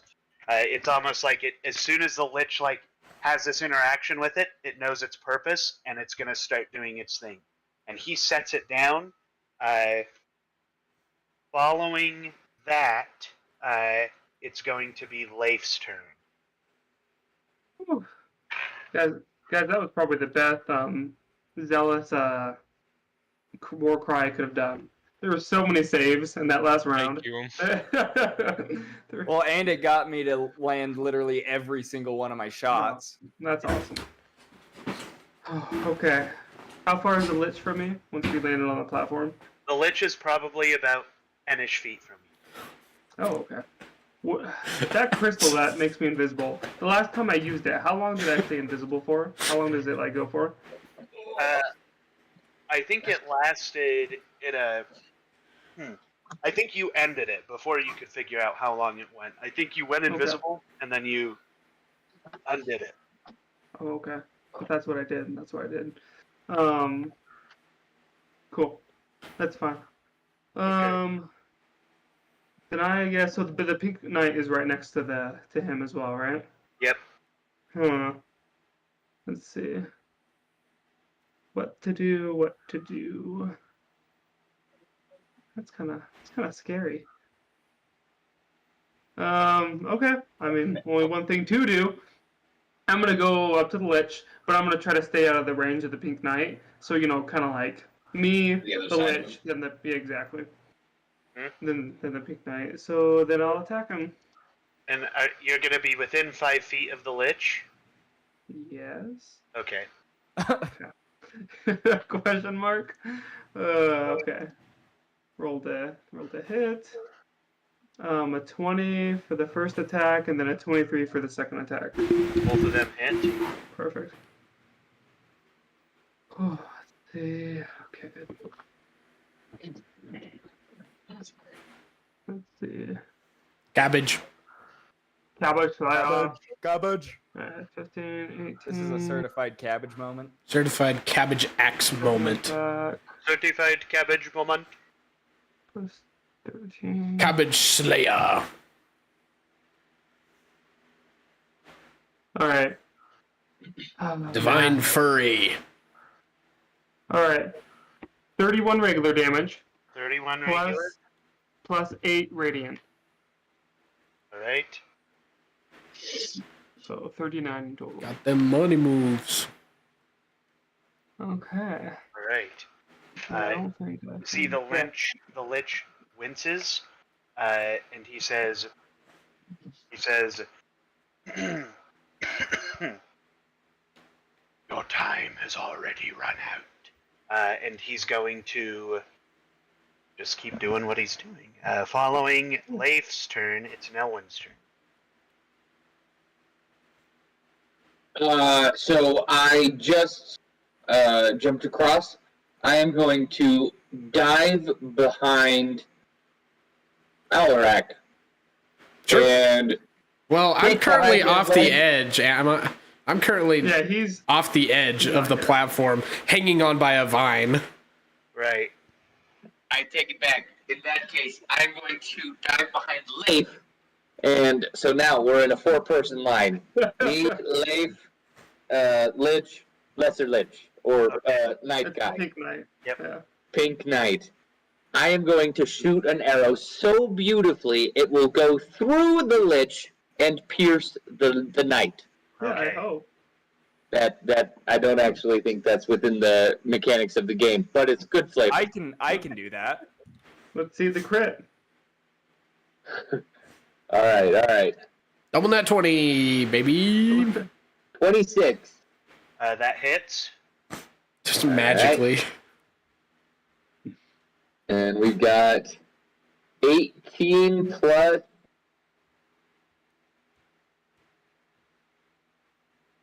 20, so 38 damage. 38 That's awesome. damage. All right. Let me get rid of that. So you see the lich's, like, the pieces of his jaw that had shattered off that Wager shot begin to crumble and fall. It's like the magic is not holding him together as much as it should have. Following Nelwyn's turn, the lich is going to go for round 2 on his legendary actions, and he is going to cast a spell on you guys. Oh. An evil, sinister, cruel spell. I cast counter spell. You cast counter spell. Oh, banishment to Orc Mommy World? I cast counter I spell. volunteer. Oh, sorry, what? He's going to point at... no, I don't think he's going to do that. He's going to point at Wager after shooting him that many times. I quickly apologize. Oh, you quickly... I'm sorry. And how many times did you shoot him? 6. 6 6? times. That's awesome. He's going to point at him. I literally just went. He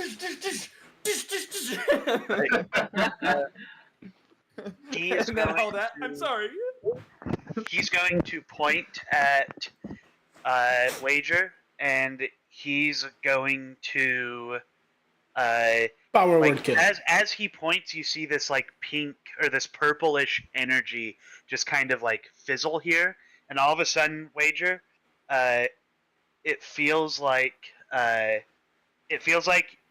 something in your brain like just automatically a sudden headache out of nowhere. Go ahead and roll a Constitution saving throw. Leif hasn't gone yet, has he? I have. Okay, so I don't have I'm advantage. sorry. Yeah, no advantage. Ooh, that is rough. Sorry. You said what? Constitution saving? Yes. 13. So Wager fails this Constitution save, and you're going to take. Let's see.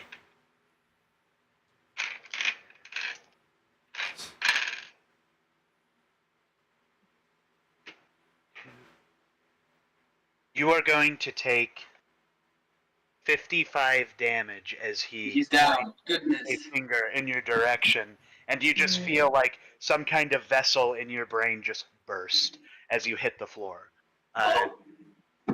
The Lich is then. The Lich is then going to.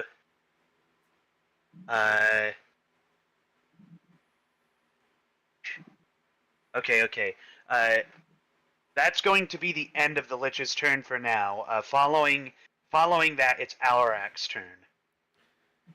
So I'm currently dangling off the edge of the cliff right now. Yes. So if you want, you need to do a strength save to try and pull yourself up toward Alora.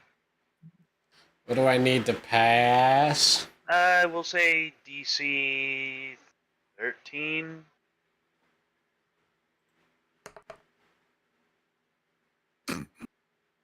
You fail. Sorry, I know dead men aren't supposed to laugh, but I rolled an 8. So Alrak tries to grab on and put his feet on the ledge, but the sandy soil crumbles away under him, and if it wasn't for Alora's this being wrapped around him, he probably would have lost his grip and fallen.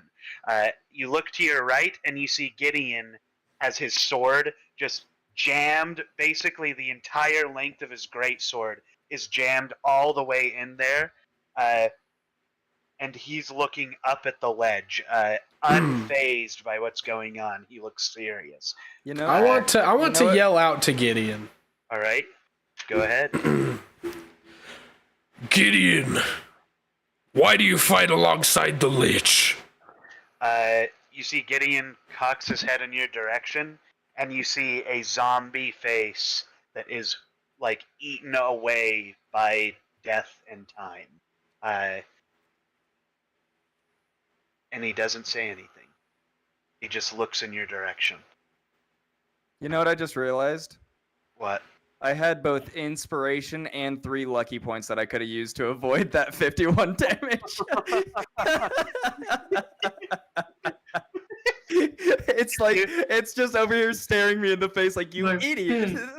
You could have halved it. Yeah, but I still wouldn't have been down, Right. But oh well. And then. Well, now you have the inspiration for your death saves. Yeah. And following that, it's going to be Xavion's turn. I can also use lucky on my saving throw or on my death saves because it is still a saving throw. It is. So. Okay, I want to position myself to hit Gideon into the ledge. You're gonna position yourself to what? Pardon? Hit Gideon in the ledge if I can. Hit what? You can't. Hit what? You can't look over the edge. hit both.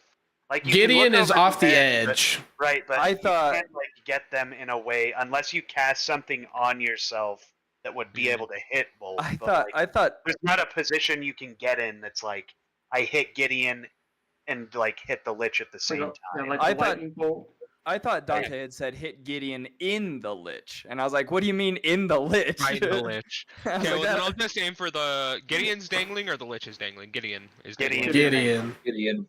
And how's he looking? Is he looking worse for wear? Gideon looks all right. He took 39 damage. Okay, well, yeah. That's it. Okay, I'm gonna look at the Lich, and I'm gonna say, "You fucker," and then I'm gonna cast Disintegrate. All right. He has to make an exact saving throw. Hunter, when you say he's gonna use a legendary resistance. Okay. Wow. But Hunter, when you say hit the Gideon and the Lich, the Pink Knight is there. You do see the Pink Knight, so you could hit both of them with whatever you were thinking. If I didn't already use my spell, I would have. Yeah, no, you're fine. I was just for the future. And but I'm gonna run up. So the knight's right there, right? The Right knight next is to him, right yeah. there. Okay, so I'm gonna use my movement to go, and I'm going to cast a cantrip. I'm going to cast Shocking Grasp on him. Okay, So does a He's 27 hit? metal. 27 hits him. Okay. Oh yeah, he's metal. actually I get not advantage. metal. 1 sec. He's not metal. 12. What? No, he's not. Oh. No, he Okay, well is 27 hits. Okay, so he takes You have to touch him. yeah, it's a hit range attack. As you touch him, I will just say it kind of feels more like he's wearing some kind of rock, but it's got like a little bit of sticky residue on it as you like Gross. pull your hand away. Okay. Maple syrup Well, from Denny's. It's gonna be 11 damage. All right. Let me mark that. Coolin knows what I was referencing with that. Oh, okay. Oh, and when I cast that spell, what's it called? What was the big one I cast? Disintegrate? Yeah, disintegrate. I'm gonna use Storm's Fury. No, that's not Wait, Storm's Fury. Wait, if they pass, do they take half damage on disintegrate? Or no, do they? if they pass, they avoid it totally. Okay. But I am going to use Storm Guide. No, that's not Storm Guide. I'm sorry. I'm trying to hurry. I just haven't ever used this before. You're good. It's okay. I'm pretty sure I took this long, if not longer, with my 6 shots, so you're chilling. Action. Bonus action. At least I can climb up the Impetuous. rope. Nope. Action. Attack. I also have Indomitable. You can re-roll a saving throw that you fail. You must use the new roll. I'm so bad at this game. Okay, I'm going to use Heart of the Storm. Whenever I roll a ding that deals okay, never mind. That has to be a first level spell. Okay, I pass. Alright. Following Xavion's turn, it's going to be Gideon's turn. Gideon. Gideon is going to do an athletics check to pull himself up. Let me roll that. So Gideon successfully pulls himself up onto the edge. Let me see what type of bonus action he's got. He technically passes Alrak, because Alrak technically gets an attack. Roy? If he passes you. I'm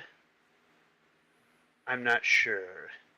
I don't think I ever specified how close he was. But if Alrak would like a free attack on him, Yes! Yeah. Yes! use your reaction as an attack. My reaction? Mhm. Great. Hellish Rebuke it is.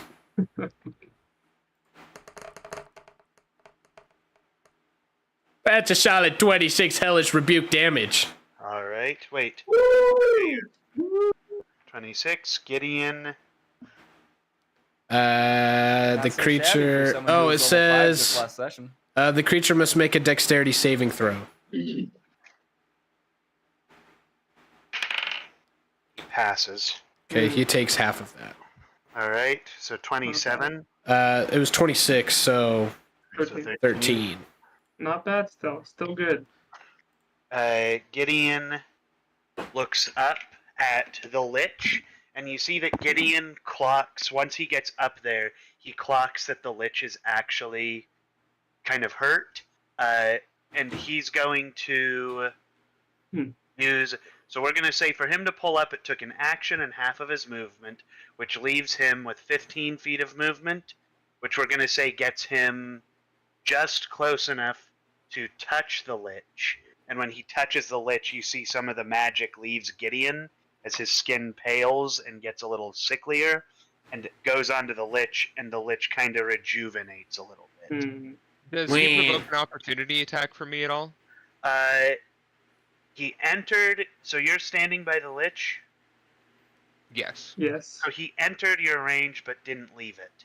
Okay. Just got close enough to do something, and that's it. So, no, he doesn't provoke an opportunity attack. Where is my number? Okay. You see the Lich regains a little bit of power, and after Gideon's turn, the Lich is going to use another legendary action, and this time he's going to point in the direction of Alora, who is holding Alrak up, and he is going to cast Paralyzing touch. Okay. Let me Well, that's see. an attack. You know what? He's gonna move toward Alora, and then he's gonna use paralyzing touch. Oh, is he now? So does he Yeah. move out of my How range? far is he moving? He moves out of your range. Okay, I'm going to use my Warcaster feat, so that Okay. allows me to cast a spell with a casting time of 1 action that targets that creature. If they move out of your range, Unmute. Yep, it's the Okay. exact wording this- is Great. you can perform. Oh wait, hold on. You can Isn't use a it- reaction to make an opportunity attack to cast a spell. okay, rad. That's a shot. Cool. So go ahead and 6. Gideon, do that. And I'm gonna use Rolithim's Psychic Lance, so he has to make a Intelligence saving another throw. Alora. Nimrod, the final Okay. battle of the unmute his mic. That's That's a nat 20 Nimrod, right there. Damn it. Okay. unmute his So he's going to succeed on that. This is the final battle. I'm gonna hit him. Well, that's an attack. Fighting the All right, now. go ahead My and hit him character is in toward death Alora, saves. and then he's going to use paralyzing. 26. Oh, is he now? 26 hits. So does he move out of my How range? far Exceeds is he his moving? AC by enough. Moves out of your additional damage. Okay, I'm going to Heck use. yeah, dude. Alright.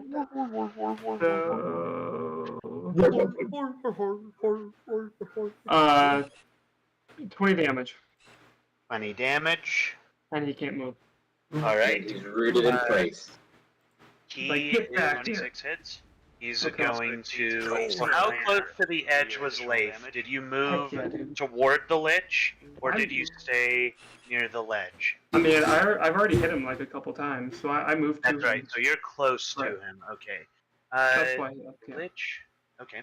So the lich instead is going to. Let me hurry and double check this. If he can't move anymore, then he's going to change what he's going to do. That's not allowed. It's allowed. Yeah, it's allowed. Allowed. He is going to. Okay, he'll just do the original thing he was going to do. So he's going to cast on Alora a spell. You see a disgusting gas just like exit from his skirt lifts as a foul gas exits from Bro! the Oh my gosh. Yeah. and that Very gas cool. moves toward Alora and encompasses Alora. She's going to make a con save, which I'm going to roll here.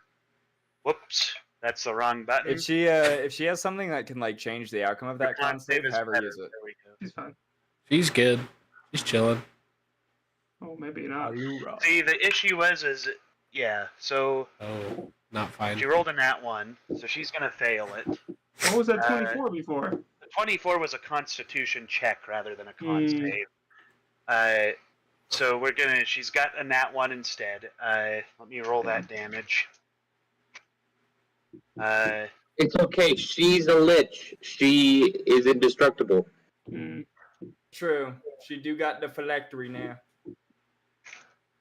But like Logan Yeah, said, but it'll she's take her about currently 5 to holding 10 on to business me days. using a whip.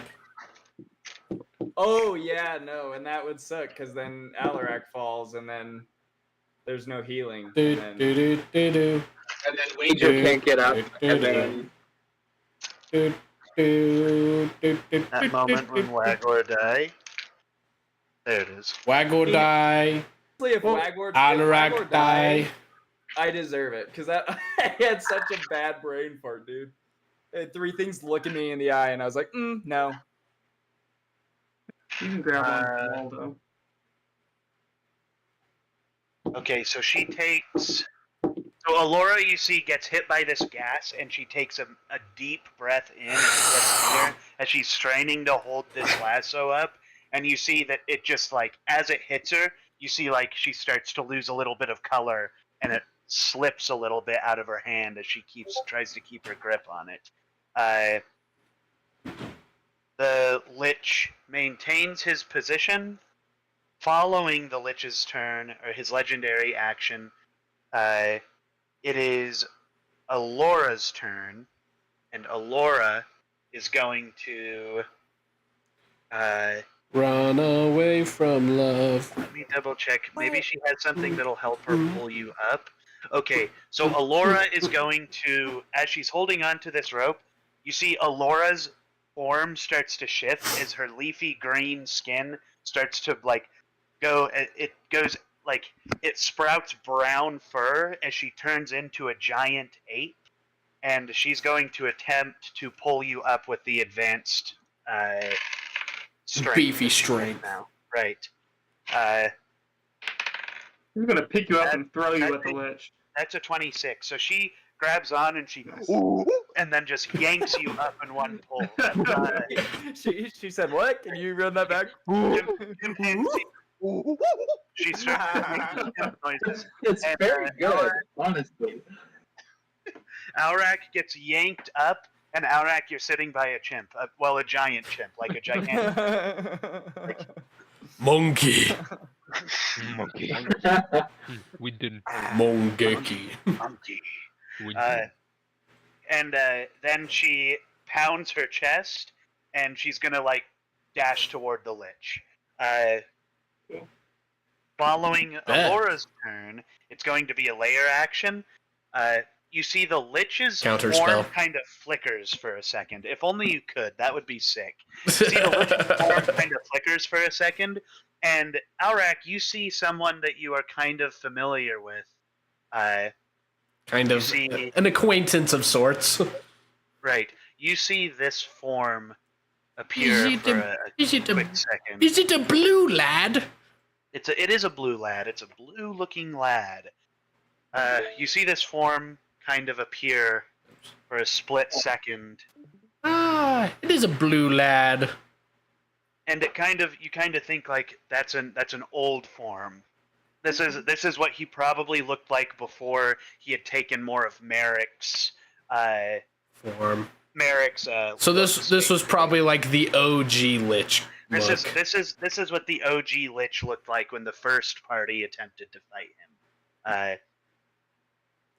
And with that, he is going to lift his hands in the sky, and you see as he does this, the storm clears away, and you see that he's tearing like a massive fissure.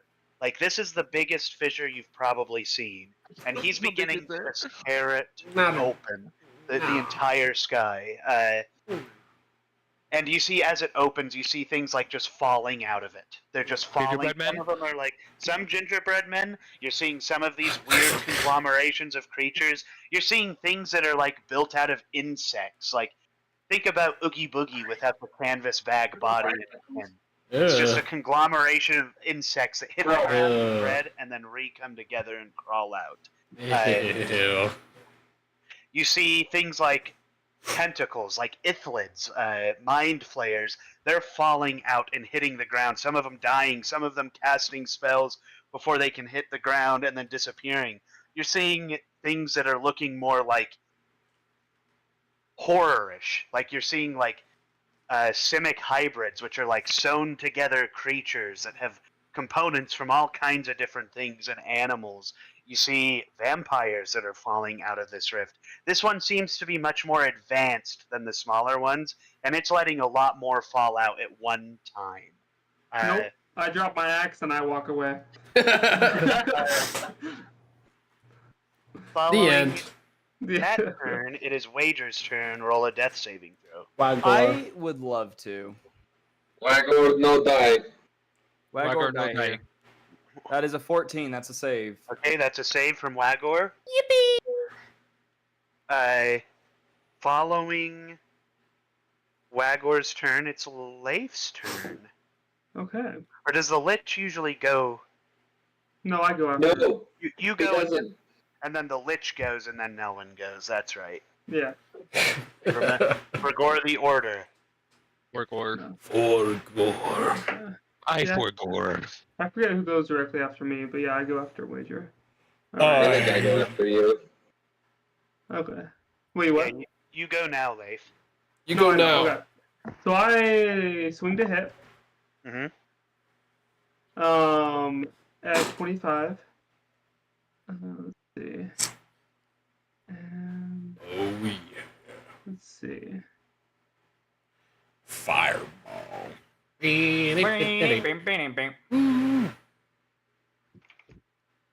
We're gonna get Caleb's stream copyrighted because of how well we sung that song. I know.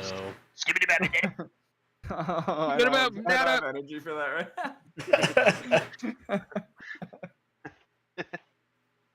Oh yeah, I had 25 hits. Sorry, hits. Yeah. Okay. Colin, have you ever seen me do that on camera though? Hmm.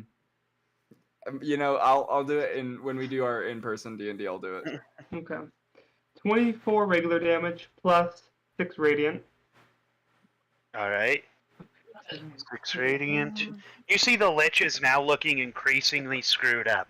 Oh yeah, He's not 25 looking hits. very Sorry, epic. sorry. He's looking Hits, kind of pathetic and Colin, have you ever seen me bad. do that His on camera? power is flickering.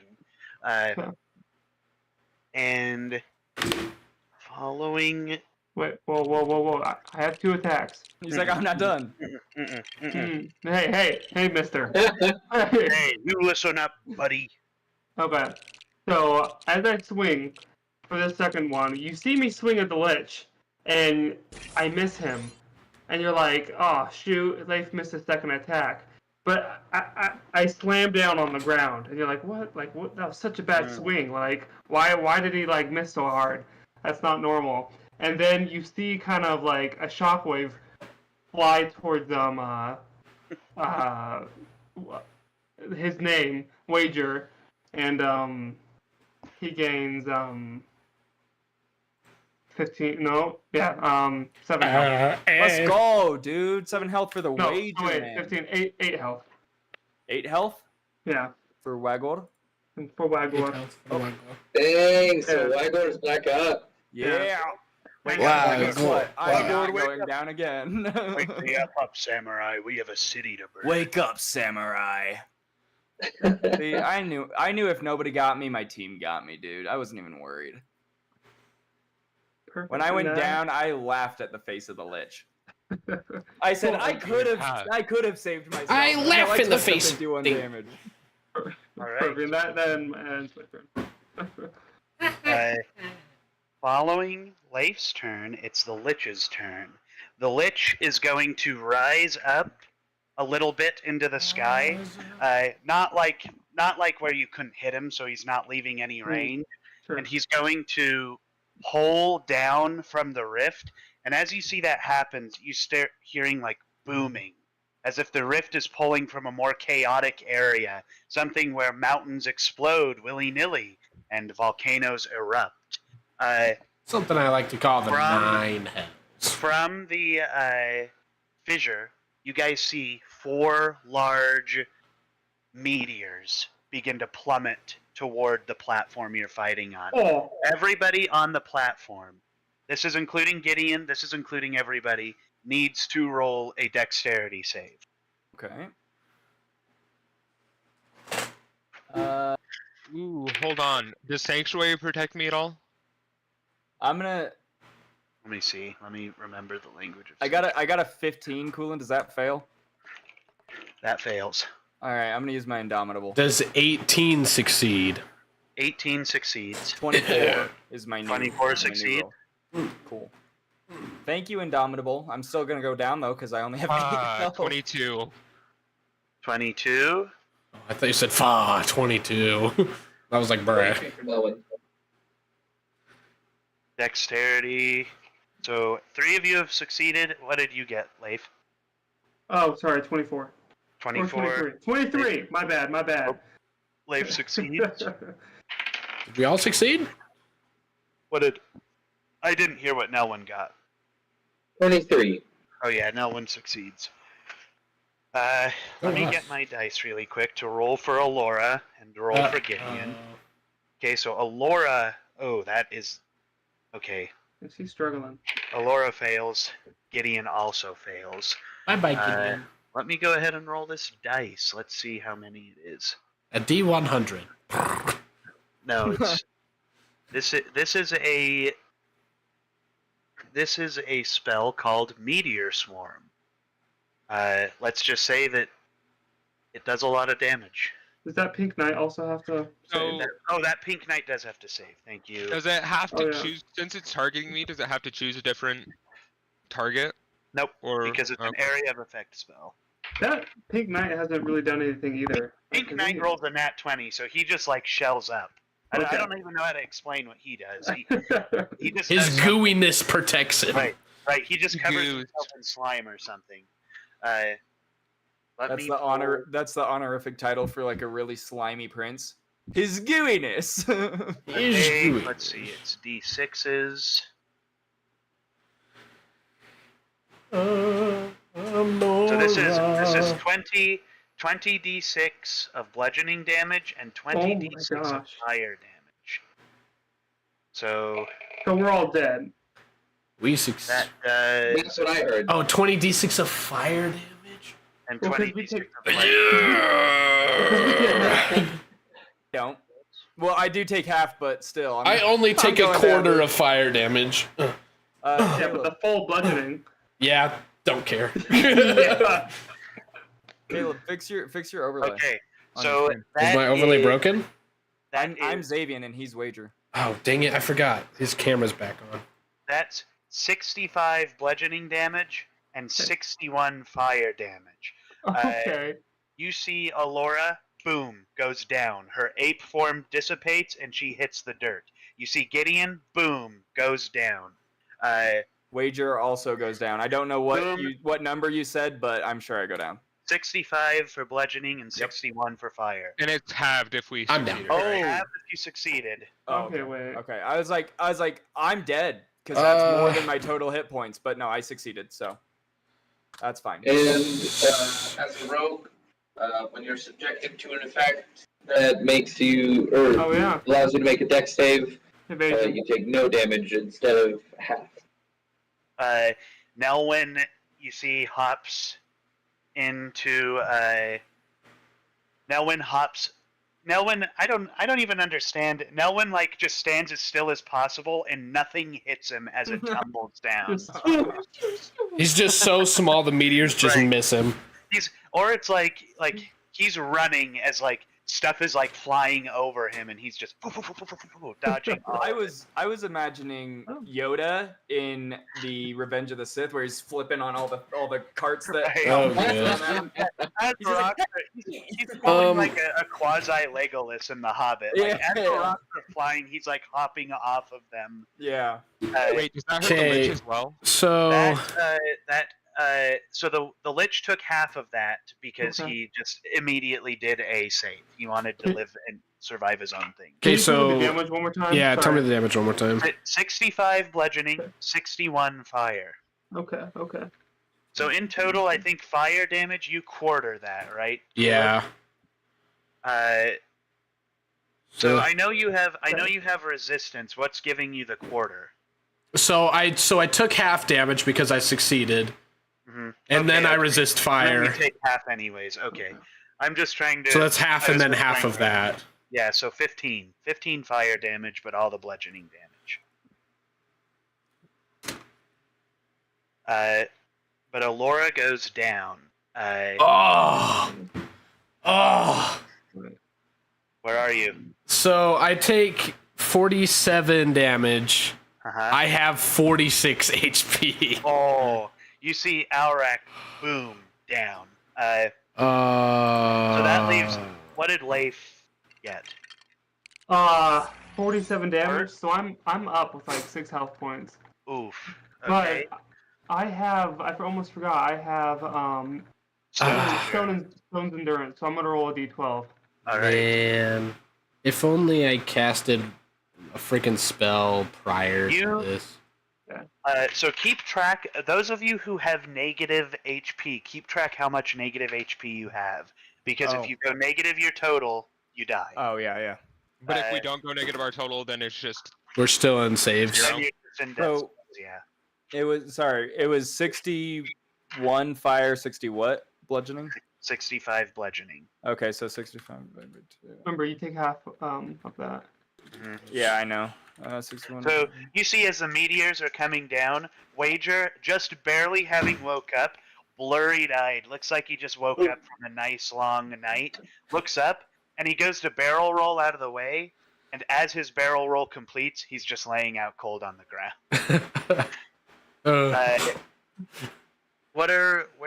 Okay, so let's hurry and take stock of what we've got right now. Here it is. Alrak is down. Yep. With Xavian is -1 health. Alora is down. Wager is down. Leif is up. Gideon is down. Nelwyn is up. So right now it's the Lich, the candy guy, or the knight or whatever, who is I mean, there's your reveal. He's covered in candy, and that's it. I am like 39 points from being dead outright. Just saying.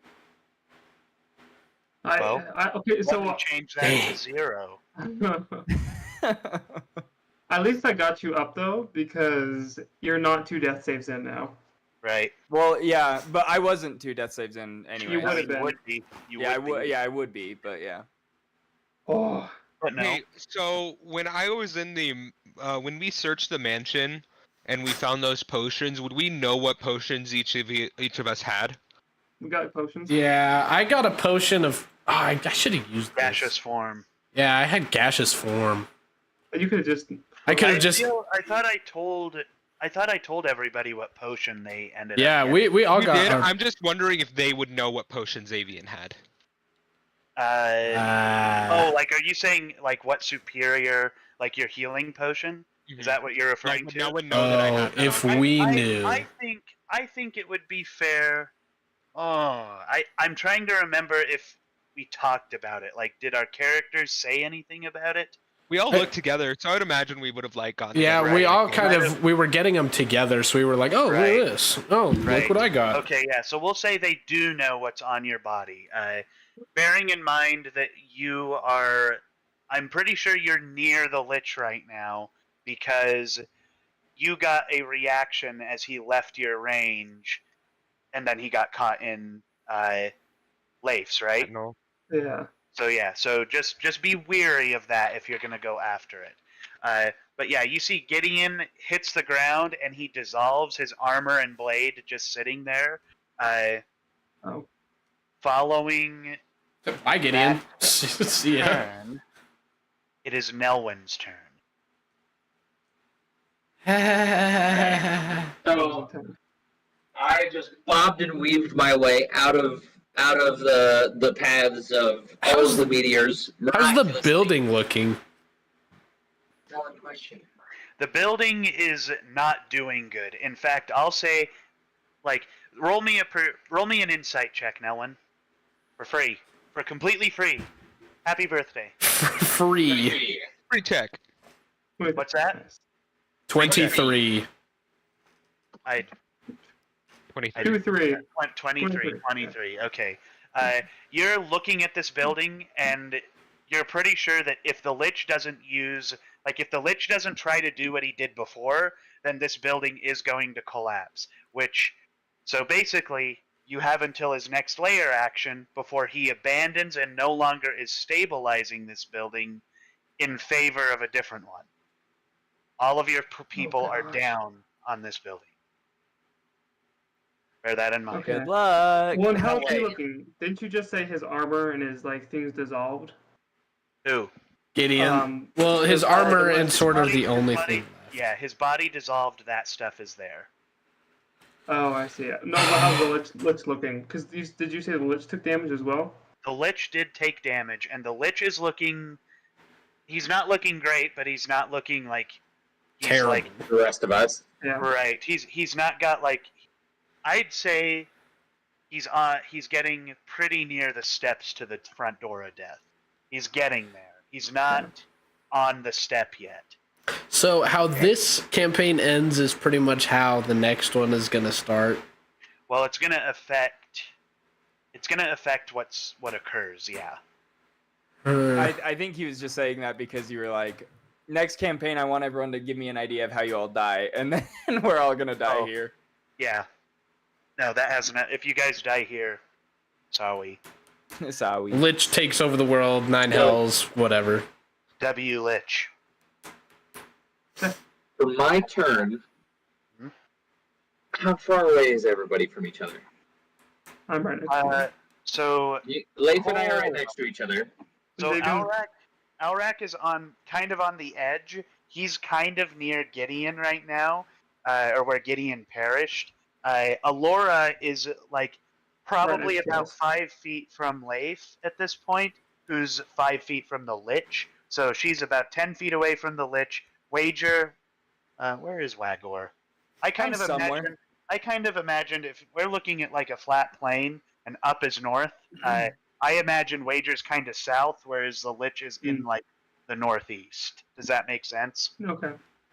And then And the hand Alora. guy's up in that place too. Yeah. Oh, okay. And Xavion's right next to us too, Logan. And Xavion's right. Xavion is next to you guys, yeah, because he got a reaction on the Lich. Basically, Wager's like the only one super far away from y'all. And I'm the only healer in the group, other than Alora. So I am going to use my bonus action to take the potion of giant strength, Nice. and all of a sudden, you see my clothes become ridiculously tight as my muscles grow to a 21 strength. And with that newfound power, I will reach down, grab Xavion, toss him like a rag doll up onto my shoulder, and he's like dragging on the floor, but he's on my shoulder because you know his limbs are like way down. Anyways, you get the idea. You're gonna turn him into the Worm Titan. And I will carry him over, grab Alora's collar, drag them over to or as close to Alarak as I can manage. Me. Yep. And I will set them down and use my action to destroy a soul token. One of those coins that I took from the paladin. The paladin who is Alora's father. Let me pull up. I'm going to take that coin in my hand and crush it and say, help us. You see this coin as it crushes. You see these motes of light kind of fizzle up, and as we, sorry, gotta get the master document up. The master document. You see a man with blonde hair, fully covered in heavy plate mail. He has a large great sword on his side and a large shield on his arm. You see this form coalesces from these motes of light, and he looks around the area. He looks at Nelwyn, looks at Alora's body, looks at the Lich, and he says, I thought I told you to never lay a finger on this girl. And he's going to slam his sword into the ground, and he's going to cast a mass healing word on everybody in the area. Let me pull it up and see. That's Good job. Good job, Logan. Logan's like, and he's going to cast this at 9th level. So he's going to use the only 9th level spell. Heck yeah. Let me grab, so, got 3, 1, 2. Good. That was a good call, Logan. Good job. Holy crap. 9th level mass healing. Holy crap is right. What? That is wild. Literally, my holy brother's crap. in the chat on my stream, and he just said clutch up. Oh, that's crazy, dude. Dang.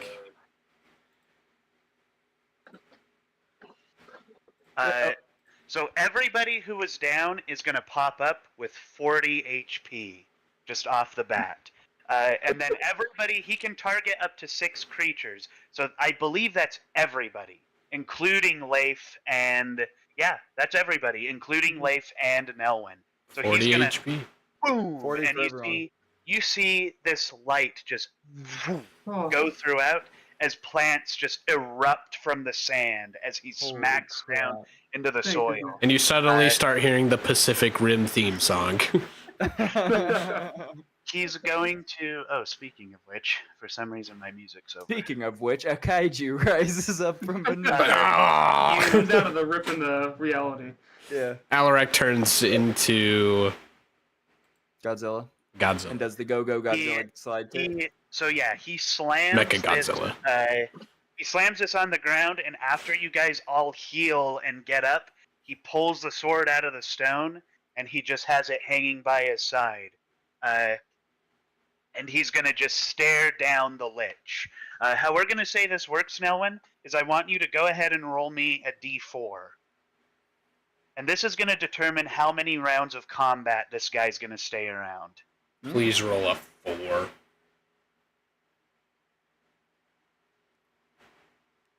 One. That is the opposite. You roll a 1, and so That's he's gonna get in another turn, and his turn's gonna be after Nelwyn's. And you see Nelwyn, he's like, he looks at you and he says, "It matters not how long we are here, just with what we do with that time." And he's just gonna stare down the Lich again. Following Nelwyn's turn, it's Alarak's turn. Oh, good. Okay.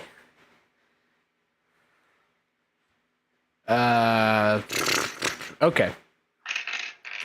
Here's what I'm gonna do. So where is everybody at?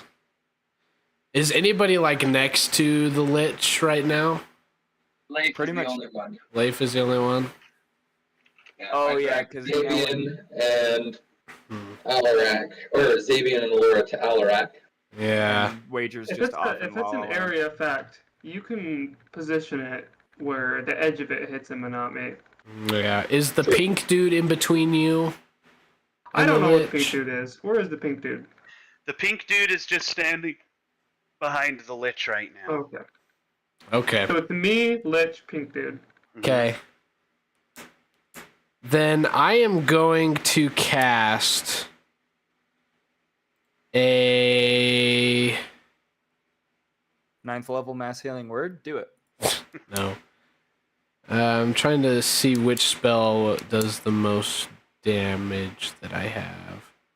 We'll just cast a 6th level fireball at Senior Lich and the pink dude behind him.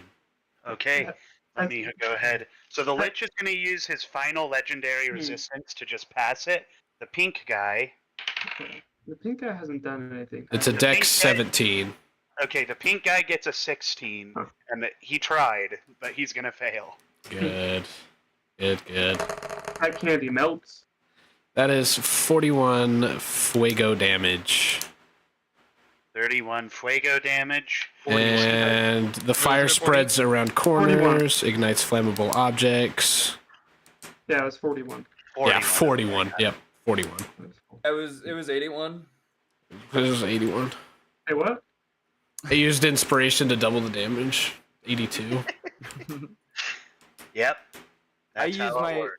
I used my inspiration to just kill the Lich. Dang it. Dude, that... I just thought of like an even cooler move that I could have done, Hey, but I it's okay. totally forgot. It's okay. Life moves on. I know because I could have saved myself, and then I went down twice, so... Is that the end of Alarak's turn then? Yeah, because I cast a spell, so yeah. So the Lich is going to use another legendary action. And he... What's that? Counterspell. You hear a blood-curdling roar coming from the east. And as you guys look toward the horizon, you see the very same Draco Lich that the Lich had summoned in Botanica flying straight toward the dunes. There's a dragon. There's a dragon. Find out. Where's Calixtus? How do we get Calixtus? I was literally thinking, I was like, can I pray to Calixtus right now? It's Savian's turn. So the building's about to collapse, pretty much. The building is going to basically collapse. on the next layer action. Okay. How much stone is above us? Like, do you have a weight estimate? There's no stone above you. He's putting you from this place to that place. From the top to the top, basically. So if it collapses, will we take damage? Yes, because Lots you're of gonna fall. damage. We're falling hard. And then, Oh, we're and then the falling. rubble. Yeah, you'll Yeah. fall. These buildings were once skyscrapers. It's So, literally sitting like this in the ground right now. right, and you guys are on top. And once it crumbles because of what the meteorites he just called down, it's going to fall, and there's going to be, the standard bludgeoning damage for falling, and then additional bludgeoning damage after a dex check at disadvantage to avoid things from falling on you as Okay. you fall. So, just a little flavor. You guys are... hold on. You guys are going to hear just like this... It's almost gonna like radiate, like you just feel it in your bones. You feel this radiation as Xavian just speaks arcane words, and then all of a sudden you see like a ripple of arcana around the ground under you guys as Xavian casts telekinesis under the ground on us, and he's gonna concentrate to hold the floor up. So even if the building collapses, he's gonna hold the floor and keep us up. What the heck is going Our on? bones are radiating. So you guys just see Xavian straining, he's just holding, and you just see his hand shaking. You just feel the ground stabilize under you. Oh, Up Heck to yeah. 1,000 pounds. All right. Rad. I like that. concentration. Like you have to concentrate That's on concentration. That's Cool. concentration. So Xavian stabilizes the ground below you. Following Xavian's turn, Nelwyn, you see, or never mind, because he was, never mind. Sorry. It's going to be Alora's turn, who is going. Let me hurry and grab her stuff. Let me see what she's got. Where is it? Come. She's going to cast.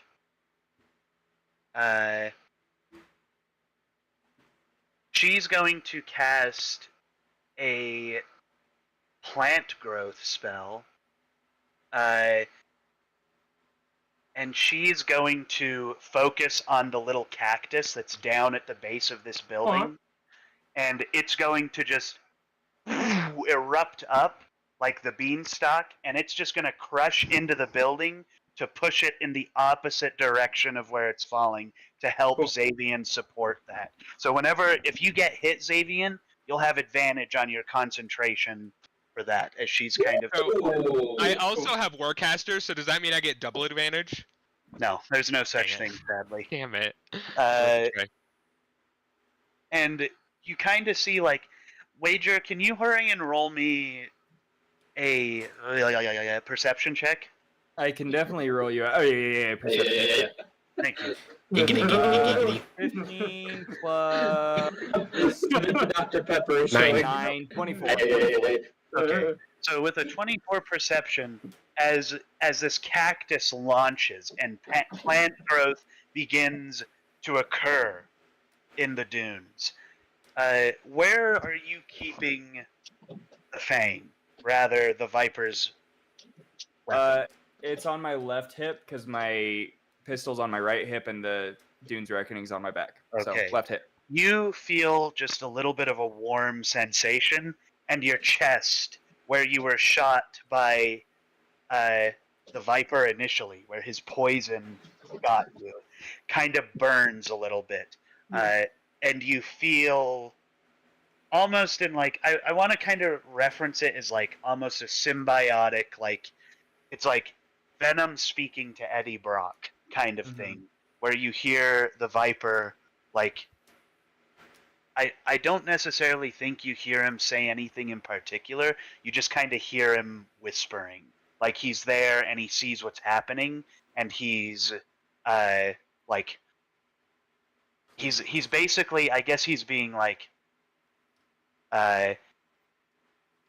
you feel like he's anchored to this place, like he can't leave, and he is like, I don't necessarily think he's laughing. I don't think he's rejoicing. He's like, this is acceptance.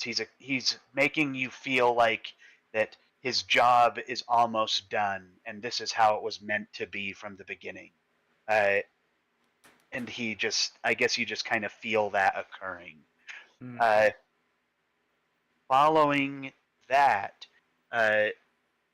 it's going to be the layer action, and the Lich is going to begin pulling another building over. So we've got a couple of options. You guys have this one stabilized. The Lich is going to fall either way, because only the area you're standing on within 30 feet around you is going to stabilize it. So the Lich is going to try and use this layer action to get over onto the other building. So does anyone want to try and follow the Lich, or do you all want to stay on your platform? I do want to follow the Lich, but if possible, I would like to crack the whip, summon the Kranix, and have that protect Xavian while I chase the Lich. I'm gonna try to keep the Lich here. Not possible right now until it's your turn. Okay. You're gonna try and keep the Lich here? Yeah. Mr. Leif has got wings, so he doesn't care. Could I use my reaction to try to grab him? Okay, so let's look into this. So Leif wants to hold the Lich there. The Lich has not moved since he was ensnared in the vines. So the Lich gets he gets a -1 to strength, right? At this current moment. Usually he has he can use a spell on his turn to increase his strength, but he has a -1 to strength right now. And if he fails on this, he's stuck here in the 30-foot platform with you guys. If he succeeds, he breaks out and he's going to hop over to the other building. Okay.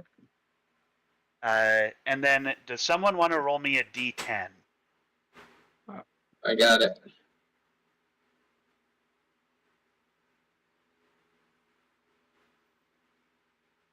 Two.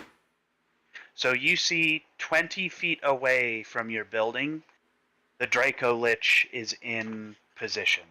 That is close enough for his breath weapon to hit you. You see the Lich is going to attempt this. I'm going to roll this on... Tell me if you can see this roll. Did you see that? Yes. Okay, so I'm going to roll this d20 with the -1 to strength. He needs to succeed. He needs to get a 13 or a 12. Well, for your vines, Asa. 12, he needs to get 12. No, it's a DC 12, yeah. Okay, so we're going to roll this. If he gets anything below, if he gets a 12 or lower, or if he gets, we're going to say on a 12 he fails. So if he gets a 13 or lower, he's going to stay here. Let's roll that. So the Lich gets in total a 3, and as he tries to break out, he is trapped on this platform with you guys.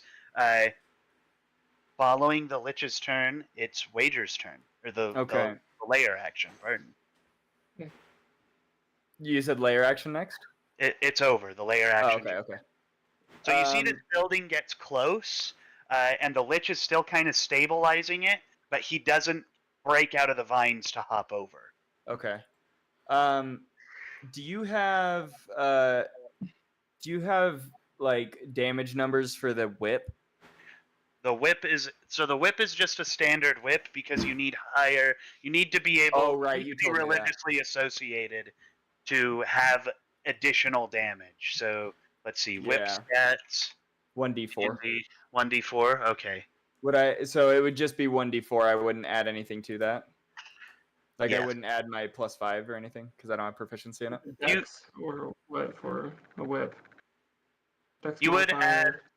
add your dexterity modifier to it because it's and it has a 10-foot range. Okay. That's it. Well, what I'm gonna do, I'm gonna right off rip bonus action to reload my handgun. All right. And then I will use one attack. If I attack the Lich with the whip, will I still be able to spawn the Kranix? So to summon your steed, it's a bonus action. Oh, okay. So I since I just reloaded, I So- can't do that. Yeah. So if you unless you can use an action to do a bonus action, but, Right. then you use your action. Hmm. Imagine reloading, L. I know, right? It's okay. I felt good getting those 6 shots in that idiot. So, yeah, I'll use my action just to get a second bonus action in, and I will spawn the Kranix.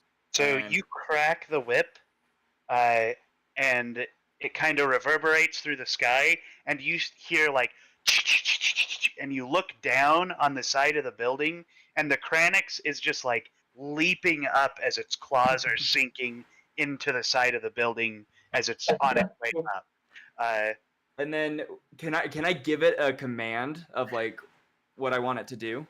Yeah, I'll say you can give it a command. I want it to protect Xavian, and if like I don't know if this messes with concentration or not, but I want if something gets too close to Xavian, I want him to like basically get underneath Xavian and run him to a different spot.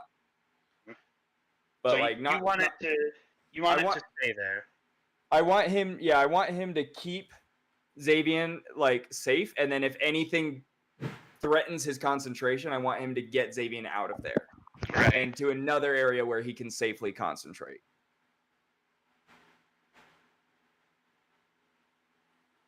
And then if that all is allowed, that will be my turn. Yeah, so you can tell it to defend Xavian. Mm-hmm. I would say to give it like a triggering effect, that'll cost more than just a free action. That I feel like that's too complicated of a command for just a free action. Okay. So if you just want to be like protect Xavian, it'll understand that, but it's not going to follow any kind of established. Then my triggering command will be to protect Xavian. Okay. Following. Sorry. And then I want to use my movement to get close to Alora. Okay, so you get closer to Alora. All right. Do you want to be like within 5 feet of Alora? Maybe like 10 or 15, but yeah. Okay. You hop up there near to Alora, and then following Wager's turn, it is Leif's turn. All right. So he's wrapped in vines, so I get advantage, right, on attacks? Mm-hmm. Okay, cool. Here we go. Thank goodness. 24 for the first hit.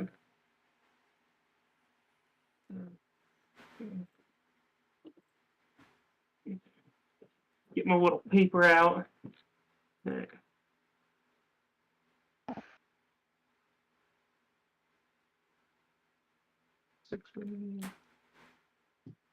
Second attack.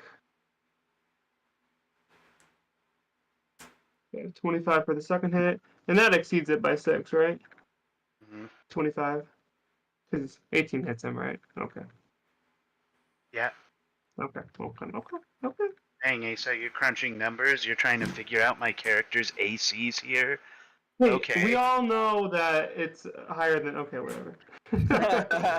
Asa's like, your He character tried has an defending AC of himself and then just 18. gave up. Your character has an AC of 18 and 200 HP. Just keeping track. It's not I like that, just- man. It's not like that. I just like how Asa like tried to defend himself and then he's like, I don't care. He's like, yeah, I'm tracking your character's numbers. It's like a like figuring out characters' ACs and health by like subtracting and all that stuff and adding supposed damage. That's like counting cards. I know. Get kicked out of Vegas for that. I know an 18 hits him. Okay, whatever. All right, so 31 regular damage, 6 All right. radiant damage. So, You see, the Lich takes 2 more steps toward that front door that we talked about later. He's not looking very slick. Is that one of your hits? no, Or that was was it. Okay, that was it. So, following Leif's turn, it's going to be the Lich's turn. The the Lich is going to cast a bad guy spell, if you can believe that. I wasn't. What, the meteor whatever wasn't a bad guy spell? That was actually a very cool and epic guy kill. Can I counterspell? You have counterspell? Yeah, I do. All right. What I don't know what he's gonna cast yet. Okay, well, whenever you figure that out. Let me look and then I'll say yes if that works. Oh, that's funny. He's gonna cast a bad guy spell. I don't know what form that takes though. I don't know what spell he's going to cast, but will be a bad guy. Yeah. Will be bad guy spell. Will be bad guy spell. Very bad. Very mean guy. What Very bad spell. I'm bad. What do you bad? Bad guy. Yeah. Go ahead But I'm not, bad guy. and cast counterspell. DC 15. In case you're muted. No, I know. I'm Okay, talking. good. I'm talking to my stream. Oh yeah, are you? Okay. So you're gonna do your spell casting modifier with whatever you roll. DC 15. Okay. I was Bobo's in my chat right now, and I was giving him crap because he said stab the witch, easy win, and I said it's a lich, my boy. Yeah, let her off. What do I need to roll for this? D20 plus spell Just a casting D20. modifier. Okay. That's a nat 20. You see the Lich again goes to push out this vile yellow gas to go and encapsulate you guys, and Aurak goes, and it. I literally say enough and wave my hand, and his magic just dissipates. And it just. I like that. He pulls a Rosa Parks and just Nah. Well, I guess with that, it's Nelwyn's turn. Okay. Is the Pink Knight still here? The Pink Knight is still Nobody there. got me, my team got He's me. cowering in fear. Because the Lich's spell ended on him when the Lich summoned. I said I could have Draco saved Lich. myself, but no, I took the 51 damage. So the Candyman is hiding with his head, he's just sitting there covering the back of his head. Oh, he's still there. being a little bitch. Right. I don't think he did a single thing. I'm going to take Deceatless Uh-huh. and I'm going to stand next to the Paladin guy and look up at him, and I'll say, in response to him, last turn he said, doesn't matter how much time we have, only what we do with the time we have.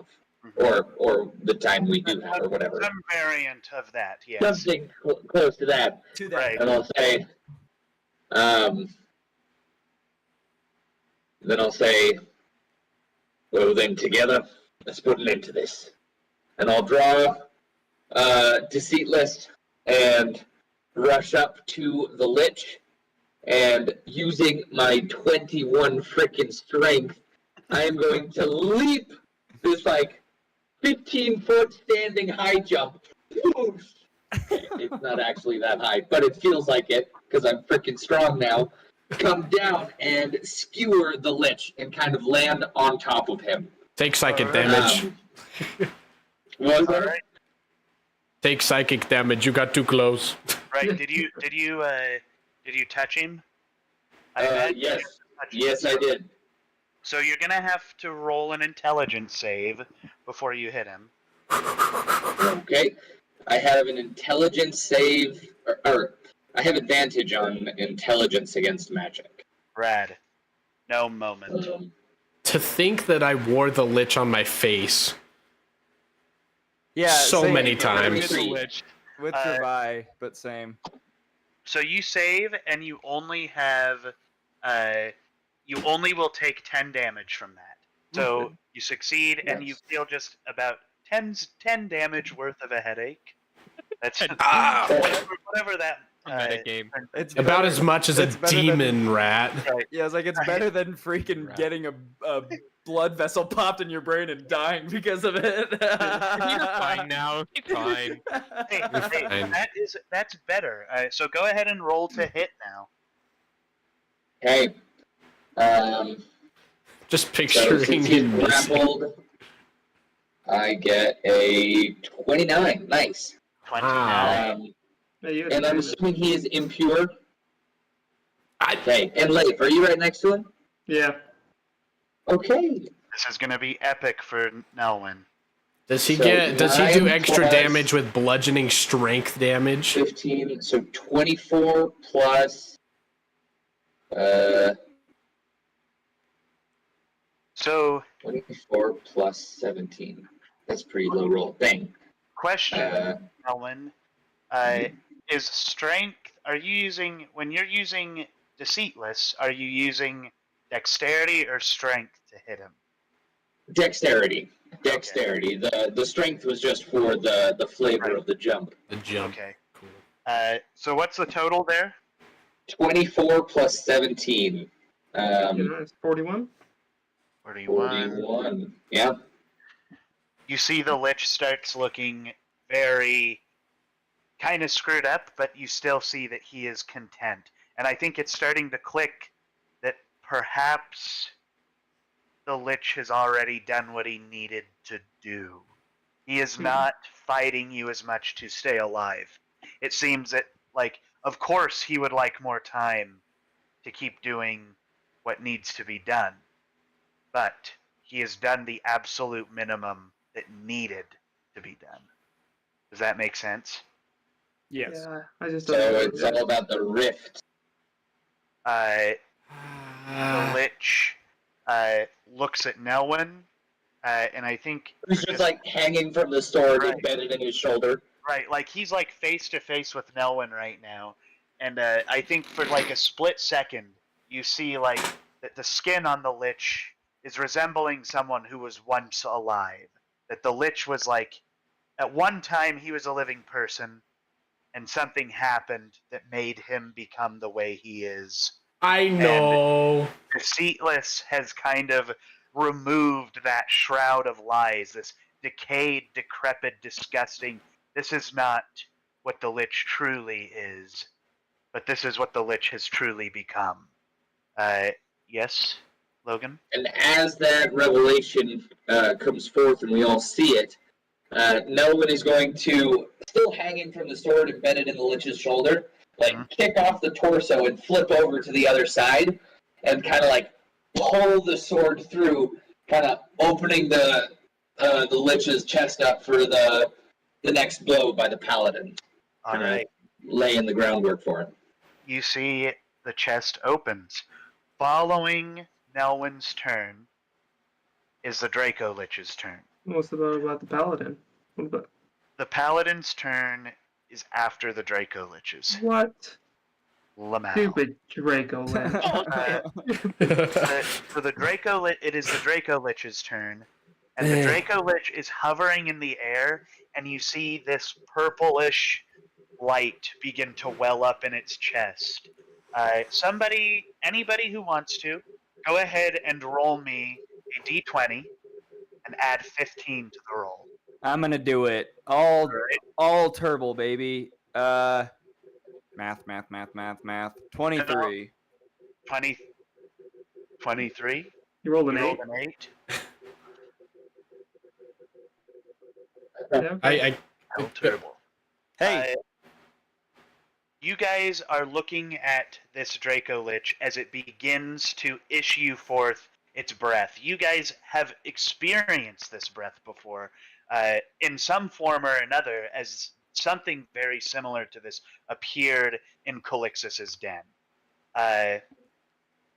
And in this moment, this thing rears back, and then almost as if just by sheer coincidence, you see a large figure cross over the sun and come straight down as Calixus just slams the Draco Lich directly. Hell yeah.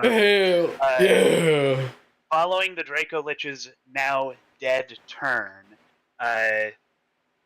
And Calixtus, you just hear this growling, and you're seeing flame. It's like he's like literally got it pinned and blowing fire right into its face. You see it like roiling up around him on the ground. The paladin is going to look at.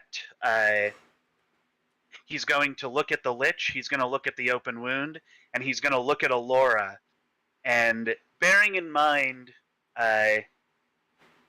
this man was human, right? He was not an elf. He was not some kind of plant lady who can live for a long time. He was just a human. And you see for a second, you see his anger in his eyes as he looks at the lich, and you see he looks down at Alora, who's standing next to him. And Nelwyn, I think you especially, I think all of you kind of extrapolate this, but this is the first time he's seen his daughter. Like, he's seen her in a form that was not this mystical and powerful seed that he died protecting. He's seeing the result of his work, right? He's seeing the result of what he wanted to save. And he, instead of taking an action to charge the lich, he's just going to, I think he's just going to kneel, and he's going to embrace Alora, and then he's going to cast heroism on everybody in this area. So let me tell you exactly what that does.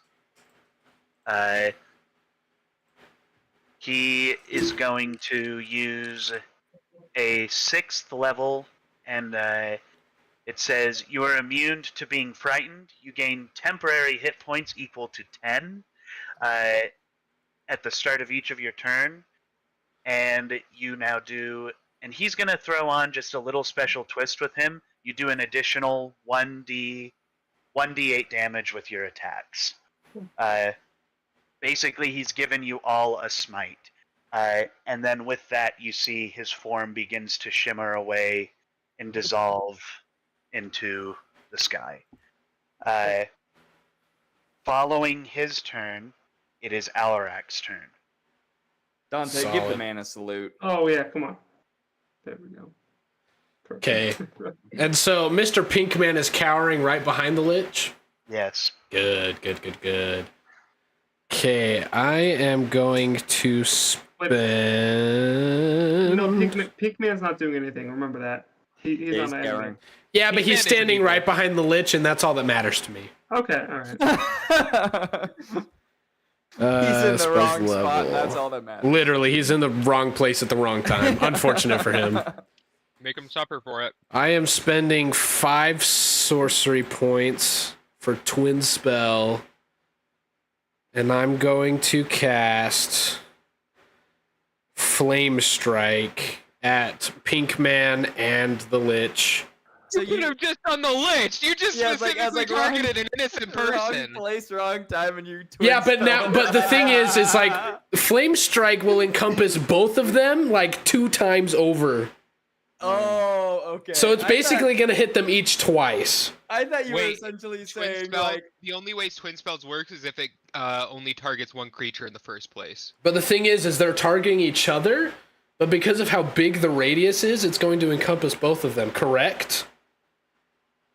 I don't know that it works on area of effect. The specific wording of Twin Spell is a spell that only targets one creature at the level that you cast it, can instead target 2 creatures. I'm just trying to save Candyman here, man. Why are you He doesn't doing deserve this to shit. Candyman? Homie was just chilling and got ripped from his own dimension and I think he deserves forced to fight. I think he deserves it. He You was know wrong how place, wrong time. cool this spell is? I want to lick him. You know how cool this is gonna be? That's kind of why I don't want him to get melted. Sadly, you cannot twin spell an area of effect spell. It has to target one creature. So Flame Strike. Bye-bye. However cool it is. You can still just flame strike the lich, and then the what's his bucket still in the Yeah, wrong if you place. really wrong wanna hit him. time. Yeah, or you can use distance spell and double the range. Why would I want to double the range? Well, So it gets Candy Guy. It'll still Well, you hit don't- Candy it'll- Guy. It's a it'll- 10-foot. It's a 10-foot circle. Yeah. Oh, well then. It'll still hit Candyman. Okay, I'll just do a regular flame strike then. Can you juice it up a little bit? Not really. He doesn't have Empower spell. I have. I do Well, it's have Magma, empowered it's, spell. You could empower it then. Yeah. So basically, I just got to roll for damage and then re-roll all the ones I don't want. Okay. Well, I can re-roll up to 5. You have to roll to hit, or they have to make a save, don't they? It's a dex save. I didn't know what He had flame strike disadvantage was. on deck saves. And I Alright. roll 46 of fire damage and then 46 of radiant damage. So that's a 16 for the Lich at disadvantage. The Candyman, on the other hand, Gets fails fucked. to save because he doesn't move. Yeah. Idiot. Okay. So there's the first one, which is 13. Okay, I'll save that one to re-roll for now. Where's my button? Right there. Okay, sounds good. And then 15 for the second one. But I'm going to re-roll a couple of these. Let's see Alright. here. Tell me the total when you're done. Okay, yeah, I'll tell Smite you on the that, total. Caleb? Let me. What? Are you adding your smite on that? From heroism? Not yet. I haven't added that yet. I'll add that at the end And the after I smite is a re-roll. 1d8. Yeah, 1d8. I guess That's I'll roll the 1d8. 1d8 just to see what I get. That way I can just re-roll them all together. Okay, that's fine. All right. Alright, so let's re-roll that one, that one, that one, that one, and then we'll do that one. So the total right now is 6.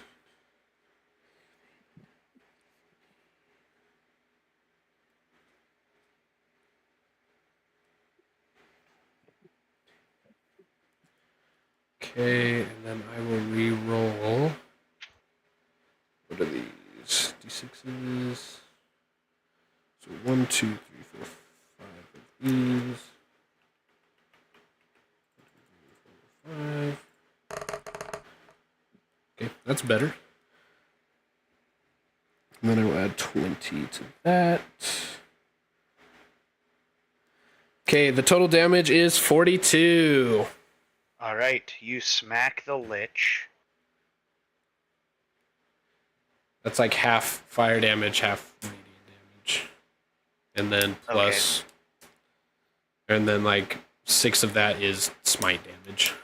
Alright.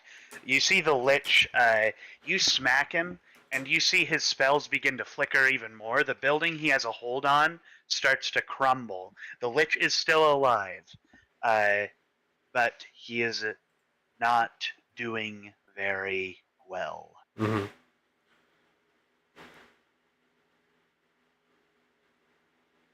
Cool. And that will be it. That will be all of your turn.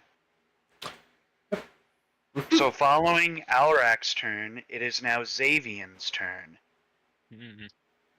Okay, so can I use my item interaction to toss my griffin statue to Alora? Yeah, sure. Okay, I'm gonna toss it to her and I'm just gonna like shout. Do I know the command word then? Yeah, whatever you say the command word is now is going to be the command word. Okay, I'm gonna just tell Alora what the command word is. I'm just gonna yell like Sparky, Light. Sparky, boom man. yeah, Light. Sparky Sparky Boo Man. Actually, yeah, I'm gonna throw the griffin statue and I'm gonna call out the word as it's flying, so when it lands in front of her, it'll be right there in case she needs it to get away or something. So I'll use that for my item interaction, and then the Lich is restrained, right? Yeah. Yes. Cool. Okay, so that means he's probably going to fail, but I'm going to cast 7 sorcery points to renew a 5th level spell slot. Alright. And you guys are just going to see Xavian start walking up to the Lich, and he's just going to say, "This is the last time you hurt my country and my friends." And then you're just going to see electricity just crackle around Xavian, and he's going to get within 10 feet of the Lich. And he's just going to point blank lightning bolt, 5th level lightning bolt him. Alright. So he's going to take... Let's save at disadvantage. Is that right? Yep. Alright, well, he fails. Okay, cool. So he's going to take 33 plus 14 damage. Mm-hmm. And then I'm going to use I'm going to use my sorcery points to cast that as a bonus action. And then for my main action, I'm going to cast Shocking Grasp. Alright. How many sorcery points do you have? A shit ton. I have 16. That's awesome. I only have 11. Okay, and then I'm going to Don't cast say Shocking that word Grasp, on so stream. that's going to be... Sorry. A shiz ton. There you go. That's going to be 3d8, and that's going to total out to another 10 damage, so... Alright, so what are we looking at for totals? 33 plus... Hold on, let me check everything that was rolled. Alright. So it's going to be 33 plus 14, which is 47, Mm-hmm. plus 10 is 57. Alright. Nice. You see as this energy crackles around Xavian, the storm the Lich had conjured is nothing compared to the natural power that comes from Xavians. Just sorcerers are born with power. They are born with innate ability. And something about this innate ability, aside from this unnatural storm, separates it as lightning is crackling in the sky above. Xavian fires a lightning bolt into the Lich. You see all of the hair burns off of the skull, the clothing fries away, and you see, standing before you, a black skeleton that looks almost built of some kind of steel with a thin purple aura around it.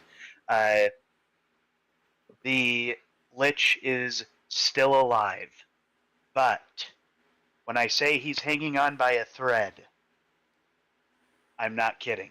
He's genuinely hanging on by a thread. I'm going, in fact, what I'm going to do, I'm going to write down on this piece of paper exactly how much HP he has left, so that, like, whenever whoever wants the next attack, we can, What if we guarantee all this. attack at the same time? Can we In do that? group, That's what I was gonna say. Is like you have the Lich in this state, and I will say like the Lich in this state looks more volatile than he has been the entire time. He looks unstable. It looks like if he gets the opportunity to cast a spell, the Lich is going to do something very devastating. You guys look as this purple energy crackles off of this skeleton, and it has no eyes. There is no color. It's just gaping holes as the bones just turn and look at each and every single one of you. If you guys would like, we can set up something where if you guys would all like to act at the same time, I think that'd be cool. That'd be do something so like cool. that. I think that would be sick.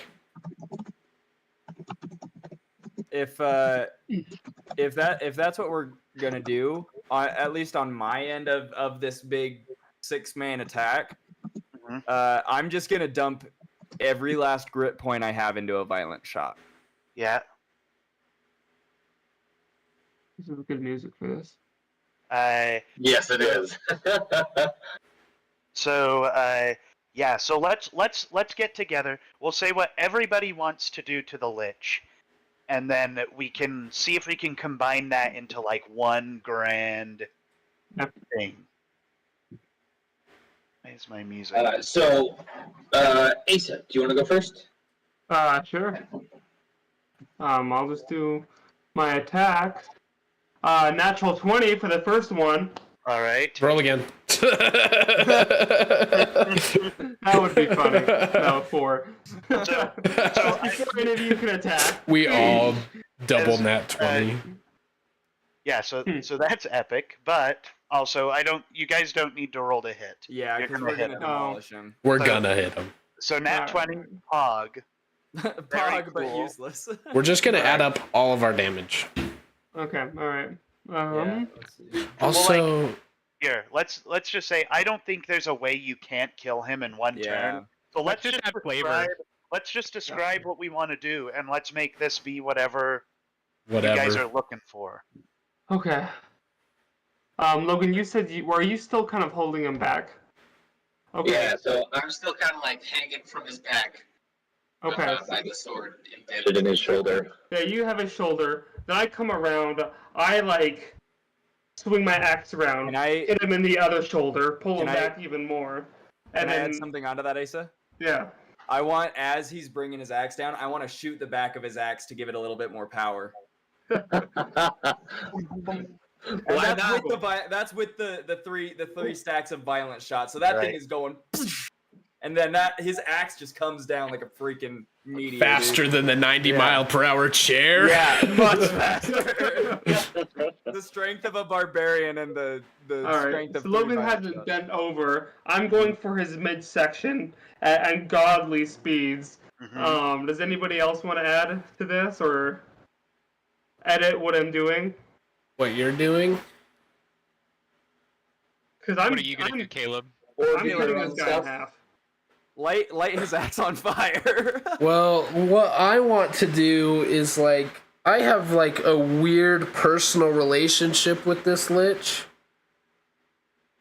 Like I'm gonna do like my flame strike, but it's literally gonna be the culmination of everything that I've learned and I've become on this entire journey, put into this heavenly radiant flame that comes down from the sky, and I just want to incinerate the hell out of him.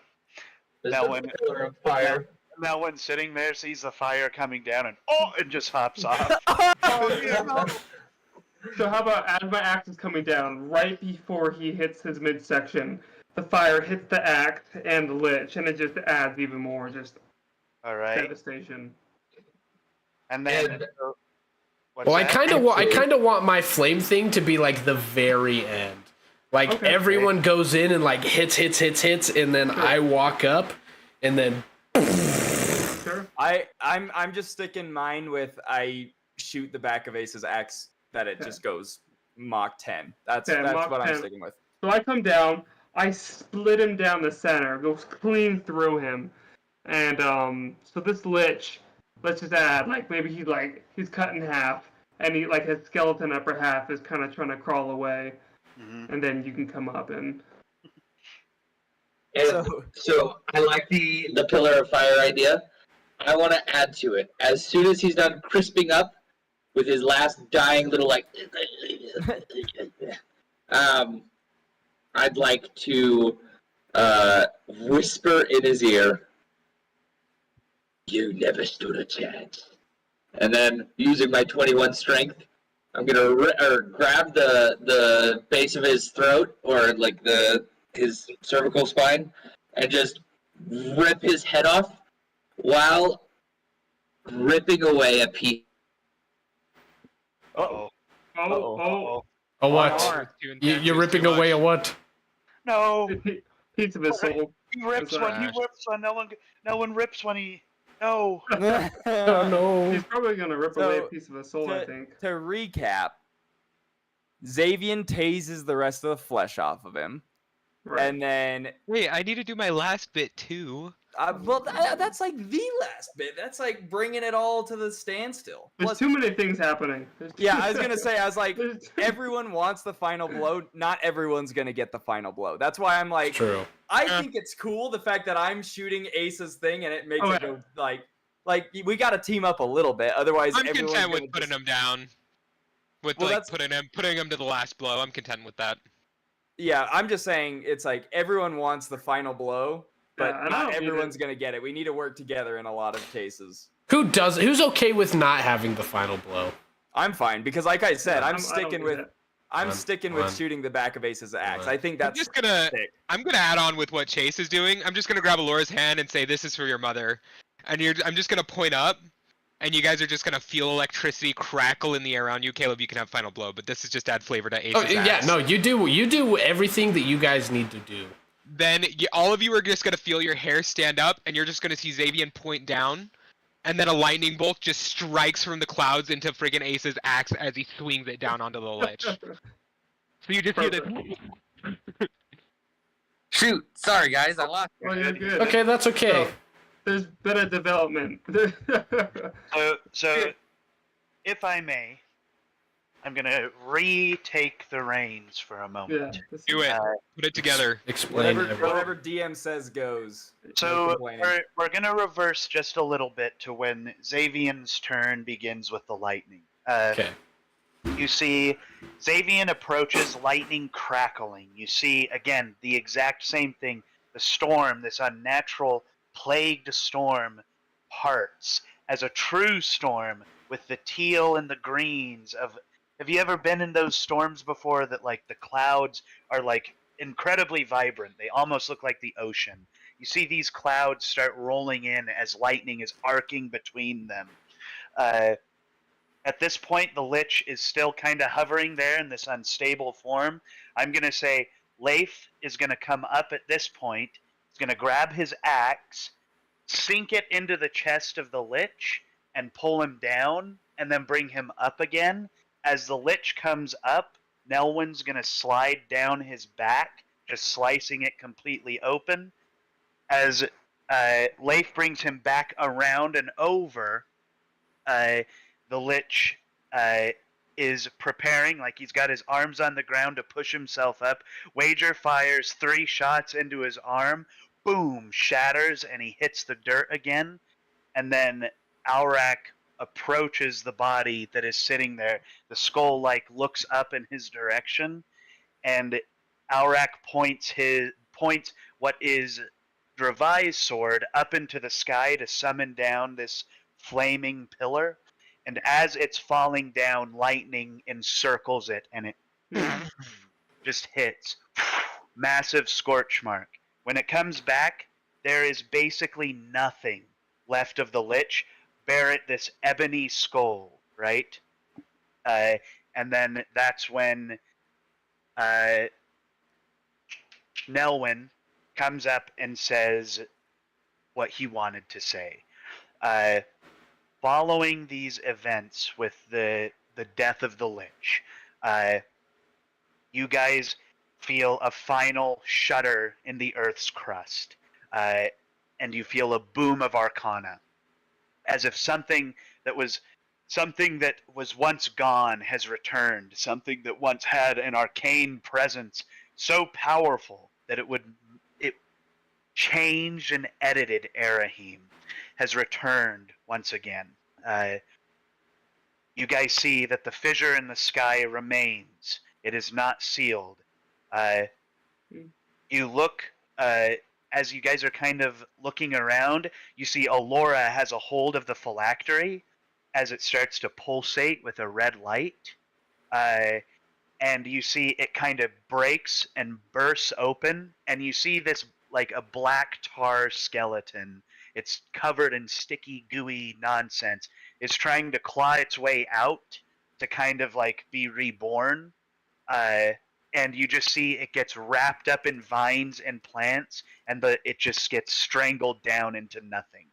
It implodes on itself and folds out into a small orb of light that you guys would recognize from that prophecy down underneath the ground. As you recall, from the beams of light, you saw a possibility in which the world was beaming with nature.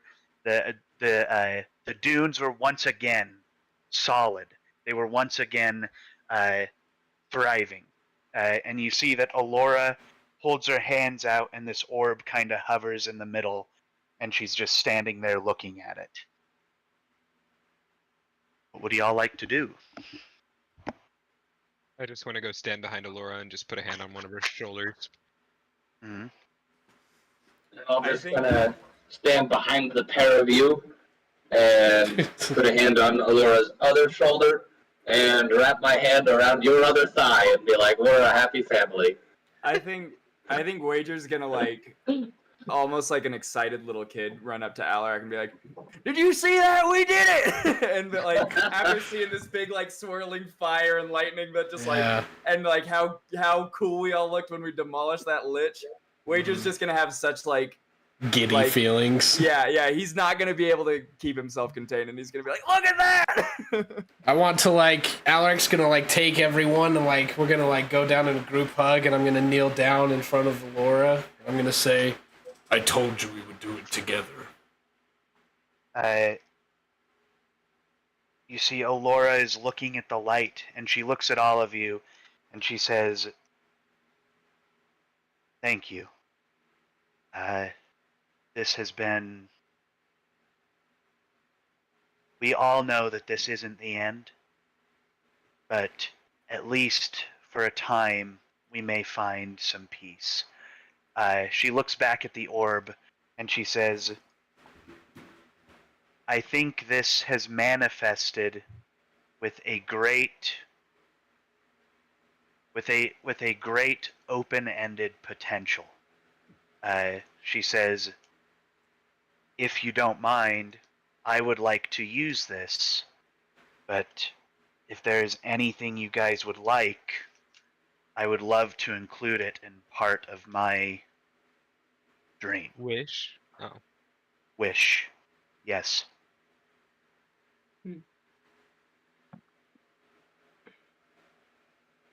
So is there anything you'd like her, like she's saying like, I have this is raw arcana. This is the ability to change and alter almost anything, barring things that are beyond it or that could manipulate it in a way.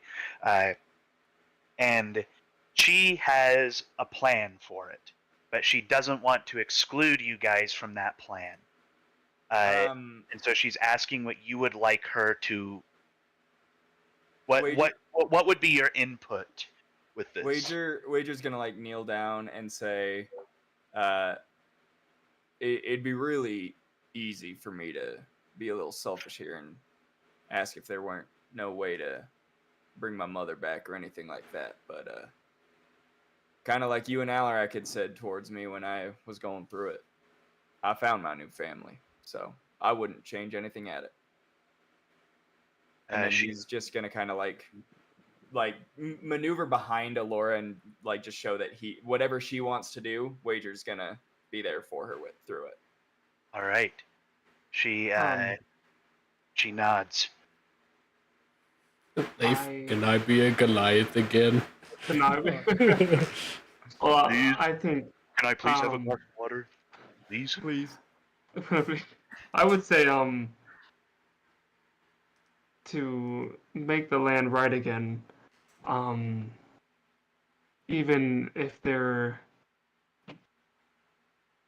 though there was a lot of pain to get to this moment, I think one of the things, if it's in your power, you should bring life back to the dunes. She nods. If you can make me a Goliath too, it'd be cool to keep. You don't like being a bird, Leif? It would be cool to keep the wings, but a winged Goliath. Yeah. So that's all. Laura, I first of all, seeing Goliath Leif would be awesome again, but I think there's more than one way to bring life to the land and to the dunes. And I think one way that would be able to help with that, I know the power of Raw Arcana. If you feel it right, you should bring your mother back, and you two should work together to set the land right. I owe your mother an incredible that she gave me the opportunity to watch over you, and you've changed me. And I would love to be able to express my gratitude and do whatever it takes to help you two change the land again. I think Alora is gonna say that. She says, Is there anything else anyone wants to say before she shares her thoughts? I think Nelwyn has Aurak. I think maybe Nelwyn and Aurak have not said what they would want from this, basically. I have a clarifying question. So for wish, is it like a broad thing, or do you have to wish for one specific thing? So the less specific you are, the more likely the wish is going to go wrong, basically. So like Alora's going to try and ask for whatever she can to make it all possible. There are some things that like you shouldn't wish for. Like I'd say maybe like undoing death is something that is difficult to wish for because there are things and consequences just because of that action. Disrupting the flow of life like that is difficult. So like in terms of like bringing her mother back, or if Wager was like bring my mother back, or bring these people back, it's like, are we sure that's the best option? Is that something that will damage them, damage you, or damage everybody? We don't know. And Right. that's kind of the scary part with Wish, I guess.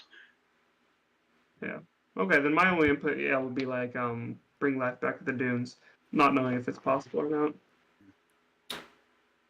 I think Wager would agree with that because the whole like he felt like Kvek was like not like you said kind of watching over but not really, and was like he felt like what was happening, like everything that he was doing was finally about to come to a climax. And so I think that's essentially what Wager would say, is he'd be like, selfishly I want to ask for my mother back, but I know there's a greater thing that needs to be done here. Or closing that huge rip in reality above us. That could also be a good thing. That's fine. And that would be another thing that I think could potentially, being as transparent as possible as a DM, that is something that could be manipulated in a very particular way. Like, there are certain things, basically, there's canon events in D&D. Okay. There are things that, like, if you try to wish to fix, like, if you're like, I don't want this to happen anymore, then you run into problems that, like, what is the chaos that's going to unfold? What is the full story of everything that's occurring? And I think the issue with closing the rift is that I think it took more than a wish spell to open it. So I think it would take more than a wish spell to close it, I suppose. Okay. I think Bring the dunes back. Nelwyn and Alrak can share what they would like. Go for it, Alrak. Okay. Alrak's gonna walk up. He's gonna be like, I do not wish to be a, I guess, quote-unquote, crime lord anymore. I wish for my company, I guess, to be a pure and honest trade system that will help everyone benefit from everything that we do, and to help other people instead of, well, being selfish and using my power for gain. I wish for that one simple thing to be changed so that I can make a small difference in the world. Alora is going to look at Alrak and say, she says, the difference you have made today outnumbers every deed that has happened yesterday and every deed that could happen tomorrow. And she says, but I respect that decision. And she's going to turn to Nelwyn after hearing that. And Nelwyn will take a moment and look at her, and then Xavian, and then everyone else. And even off the edge of Calixtus down there, then back to Laura. Say,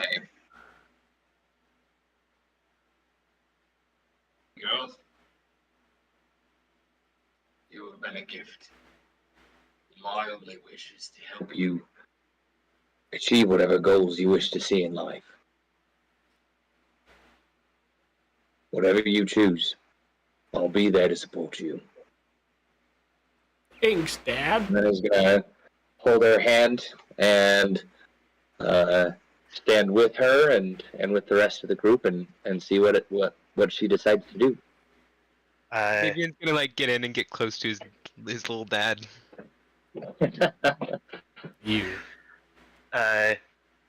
You see Alora steps forward away from the group, and she closes her eyes and lifts the orb into the sky.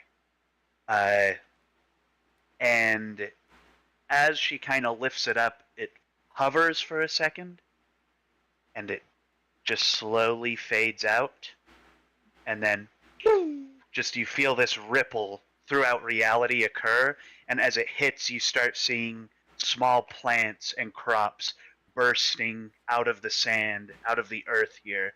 You see the buildings are being re-supported by large vine systems and structures as they curl up and fix the buildings and resolve them.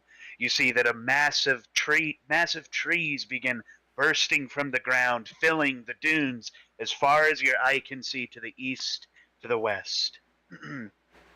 You see, in the far distance, those of you with eagle eye vision can see the forest in Gorham. You see that the woods from there expand inward towards the dunes. Suddenly, you guys are standing in a very different place. A place where the temperature is cooler, where you don't have to be covered anymore. A place filled with trees and plants and flowers, buildings that are re-supported. A mighty kingdom has risen from the forest and the sand. As you guys climb down through the building, you see that it is still changing. Vines are coming in and repairing furniture, growing different types of things all over the place. You guys walk down to the base, and as you're walking toward the tree, you see marigoblins and snapdragonborn bursting from buds in the soil, coming up as citizens. People of carrots, people of beets. You see the dune dwarves are taking off their clothing as they are coming out from the depths below the sand. And then, almost as if part of the wish was, as if you almost see, as you guys approach the tree in the center, you see that the tree remains dead as vines crawl up it, and they have their small flower buds bursting open at the end, revealing a pinkish blue hanging vines with flowers on them, a truly beautiful thing. But the tree that it was dead remains dead. You see Alora begins to shimmer in this light as the ripples begin to concentrate and come back onto her. She grows a little taller. She seems to get a little older even. Something that you guys is not foreign to you guys, seeing her age right before your eyes. And once the light dissipates, you see a nearing 18 to 20-year-old Alora who looks significantly more like her mother, but still has the same charm and resoluteness of the paladin who fought beside you in the fight against the Lich.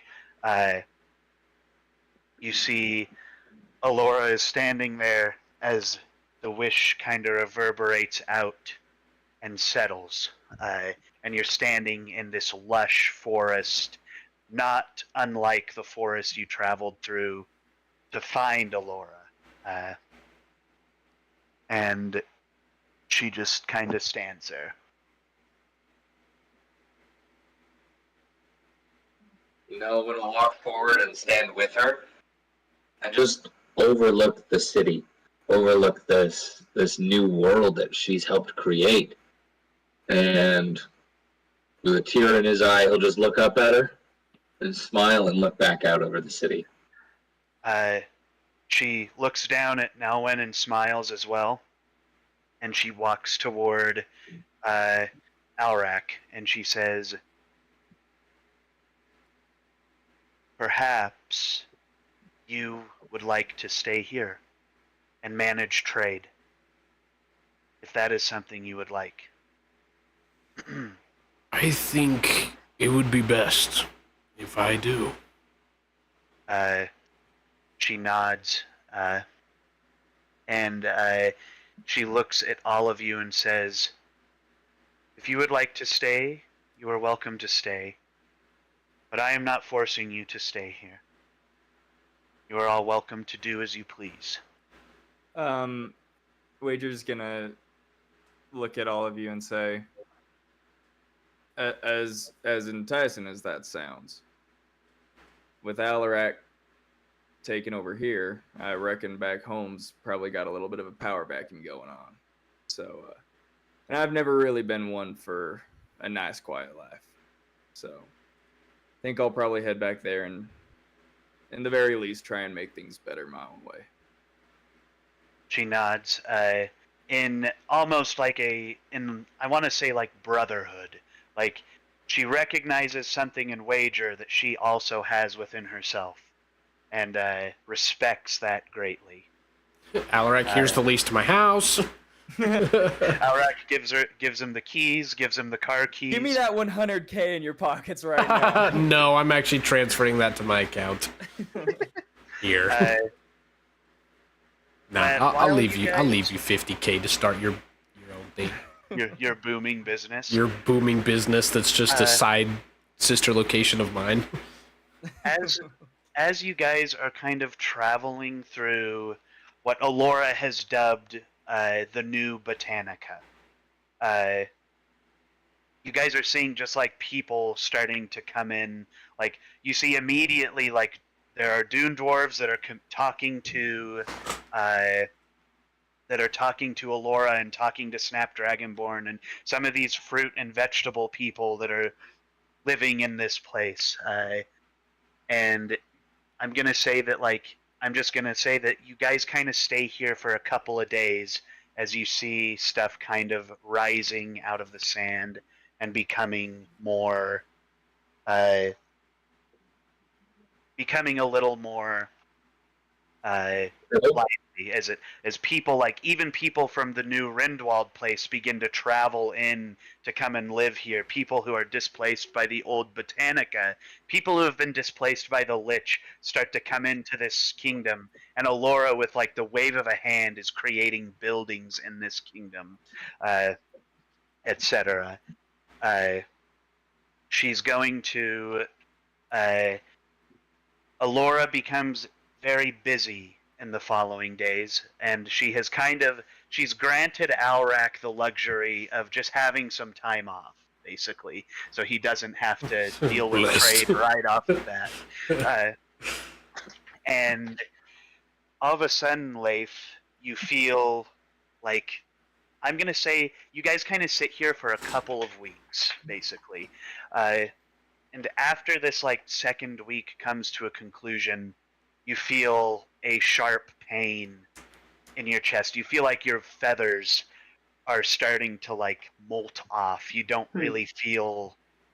It's not necessarily a good thing. You don't really feel great. It feels, for lack of another term, like a heart attack. I rage.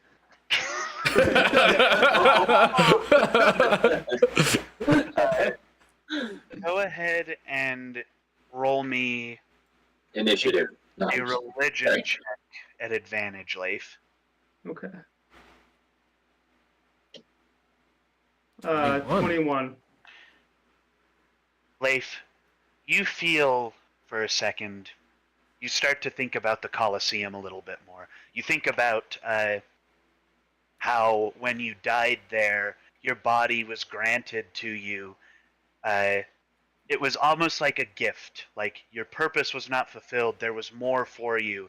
And with the begging of a minor, to some extent, a minor deity being Alora, your prayer for life was answered, right? for lack of a better term, I think it becomes exceedingly apparent, and especially with probably through conversation with Calixus for the last few weeks as well, is that the person that you kind of bargained with to receive this new body was Core. And you begin feeling this pain because there seems to be some kind of severing from Core. Like Core has since something has happened. Core is no longer providing this luxury. Which I think to Leif, having rolled a 21, he knows Core is a beacon of good. Why would he be rescinding a gift? And I think as Leif is thinking about that, he, boom, hits the ground. Around the same time, as Leif is kind of hitting the ground, it's about 2 p.m., right? We're looking at like a standard afternoon when suddenly you see the moon comes into view in the daylight and slowly begins to eclipse over the sun. Leif, in your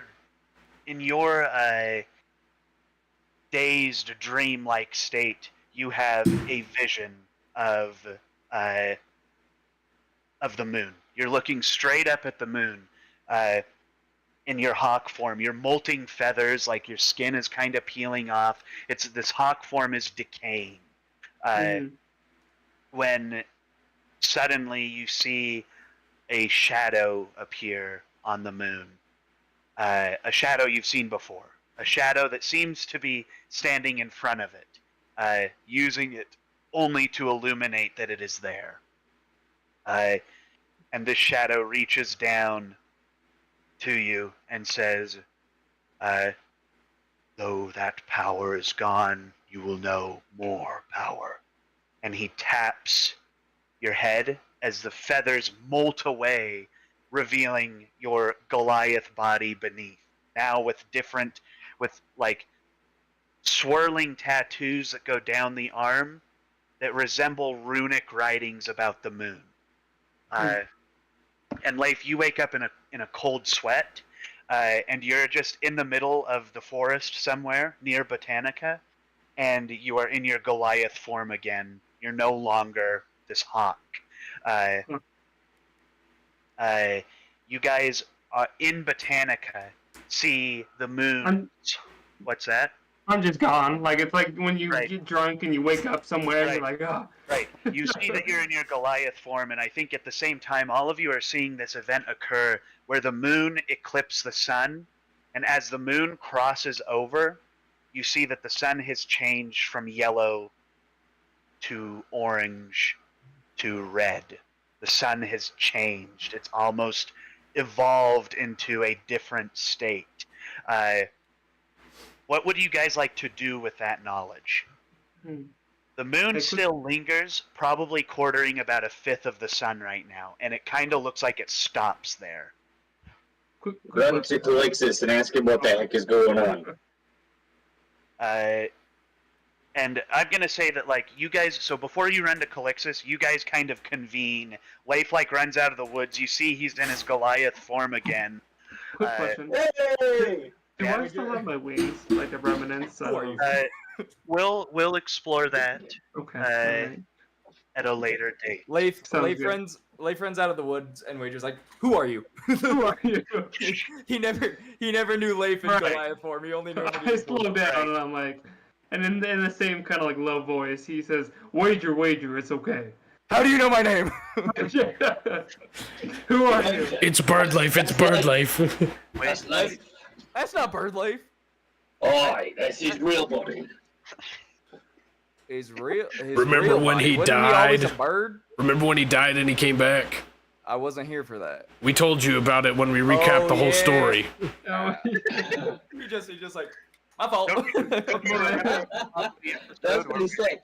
Thank you. So you guys reconvene, and you're kind of like talking about what's happening. You see people in Botanica start to kind of run around, and Alora is up in the top of one of these buildings that has become, in this short time, a spire to a greater castle, and she's just looking up at the sun. What would you guys like to do? Run to her. Run to Alora? Yep. Okay. Yeah. You guys run up into the castle where Alora is still standing there out on the balcony looking up toward the sun. What would you guys like to say? What's happening with the sun? What's happening? Is everything all right? Alora looks back and she says, "The Lich said he already did what he needed to do. He said he had finished what needed to be done. He said that his job was complete, that he did the absolute minimum. This is the result." You see where Calixus has been residing. You see him look up toward the sun as he flaps, and you see he's kind of like faltering as he's flapping through the sky. And he's coming up toward you guys, and as he's kind of coming toward the balcony, he's turning back into like a human form, and you see he hits the balcony and just slides in, and he pushes himself up. Badass. And he's looking pretty frantic. Alexis, I help the old man up. Calixus looks around and he says, this is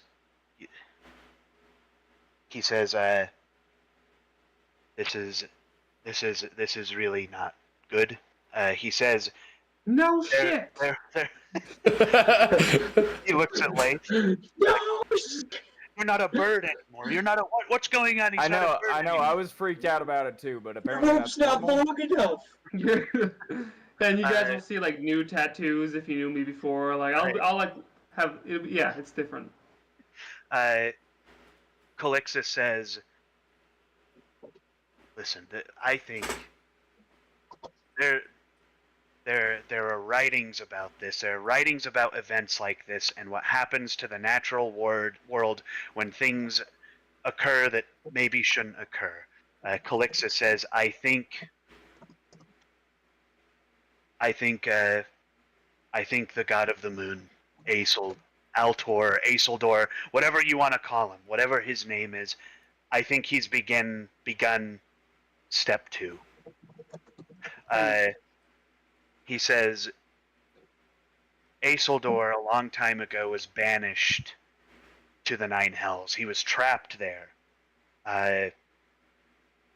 And he has been trying ever since to make his way back to Primordia, the divine plane. And I think the Lich was the thing that he needed to do that. And he says, I believe what we are seeing is the death of Kor. And you guys would know that Kor is the god of the sun. So the sun, being this yellow light in the sky, gets eclipsed by the moon and then is blood red.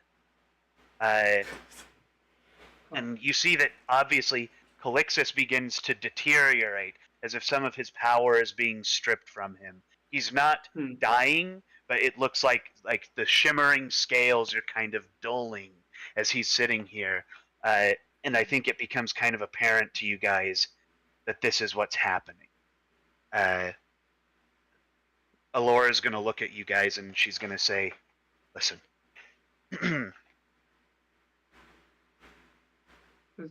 I can open up a gate to the Nine Hells. If you guys would like to go there and see what you can figure out, maybe even stop him? I don't know. I don't know.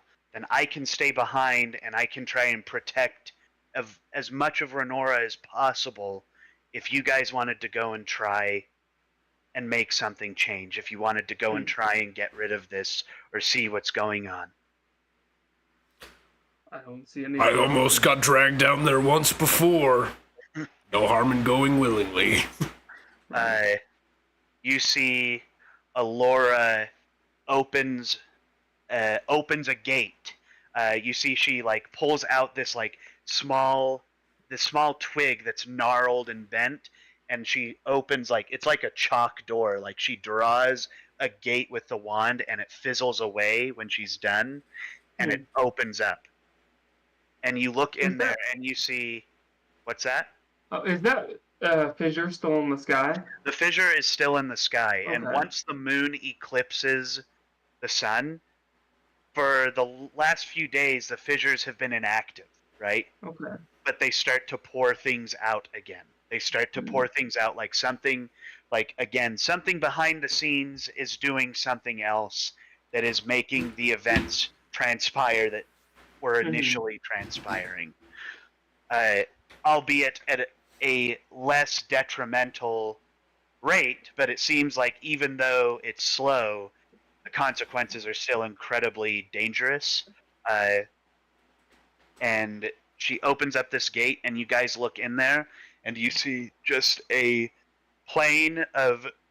You see basically a plain of like ruins, basically. There's ruins everywhere. There's large pillars, small pillars. They seem to be made out of all kinds of stone from all different kinds of regions.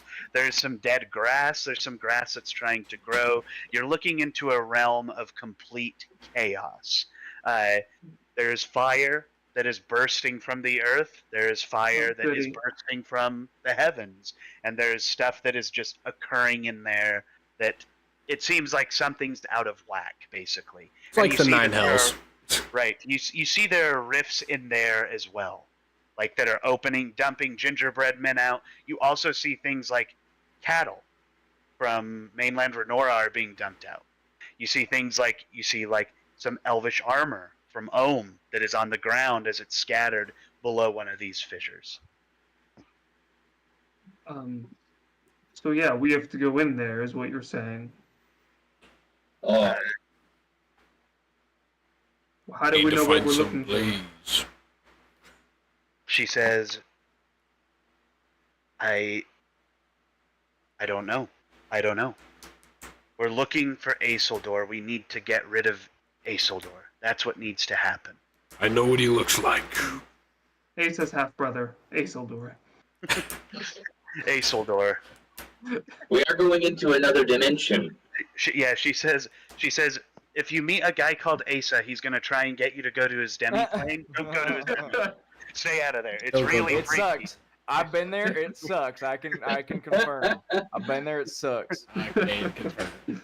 Speak for yourself. No. I mean, I reckon I can go so long as there's some payment. I slap wager. She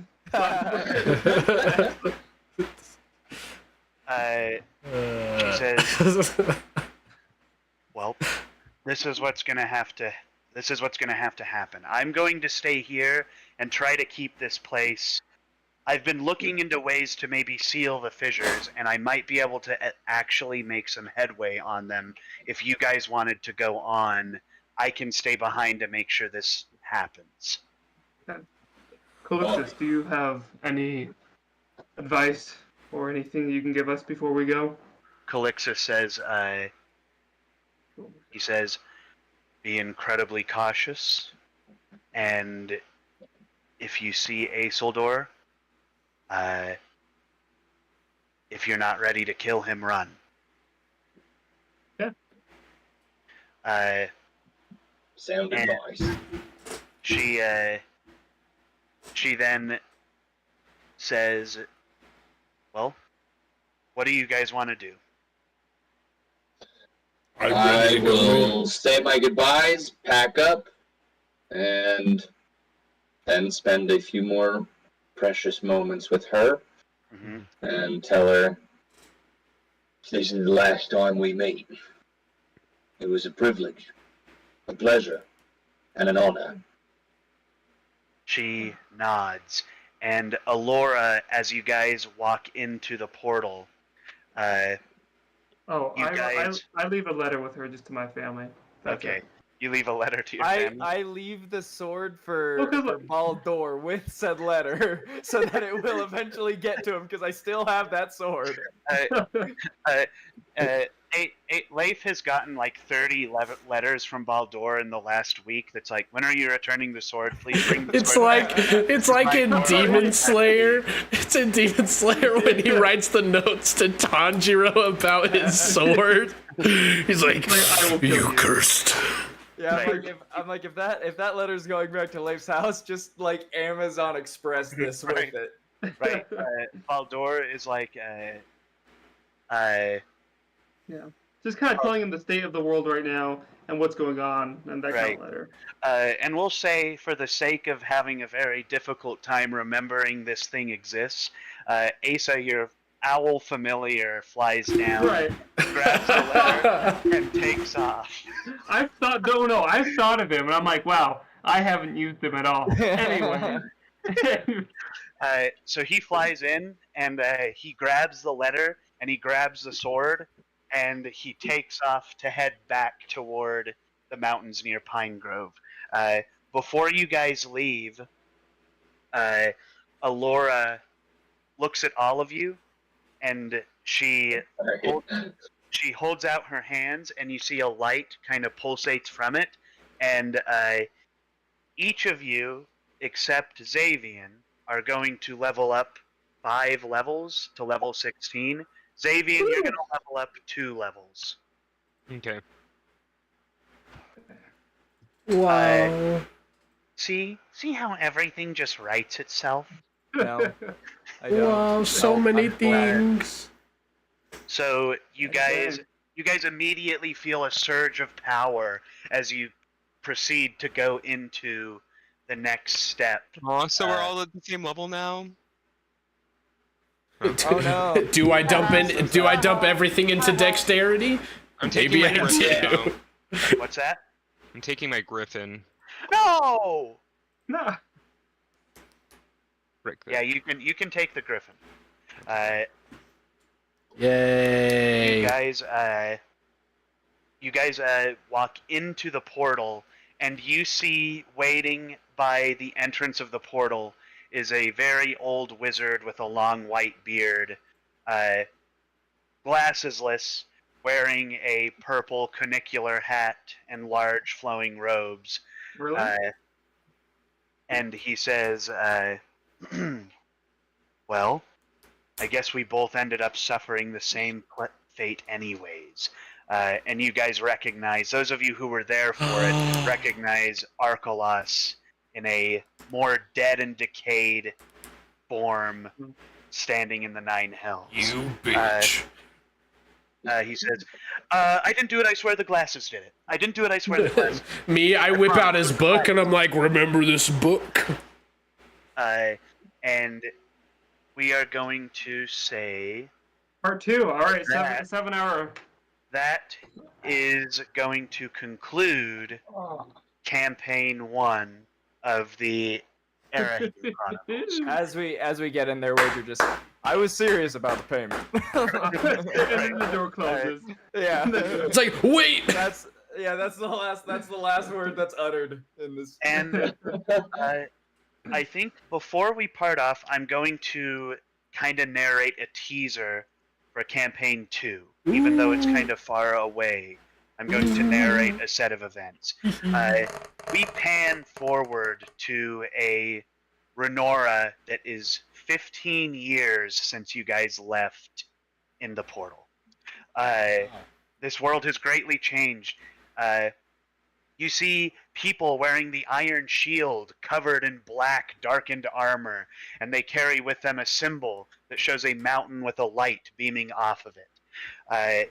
You are under the impression that the Iron Shield has shifted their agenda after the events of the Lich. Bellamar on the map is now enshrouded by a cloud of fog. The forest extending from Gorham is now called the Aloran Woods, as Botanica is nearing becoming the main capital of all of Renora. But that's not the part that matters. We're going to go to a small town in the north of Calroy called Pine Grove. In Pine Grove, you see these buildings ignited, lit on fire, and standing fighting one of these massive paladins in black armor is a guy that you guys met when you visited Pine Grove. You see Hucon Oddleaf standing there. Harper's father. You see him standing there fighting off this paragon as some of the other paragon mages are running in with flaming torches burning the city. You see, in one arm he has a baby, and he's fighting with this sword that was glowing before against this paragon. You see Harper is in the back, now about 18, 19 years old at this point, maybe a little older. She's probably, well, let's just say she's about 25. When you guys first met her, she was about 10 years old. You see Harper is escorting a woman and some of their children out, and Harper has grown into this large stature. She's probably about 6'2", and she's very large and strong, and she's wearing large fur cloaks. Asa, careful. Asa, careful. Asa, careful. And you see Hucon is battling this guy. He throws his sword, and then he summons it back to his hand as it whips around, and he blocks another thing. He's blocking behind his back. Harper is escorting these people when suddenly she hears a shrill scream. She turns and looks toward Hucon, who this paragon paladin has gripped the back of his cloak, holding on to him, and he tosses the baby to Harper. As soon as the baby leaves his hands, boom, ignites in flame. Hucon hits the ground, charred to a crisp. You see Harper catches the baby and lets out a shrill scream. She hands the baby to the mother, and she runs up to the paragon to begin fighting. She fights the paragon hand-to-hand combat. He kicks her in the leg. She buckles down to her knee. He punches her in the shoulder. She buckles onto her back. And the paragon lifts his blade to swing it down. And something seems to click.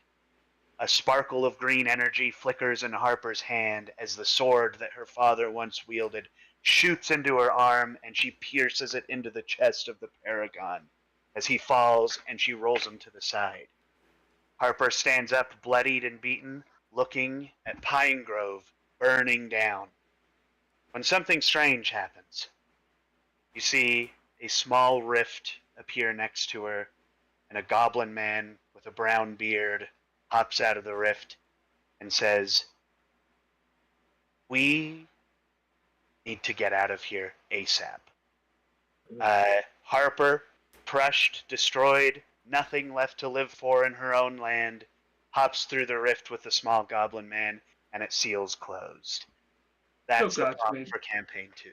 Ooh. Yes. Wait, so wait. I thought we were going to be doing new characters for campaign 2. Is that correct? Mm-hmm. Are we ever going to see these characters again? Yes, in campaign 3. So, as you can see something like we're gone, like are the heroes that save the kind of like the world from the Lich are gone. These new characters come in, they fight, solve this problem, and then for campaign 3, these old heroes come back.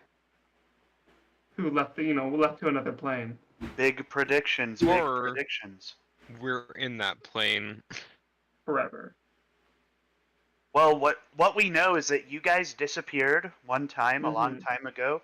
Myth and legend. I'm going to even say your characters are well known for what you've done. Like, Alora has not let this die. Like, this is not something that she has let go. There are tales about the sorcerer who calls lightning from the sky, the great sorcerer who tamed the book of one of the most evil wizards that ever plagued the land, the small gnome who bested any villain though he was only 2 feet tall. The Goliath? No, a bird that soars through the sky, right? A gunslinger, shrouded in darkness, gone. All that remains is their legacy, Botanica, Alora, the Lich is gone. But they've been gone for 15 years. Cool. I never got my castle, by the way. Don't worry. Boo-hoo! Don't worry, Asa. Okay. It's coming. tomorrow, actually, in the mail. Oh yeah. Oh sweet. The That's owl, right. And the in owl the shows third up in the session. mountains and there's a castle. It's funny. Third session.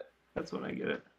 So I did skill expert for I took a feat for skill expert, and now I have expertise in investigation, even though my intelligence is still 0, and I like that a lot. Cool. What do you get Very on nice. investigation? Well, for the expertise for investigation, it was originally +0, but now it's +10. Wow. I did That's a that because I did that because I remember there was one time that I was like, oh, I want to like look for this, and then I was like, okay, investigation, because I was like, my reasoning was like, Wager being essentially like a manhunter would like he'd be able to do this really well, and then I like rolled a 12, and then +0 is still a 12, so I was like, because it makes sense to my character, give me expertise in an investigation. Right. So with that new knowledge, I want to just bring up characters for campaign 2 again. I know it's a long ways away, but the sooner I get access to a general idea, the better I'm going to be able to write your character into the story more fluidly. Okay. So I would just say I would probably come up with a race, class, and a loose idea as soon as you can. And then we can just talk about it, and then we'll just put that in the vault of our mind for a time until we're ready to approach that topic. I'm going to send one more thing in the Arahim Chronicles chat, and this is the updated map as of 15 years after you guys disappeared. And this is the full map of Arahim, rather than just the continent of Runora. Okay. Cool. So there's still kind of a desert Lauren down there, Woods. but there's no like, it's not as severe as it used to be. So Arahim is like Yeah. the whole world, and then Renora was just the Yep. country we were in. That's Yeah. cool. And then something else that's that I wanted to bring up is when you guys felt that arcane presence like resurge into the world, part of that prompt is in the middle, just underneath the Great Aegir. There's a little island there that's called Forgoth. Forgoth is an ancient elvish civilization that was lost. And once the Lich was doing his thing and causing disruptions in the world, Forgoth resurfaced from the sea. Oh. So that's Atlantis. one of those things. Yeah, it's an Atlantis thing. So that's the map you guys have to work with. Ask me any questions about any place on that map. They're all included in the master document, and we can change and alter them to fit your characters if you want them to be from there. Oh, the little cabin is in there. Can my Other than character that- be from Germany? Where's Germany? Right there. No, it isn't. Oh. And also the race list has expanded massively. Like, you can find almost any race in D&D on this, except for the Gith Yankee and the Gith Zerai. Hey, I want it to be a Githyanki. You want to be a Whatever. Gith Yankee? No. That's the one I Well, wanted. that dude ain't mad. Can I be rat folk? Didn't somebody want to be a turtle folk? You want to hear the most hypocritical thing ever? No. You guys, I have to pee so freaking bad. Oh, there Alright. you go. Then go. By all This means. has been a joy. I might hop off. All right. I love you.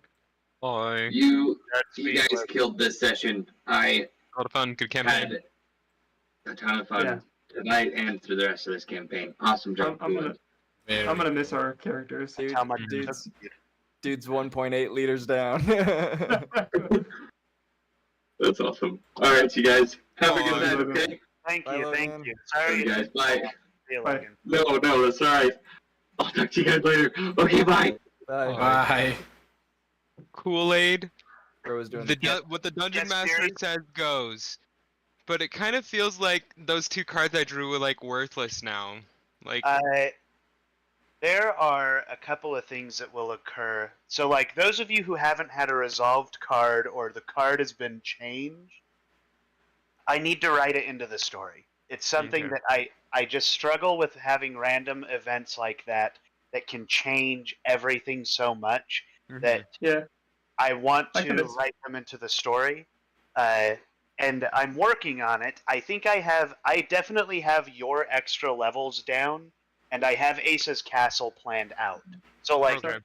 we're good to And go. even if it's not extra levels, like that's fine. I just something that makes me feel like I didn't just lose 65,000 XP.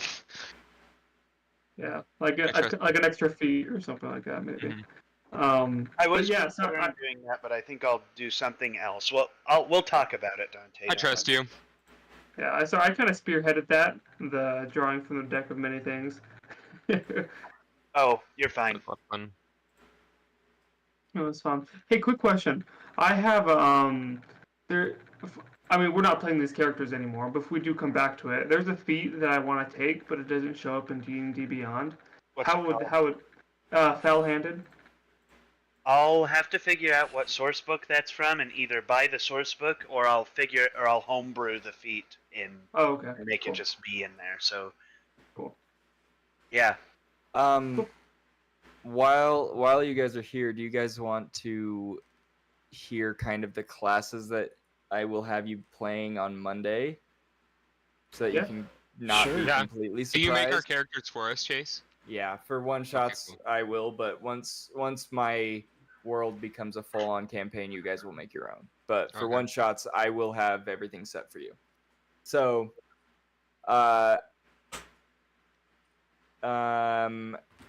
Cooland will be playing a Goblin Bard. Of course. Caleb will be playing a, I believe it's a Wood Elf. I know it's an elf, but I'm pretty sure it's a Wood Elf Druid. Let me double check. Druid. Um, Wood Elf Druid. Don't mind if I do. I'll turn into a yeah, Wood Elf. bear. I'll Wood turn Elf into a Druid. bear. A Wood Elf Druid, and Caleb, you can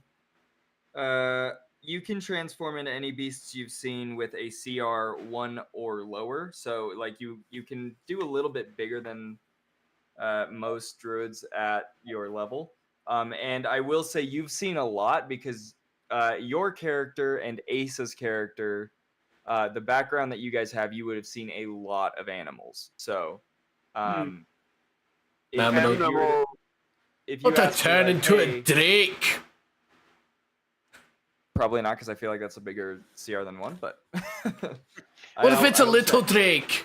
Just a little one. Kerbal told me I could turn into anything whenever I want. I did tell him that. It's because as a bard, he has jack of all trades, and that's what that entails. It's true. He can literally make whatever he wants, whenever he wants. Dante will be playing a ranger, and then Asa will be playing a cleric. Love clerics. Logan will be playing a monk, specifically a monk with the Way of the Healing Fist. And then our surprise guest, Alexis, will be playing a human barbarian. Nice. And so the whole thing is going to be this is all knowledge you guys would all know. There have been sightings in Lindrel, far off of the northwest, of a kraken. And Caleb and Asa, you two are essentially like wildlife preservists. So your job is to save the kraken. And then Do we know each other? Yes, you two know each other. We work together. We're good buds. And then Dante, Logan, and Alexis are all a band of mercenaries who are joining for the reward money of the Kraken. And then Cooland and I, Cooland's character and my NPC are owners of a boat that is one of the only ones available that is well equipped enough to make the trip, because most of them have been sunk by the Kraken. So, oh, lovely. We're going to save it. I'll give you all specific backstories along with your, like I said, Tomorrow. I'm making, it probably will be tomorrow. I'm going to spend a lot of time on this tomorrow, but tonight I'm really tired. But yeah, so be prepared for that. But yeah, so and then yeah, Caleb, just because if you and Alexis can't join, that throws a pretty big wrench in the plan. Let me know as soon as possible if you have to meet with your officiator on Monday. I'll be calling Alexis to discuss that. Because yeah, if not, I will have to either really, really, really overhaul everything, or just say sorry, it's not going to happen. If you need to say sorry, it's not going to happen. No stress, because I have a one shot ready. Okay. So if we really need to do that, I'll just bring character sheets, give them to you all there, give you a 2-minute down go or go down or whatever I'm trying to say. Go down on us for 2 minutes. That's not a promise. Okay. That's a guarantee. So Turble, if it turns into something that's too stressful, no big deal. I can take reign. The only reason it would be too stressful is if it's like, you know, I like find out at 10 o'clock tomorrow that Caleb and Alexis won't be showing up. But if I know, or like if I have enough time like ahead of schedule that I'm, you know, that they do say that they can't make it, or they say that they can make it, or whatever, as long as I have ample time, I should be able to make it work. Apple time? Apple time? Okay, dude. Apple time. Apple. No! Oh, you wear your watch like that. I do. Strange, crazy, lunatic. Study him. Study his brain. Study his brain. But yeah, I'll Caleb, just keep me posted with Yeah. I'll let you know in the morning. Like I care mostly that you and Alexis will be able to join. I do want to do it at your place because I don't know if Dante has a good table for this. But that I care about a lot less than whether or not you and Alexis can join. Okay. So I will let you know as early as I can. And then just to double check, for those who are here for my last one shot, do you guys remember how many of those runes you found and where they were? Nope. Two. Right? Yeah, and do you know what they did? Oh. One was growth. Okay. And one was I think, wasn't there one that like if you're in a mine and there's gold, it makes more gold? Or am I confused? Oh yeah, like the bounty, the bountiful one.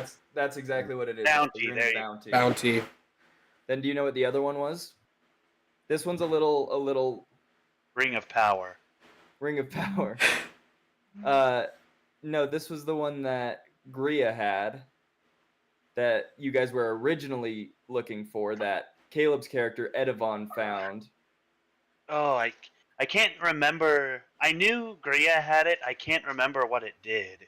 This one's a little. Weren't we trying to steal it off the pedestal as well? Like in the battle, it was back on the pedestal. It was like giving him power or something. And then he grabbed it and went into his form of dread. Do you guys remember what he was coated in? This is like I'm saying. This is a very niche thing. Mold, ice. No. Yes, ice. It was ice because it turned the entire north part of the world into ice. That's right. Ice power. Okay, I just wanted to make sure that war was remembered. Yeah. I don't really care as much if you guys remembered, because I'm sure, you know, when it got down to it, I would have been like, oh yeah, this one is here and this one is here. But yeah. And then and tell me if this sounds correct. What I decided was the rune of bounty went with Telzaru, because I think he was the one that like swindled the dwarf out of it, right? Or either him or Relton. Don't remember. And then the rune of cold went with Iralau and Edivon. Yes. That's what I have. I can look back, but I mean, you know. I'm not I gonna think do that it tonight. I think that's fine. Even if that's not what it was, I think that is It just makes sense. right. Yeah, that's so. I don't know if you guys have kind of caught on or not, but you guys are building the world for me. Hmm. You will all find. I have a certain amount of runes that you will all find for me. Okay. Awesome. Well, I find them. No, Yeah, I that's find all them. already. Can I find them all? Nope. Actually, I already Okay, have where are 3 of they? them. Here, let me roll a d20. In my I actually hand. have all of them. You're just finding many are there? copies. Okay, that's a nat How many one. are there? 8. There's That's a nat 28. one. Cool, I and don't lost find them all. Now you guys gotta find them again. Sorry. I found them all and then lost them. Aren't there 8 of them? No, 8. Damn. 7, 9, no. It's an 6. even number. 3 rings, 7 rings, 9 rings, 1 ring. 16. No. 12. Well, I rolled a 16, so 8. 16. 12. 8. No. 10. 10. Okay, wait. I knew think it. got- -4. Is it It's- 8? It's no. I think it's 8. Let me think. Caleb already said it, Brett. Is it 8? No. If you say 8 again, I'm gonna shoot you. I swear. I'm too fast. I ate a sandwich today. So stupid. I You're don't think losing. you were cut. Shut Rue how this works. I don't think you Kateru how this works. What was the other one that I said, Cooland? I I don't said remember. I said you better shut up before I Freudian slip my penis in your butt. That's right. That was a good one, dude. That one was good.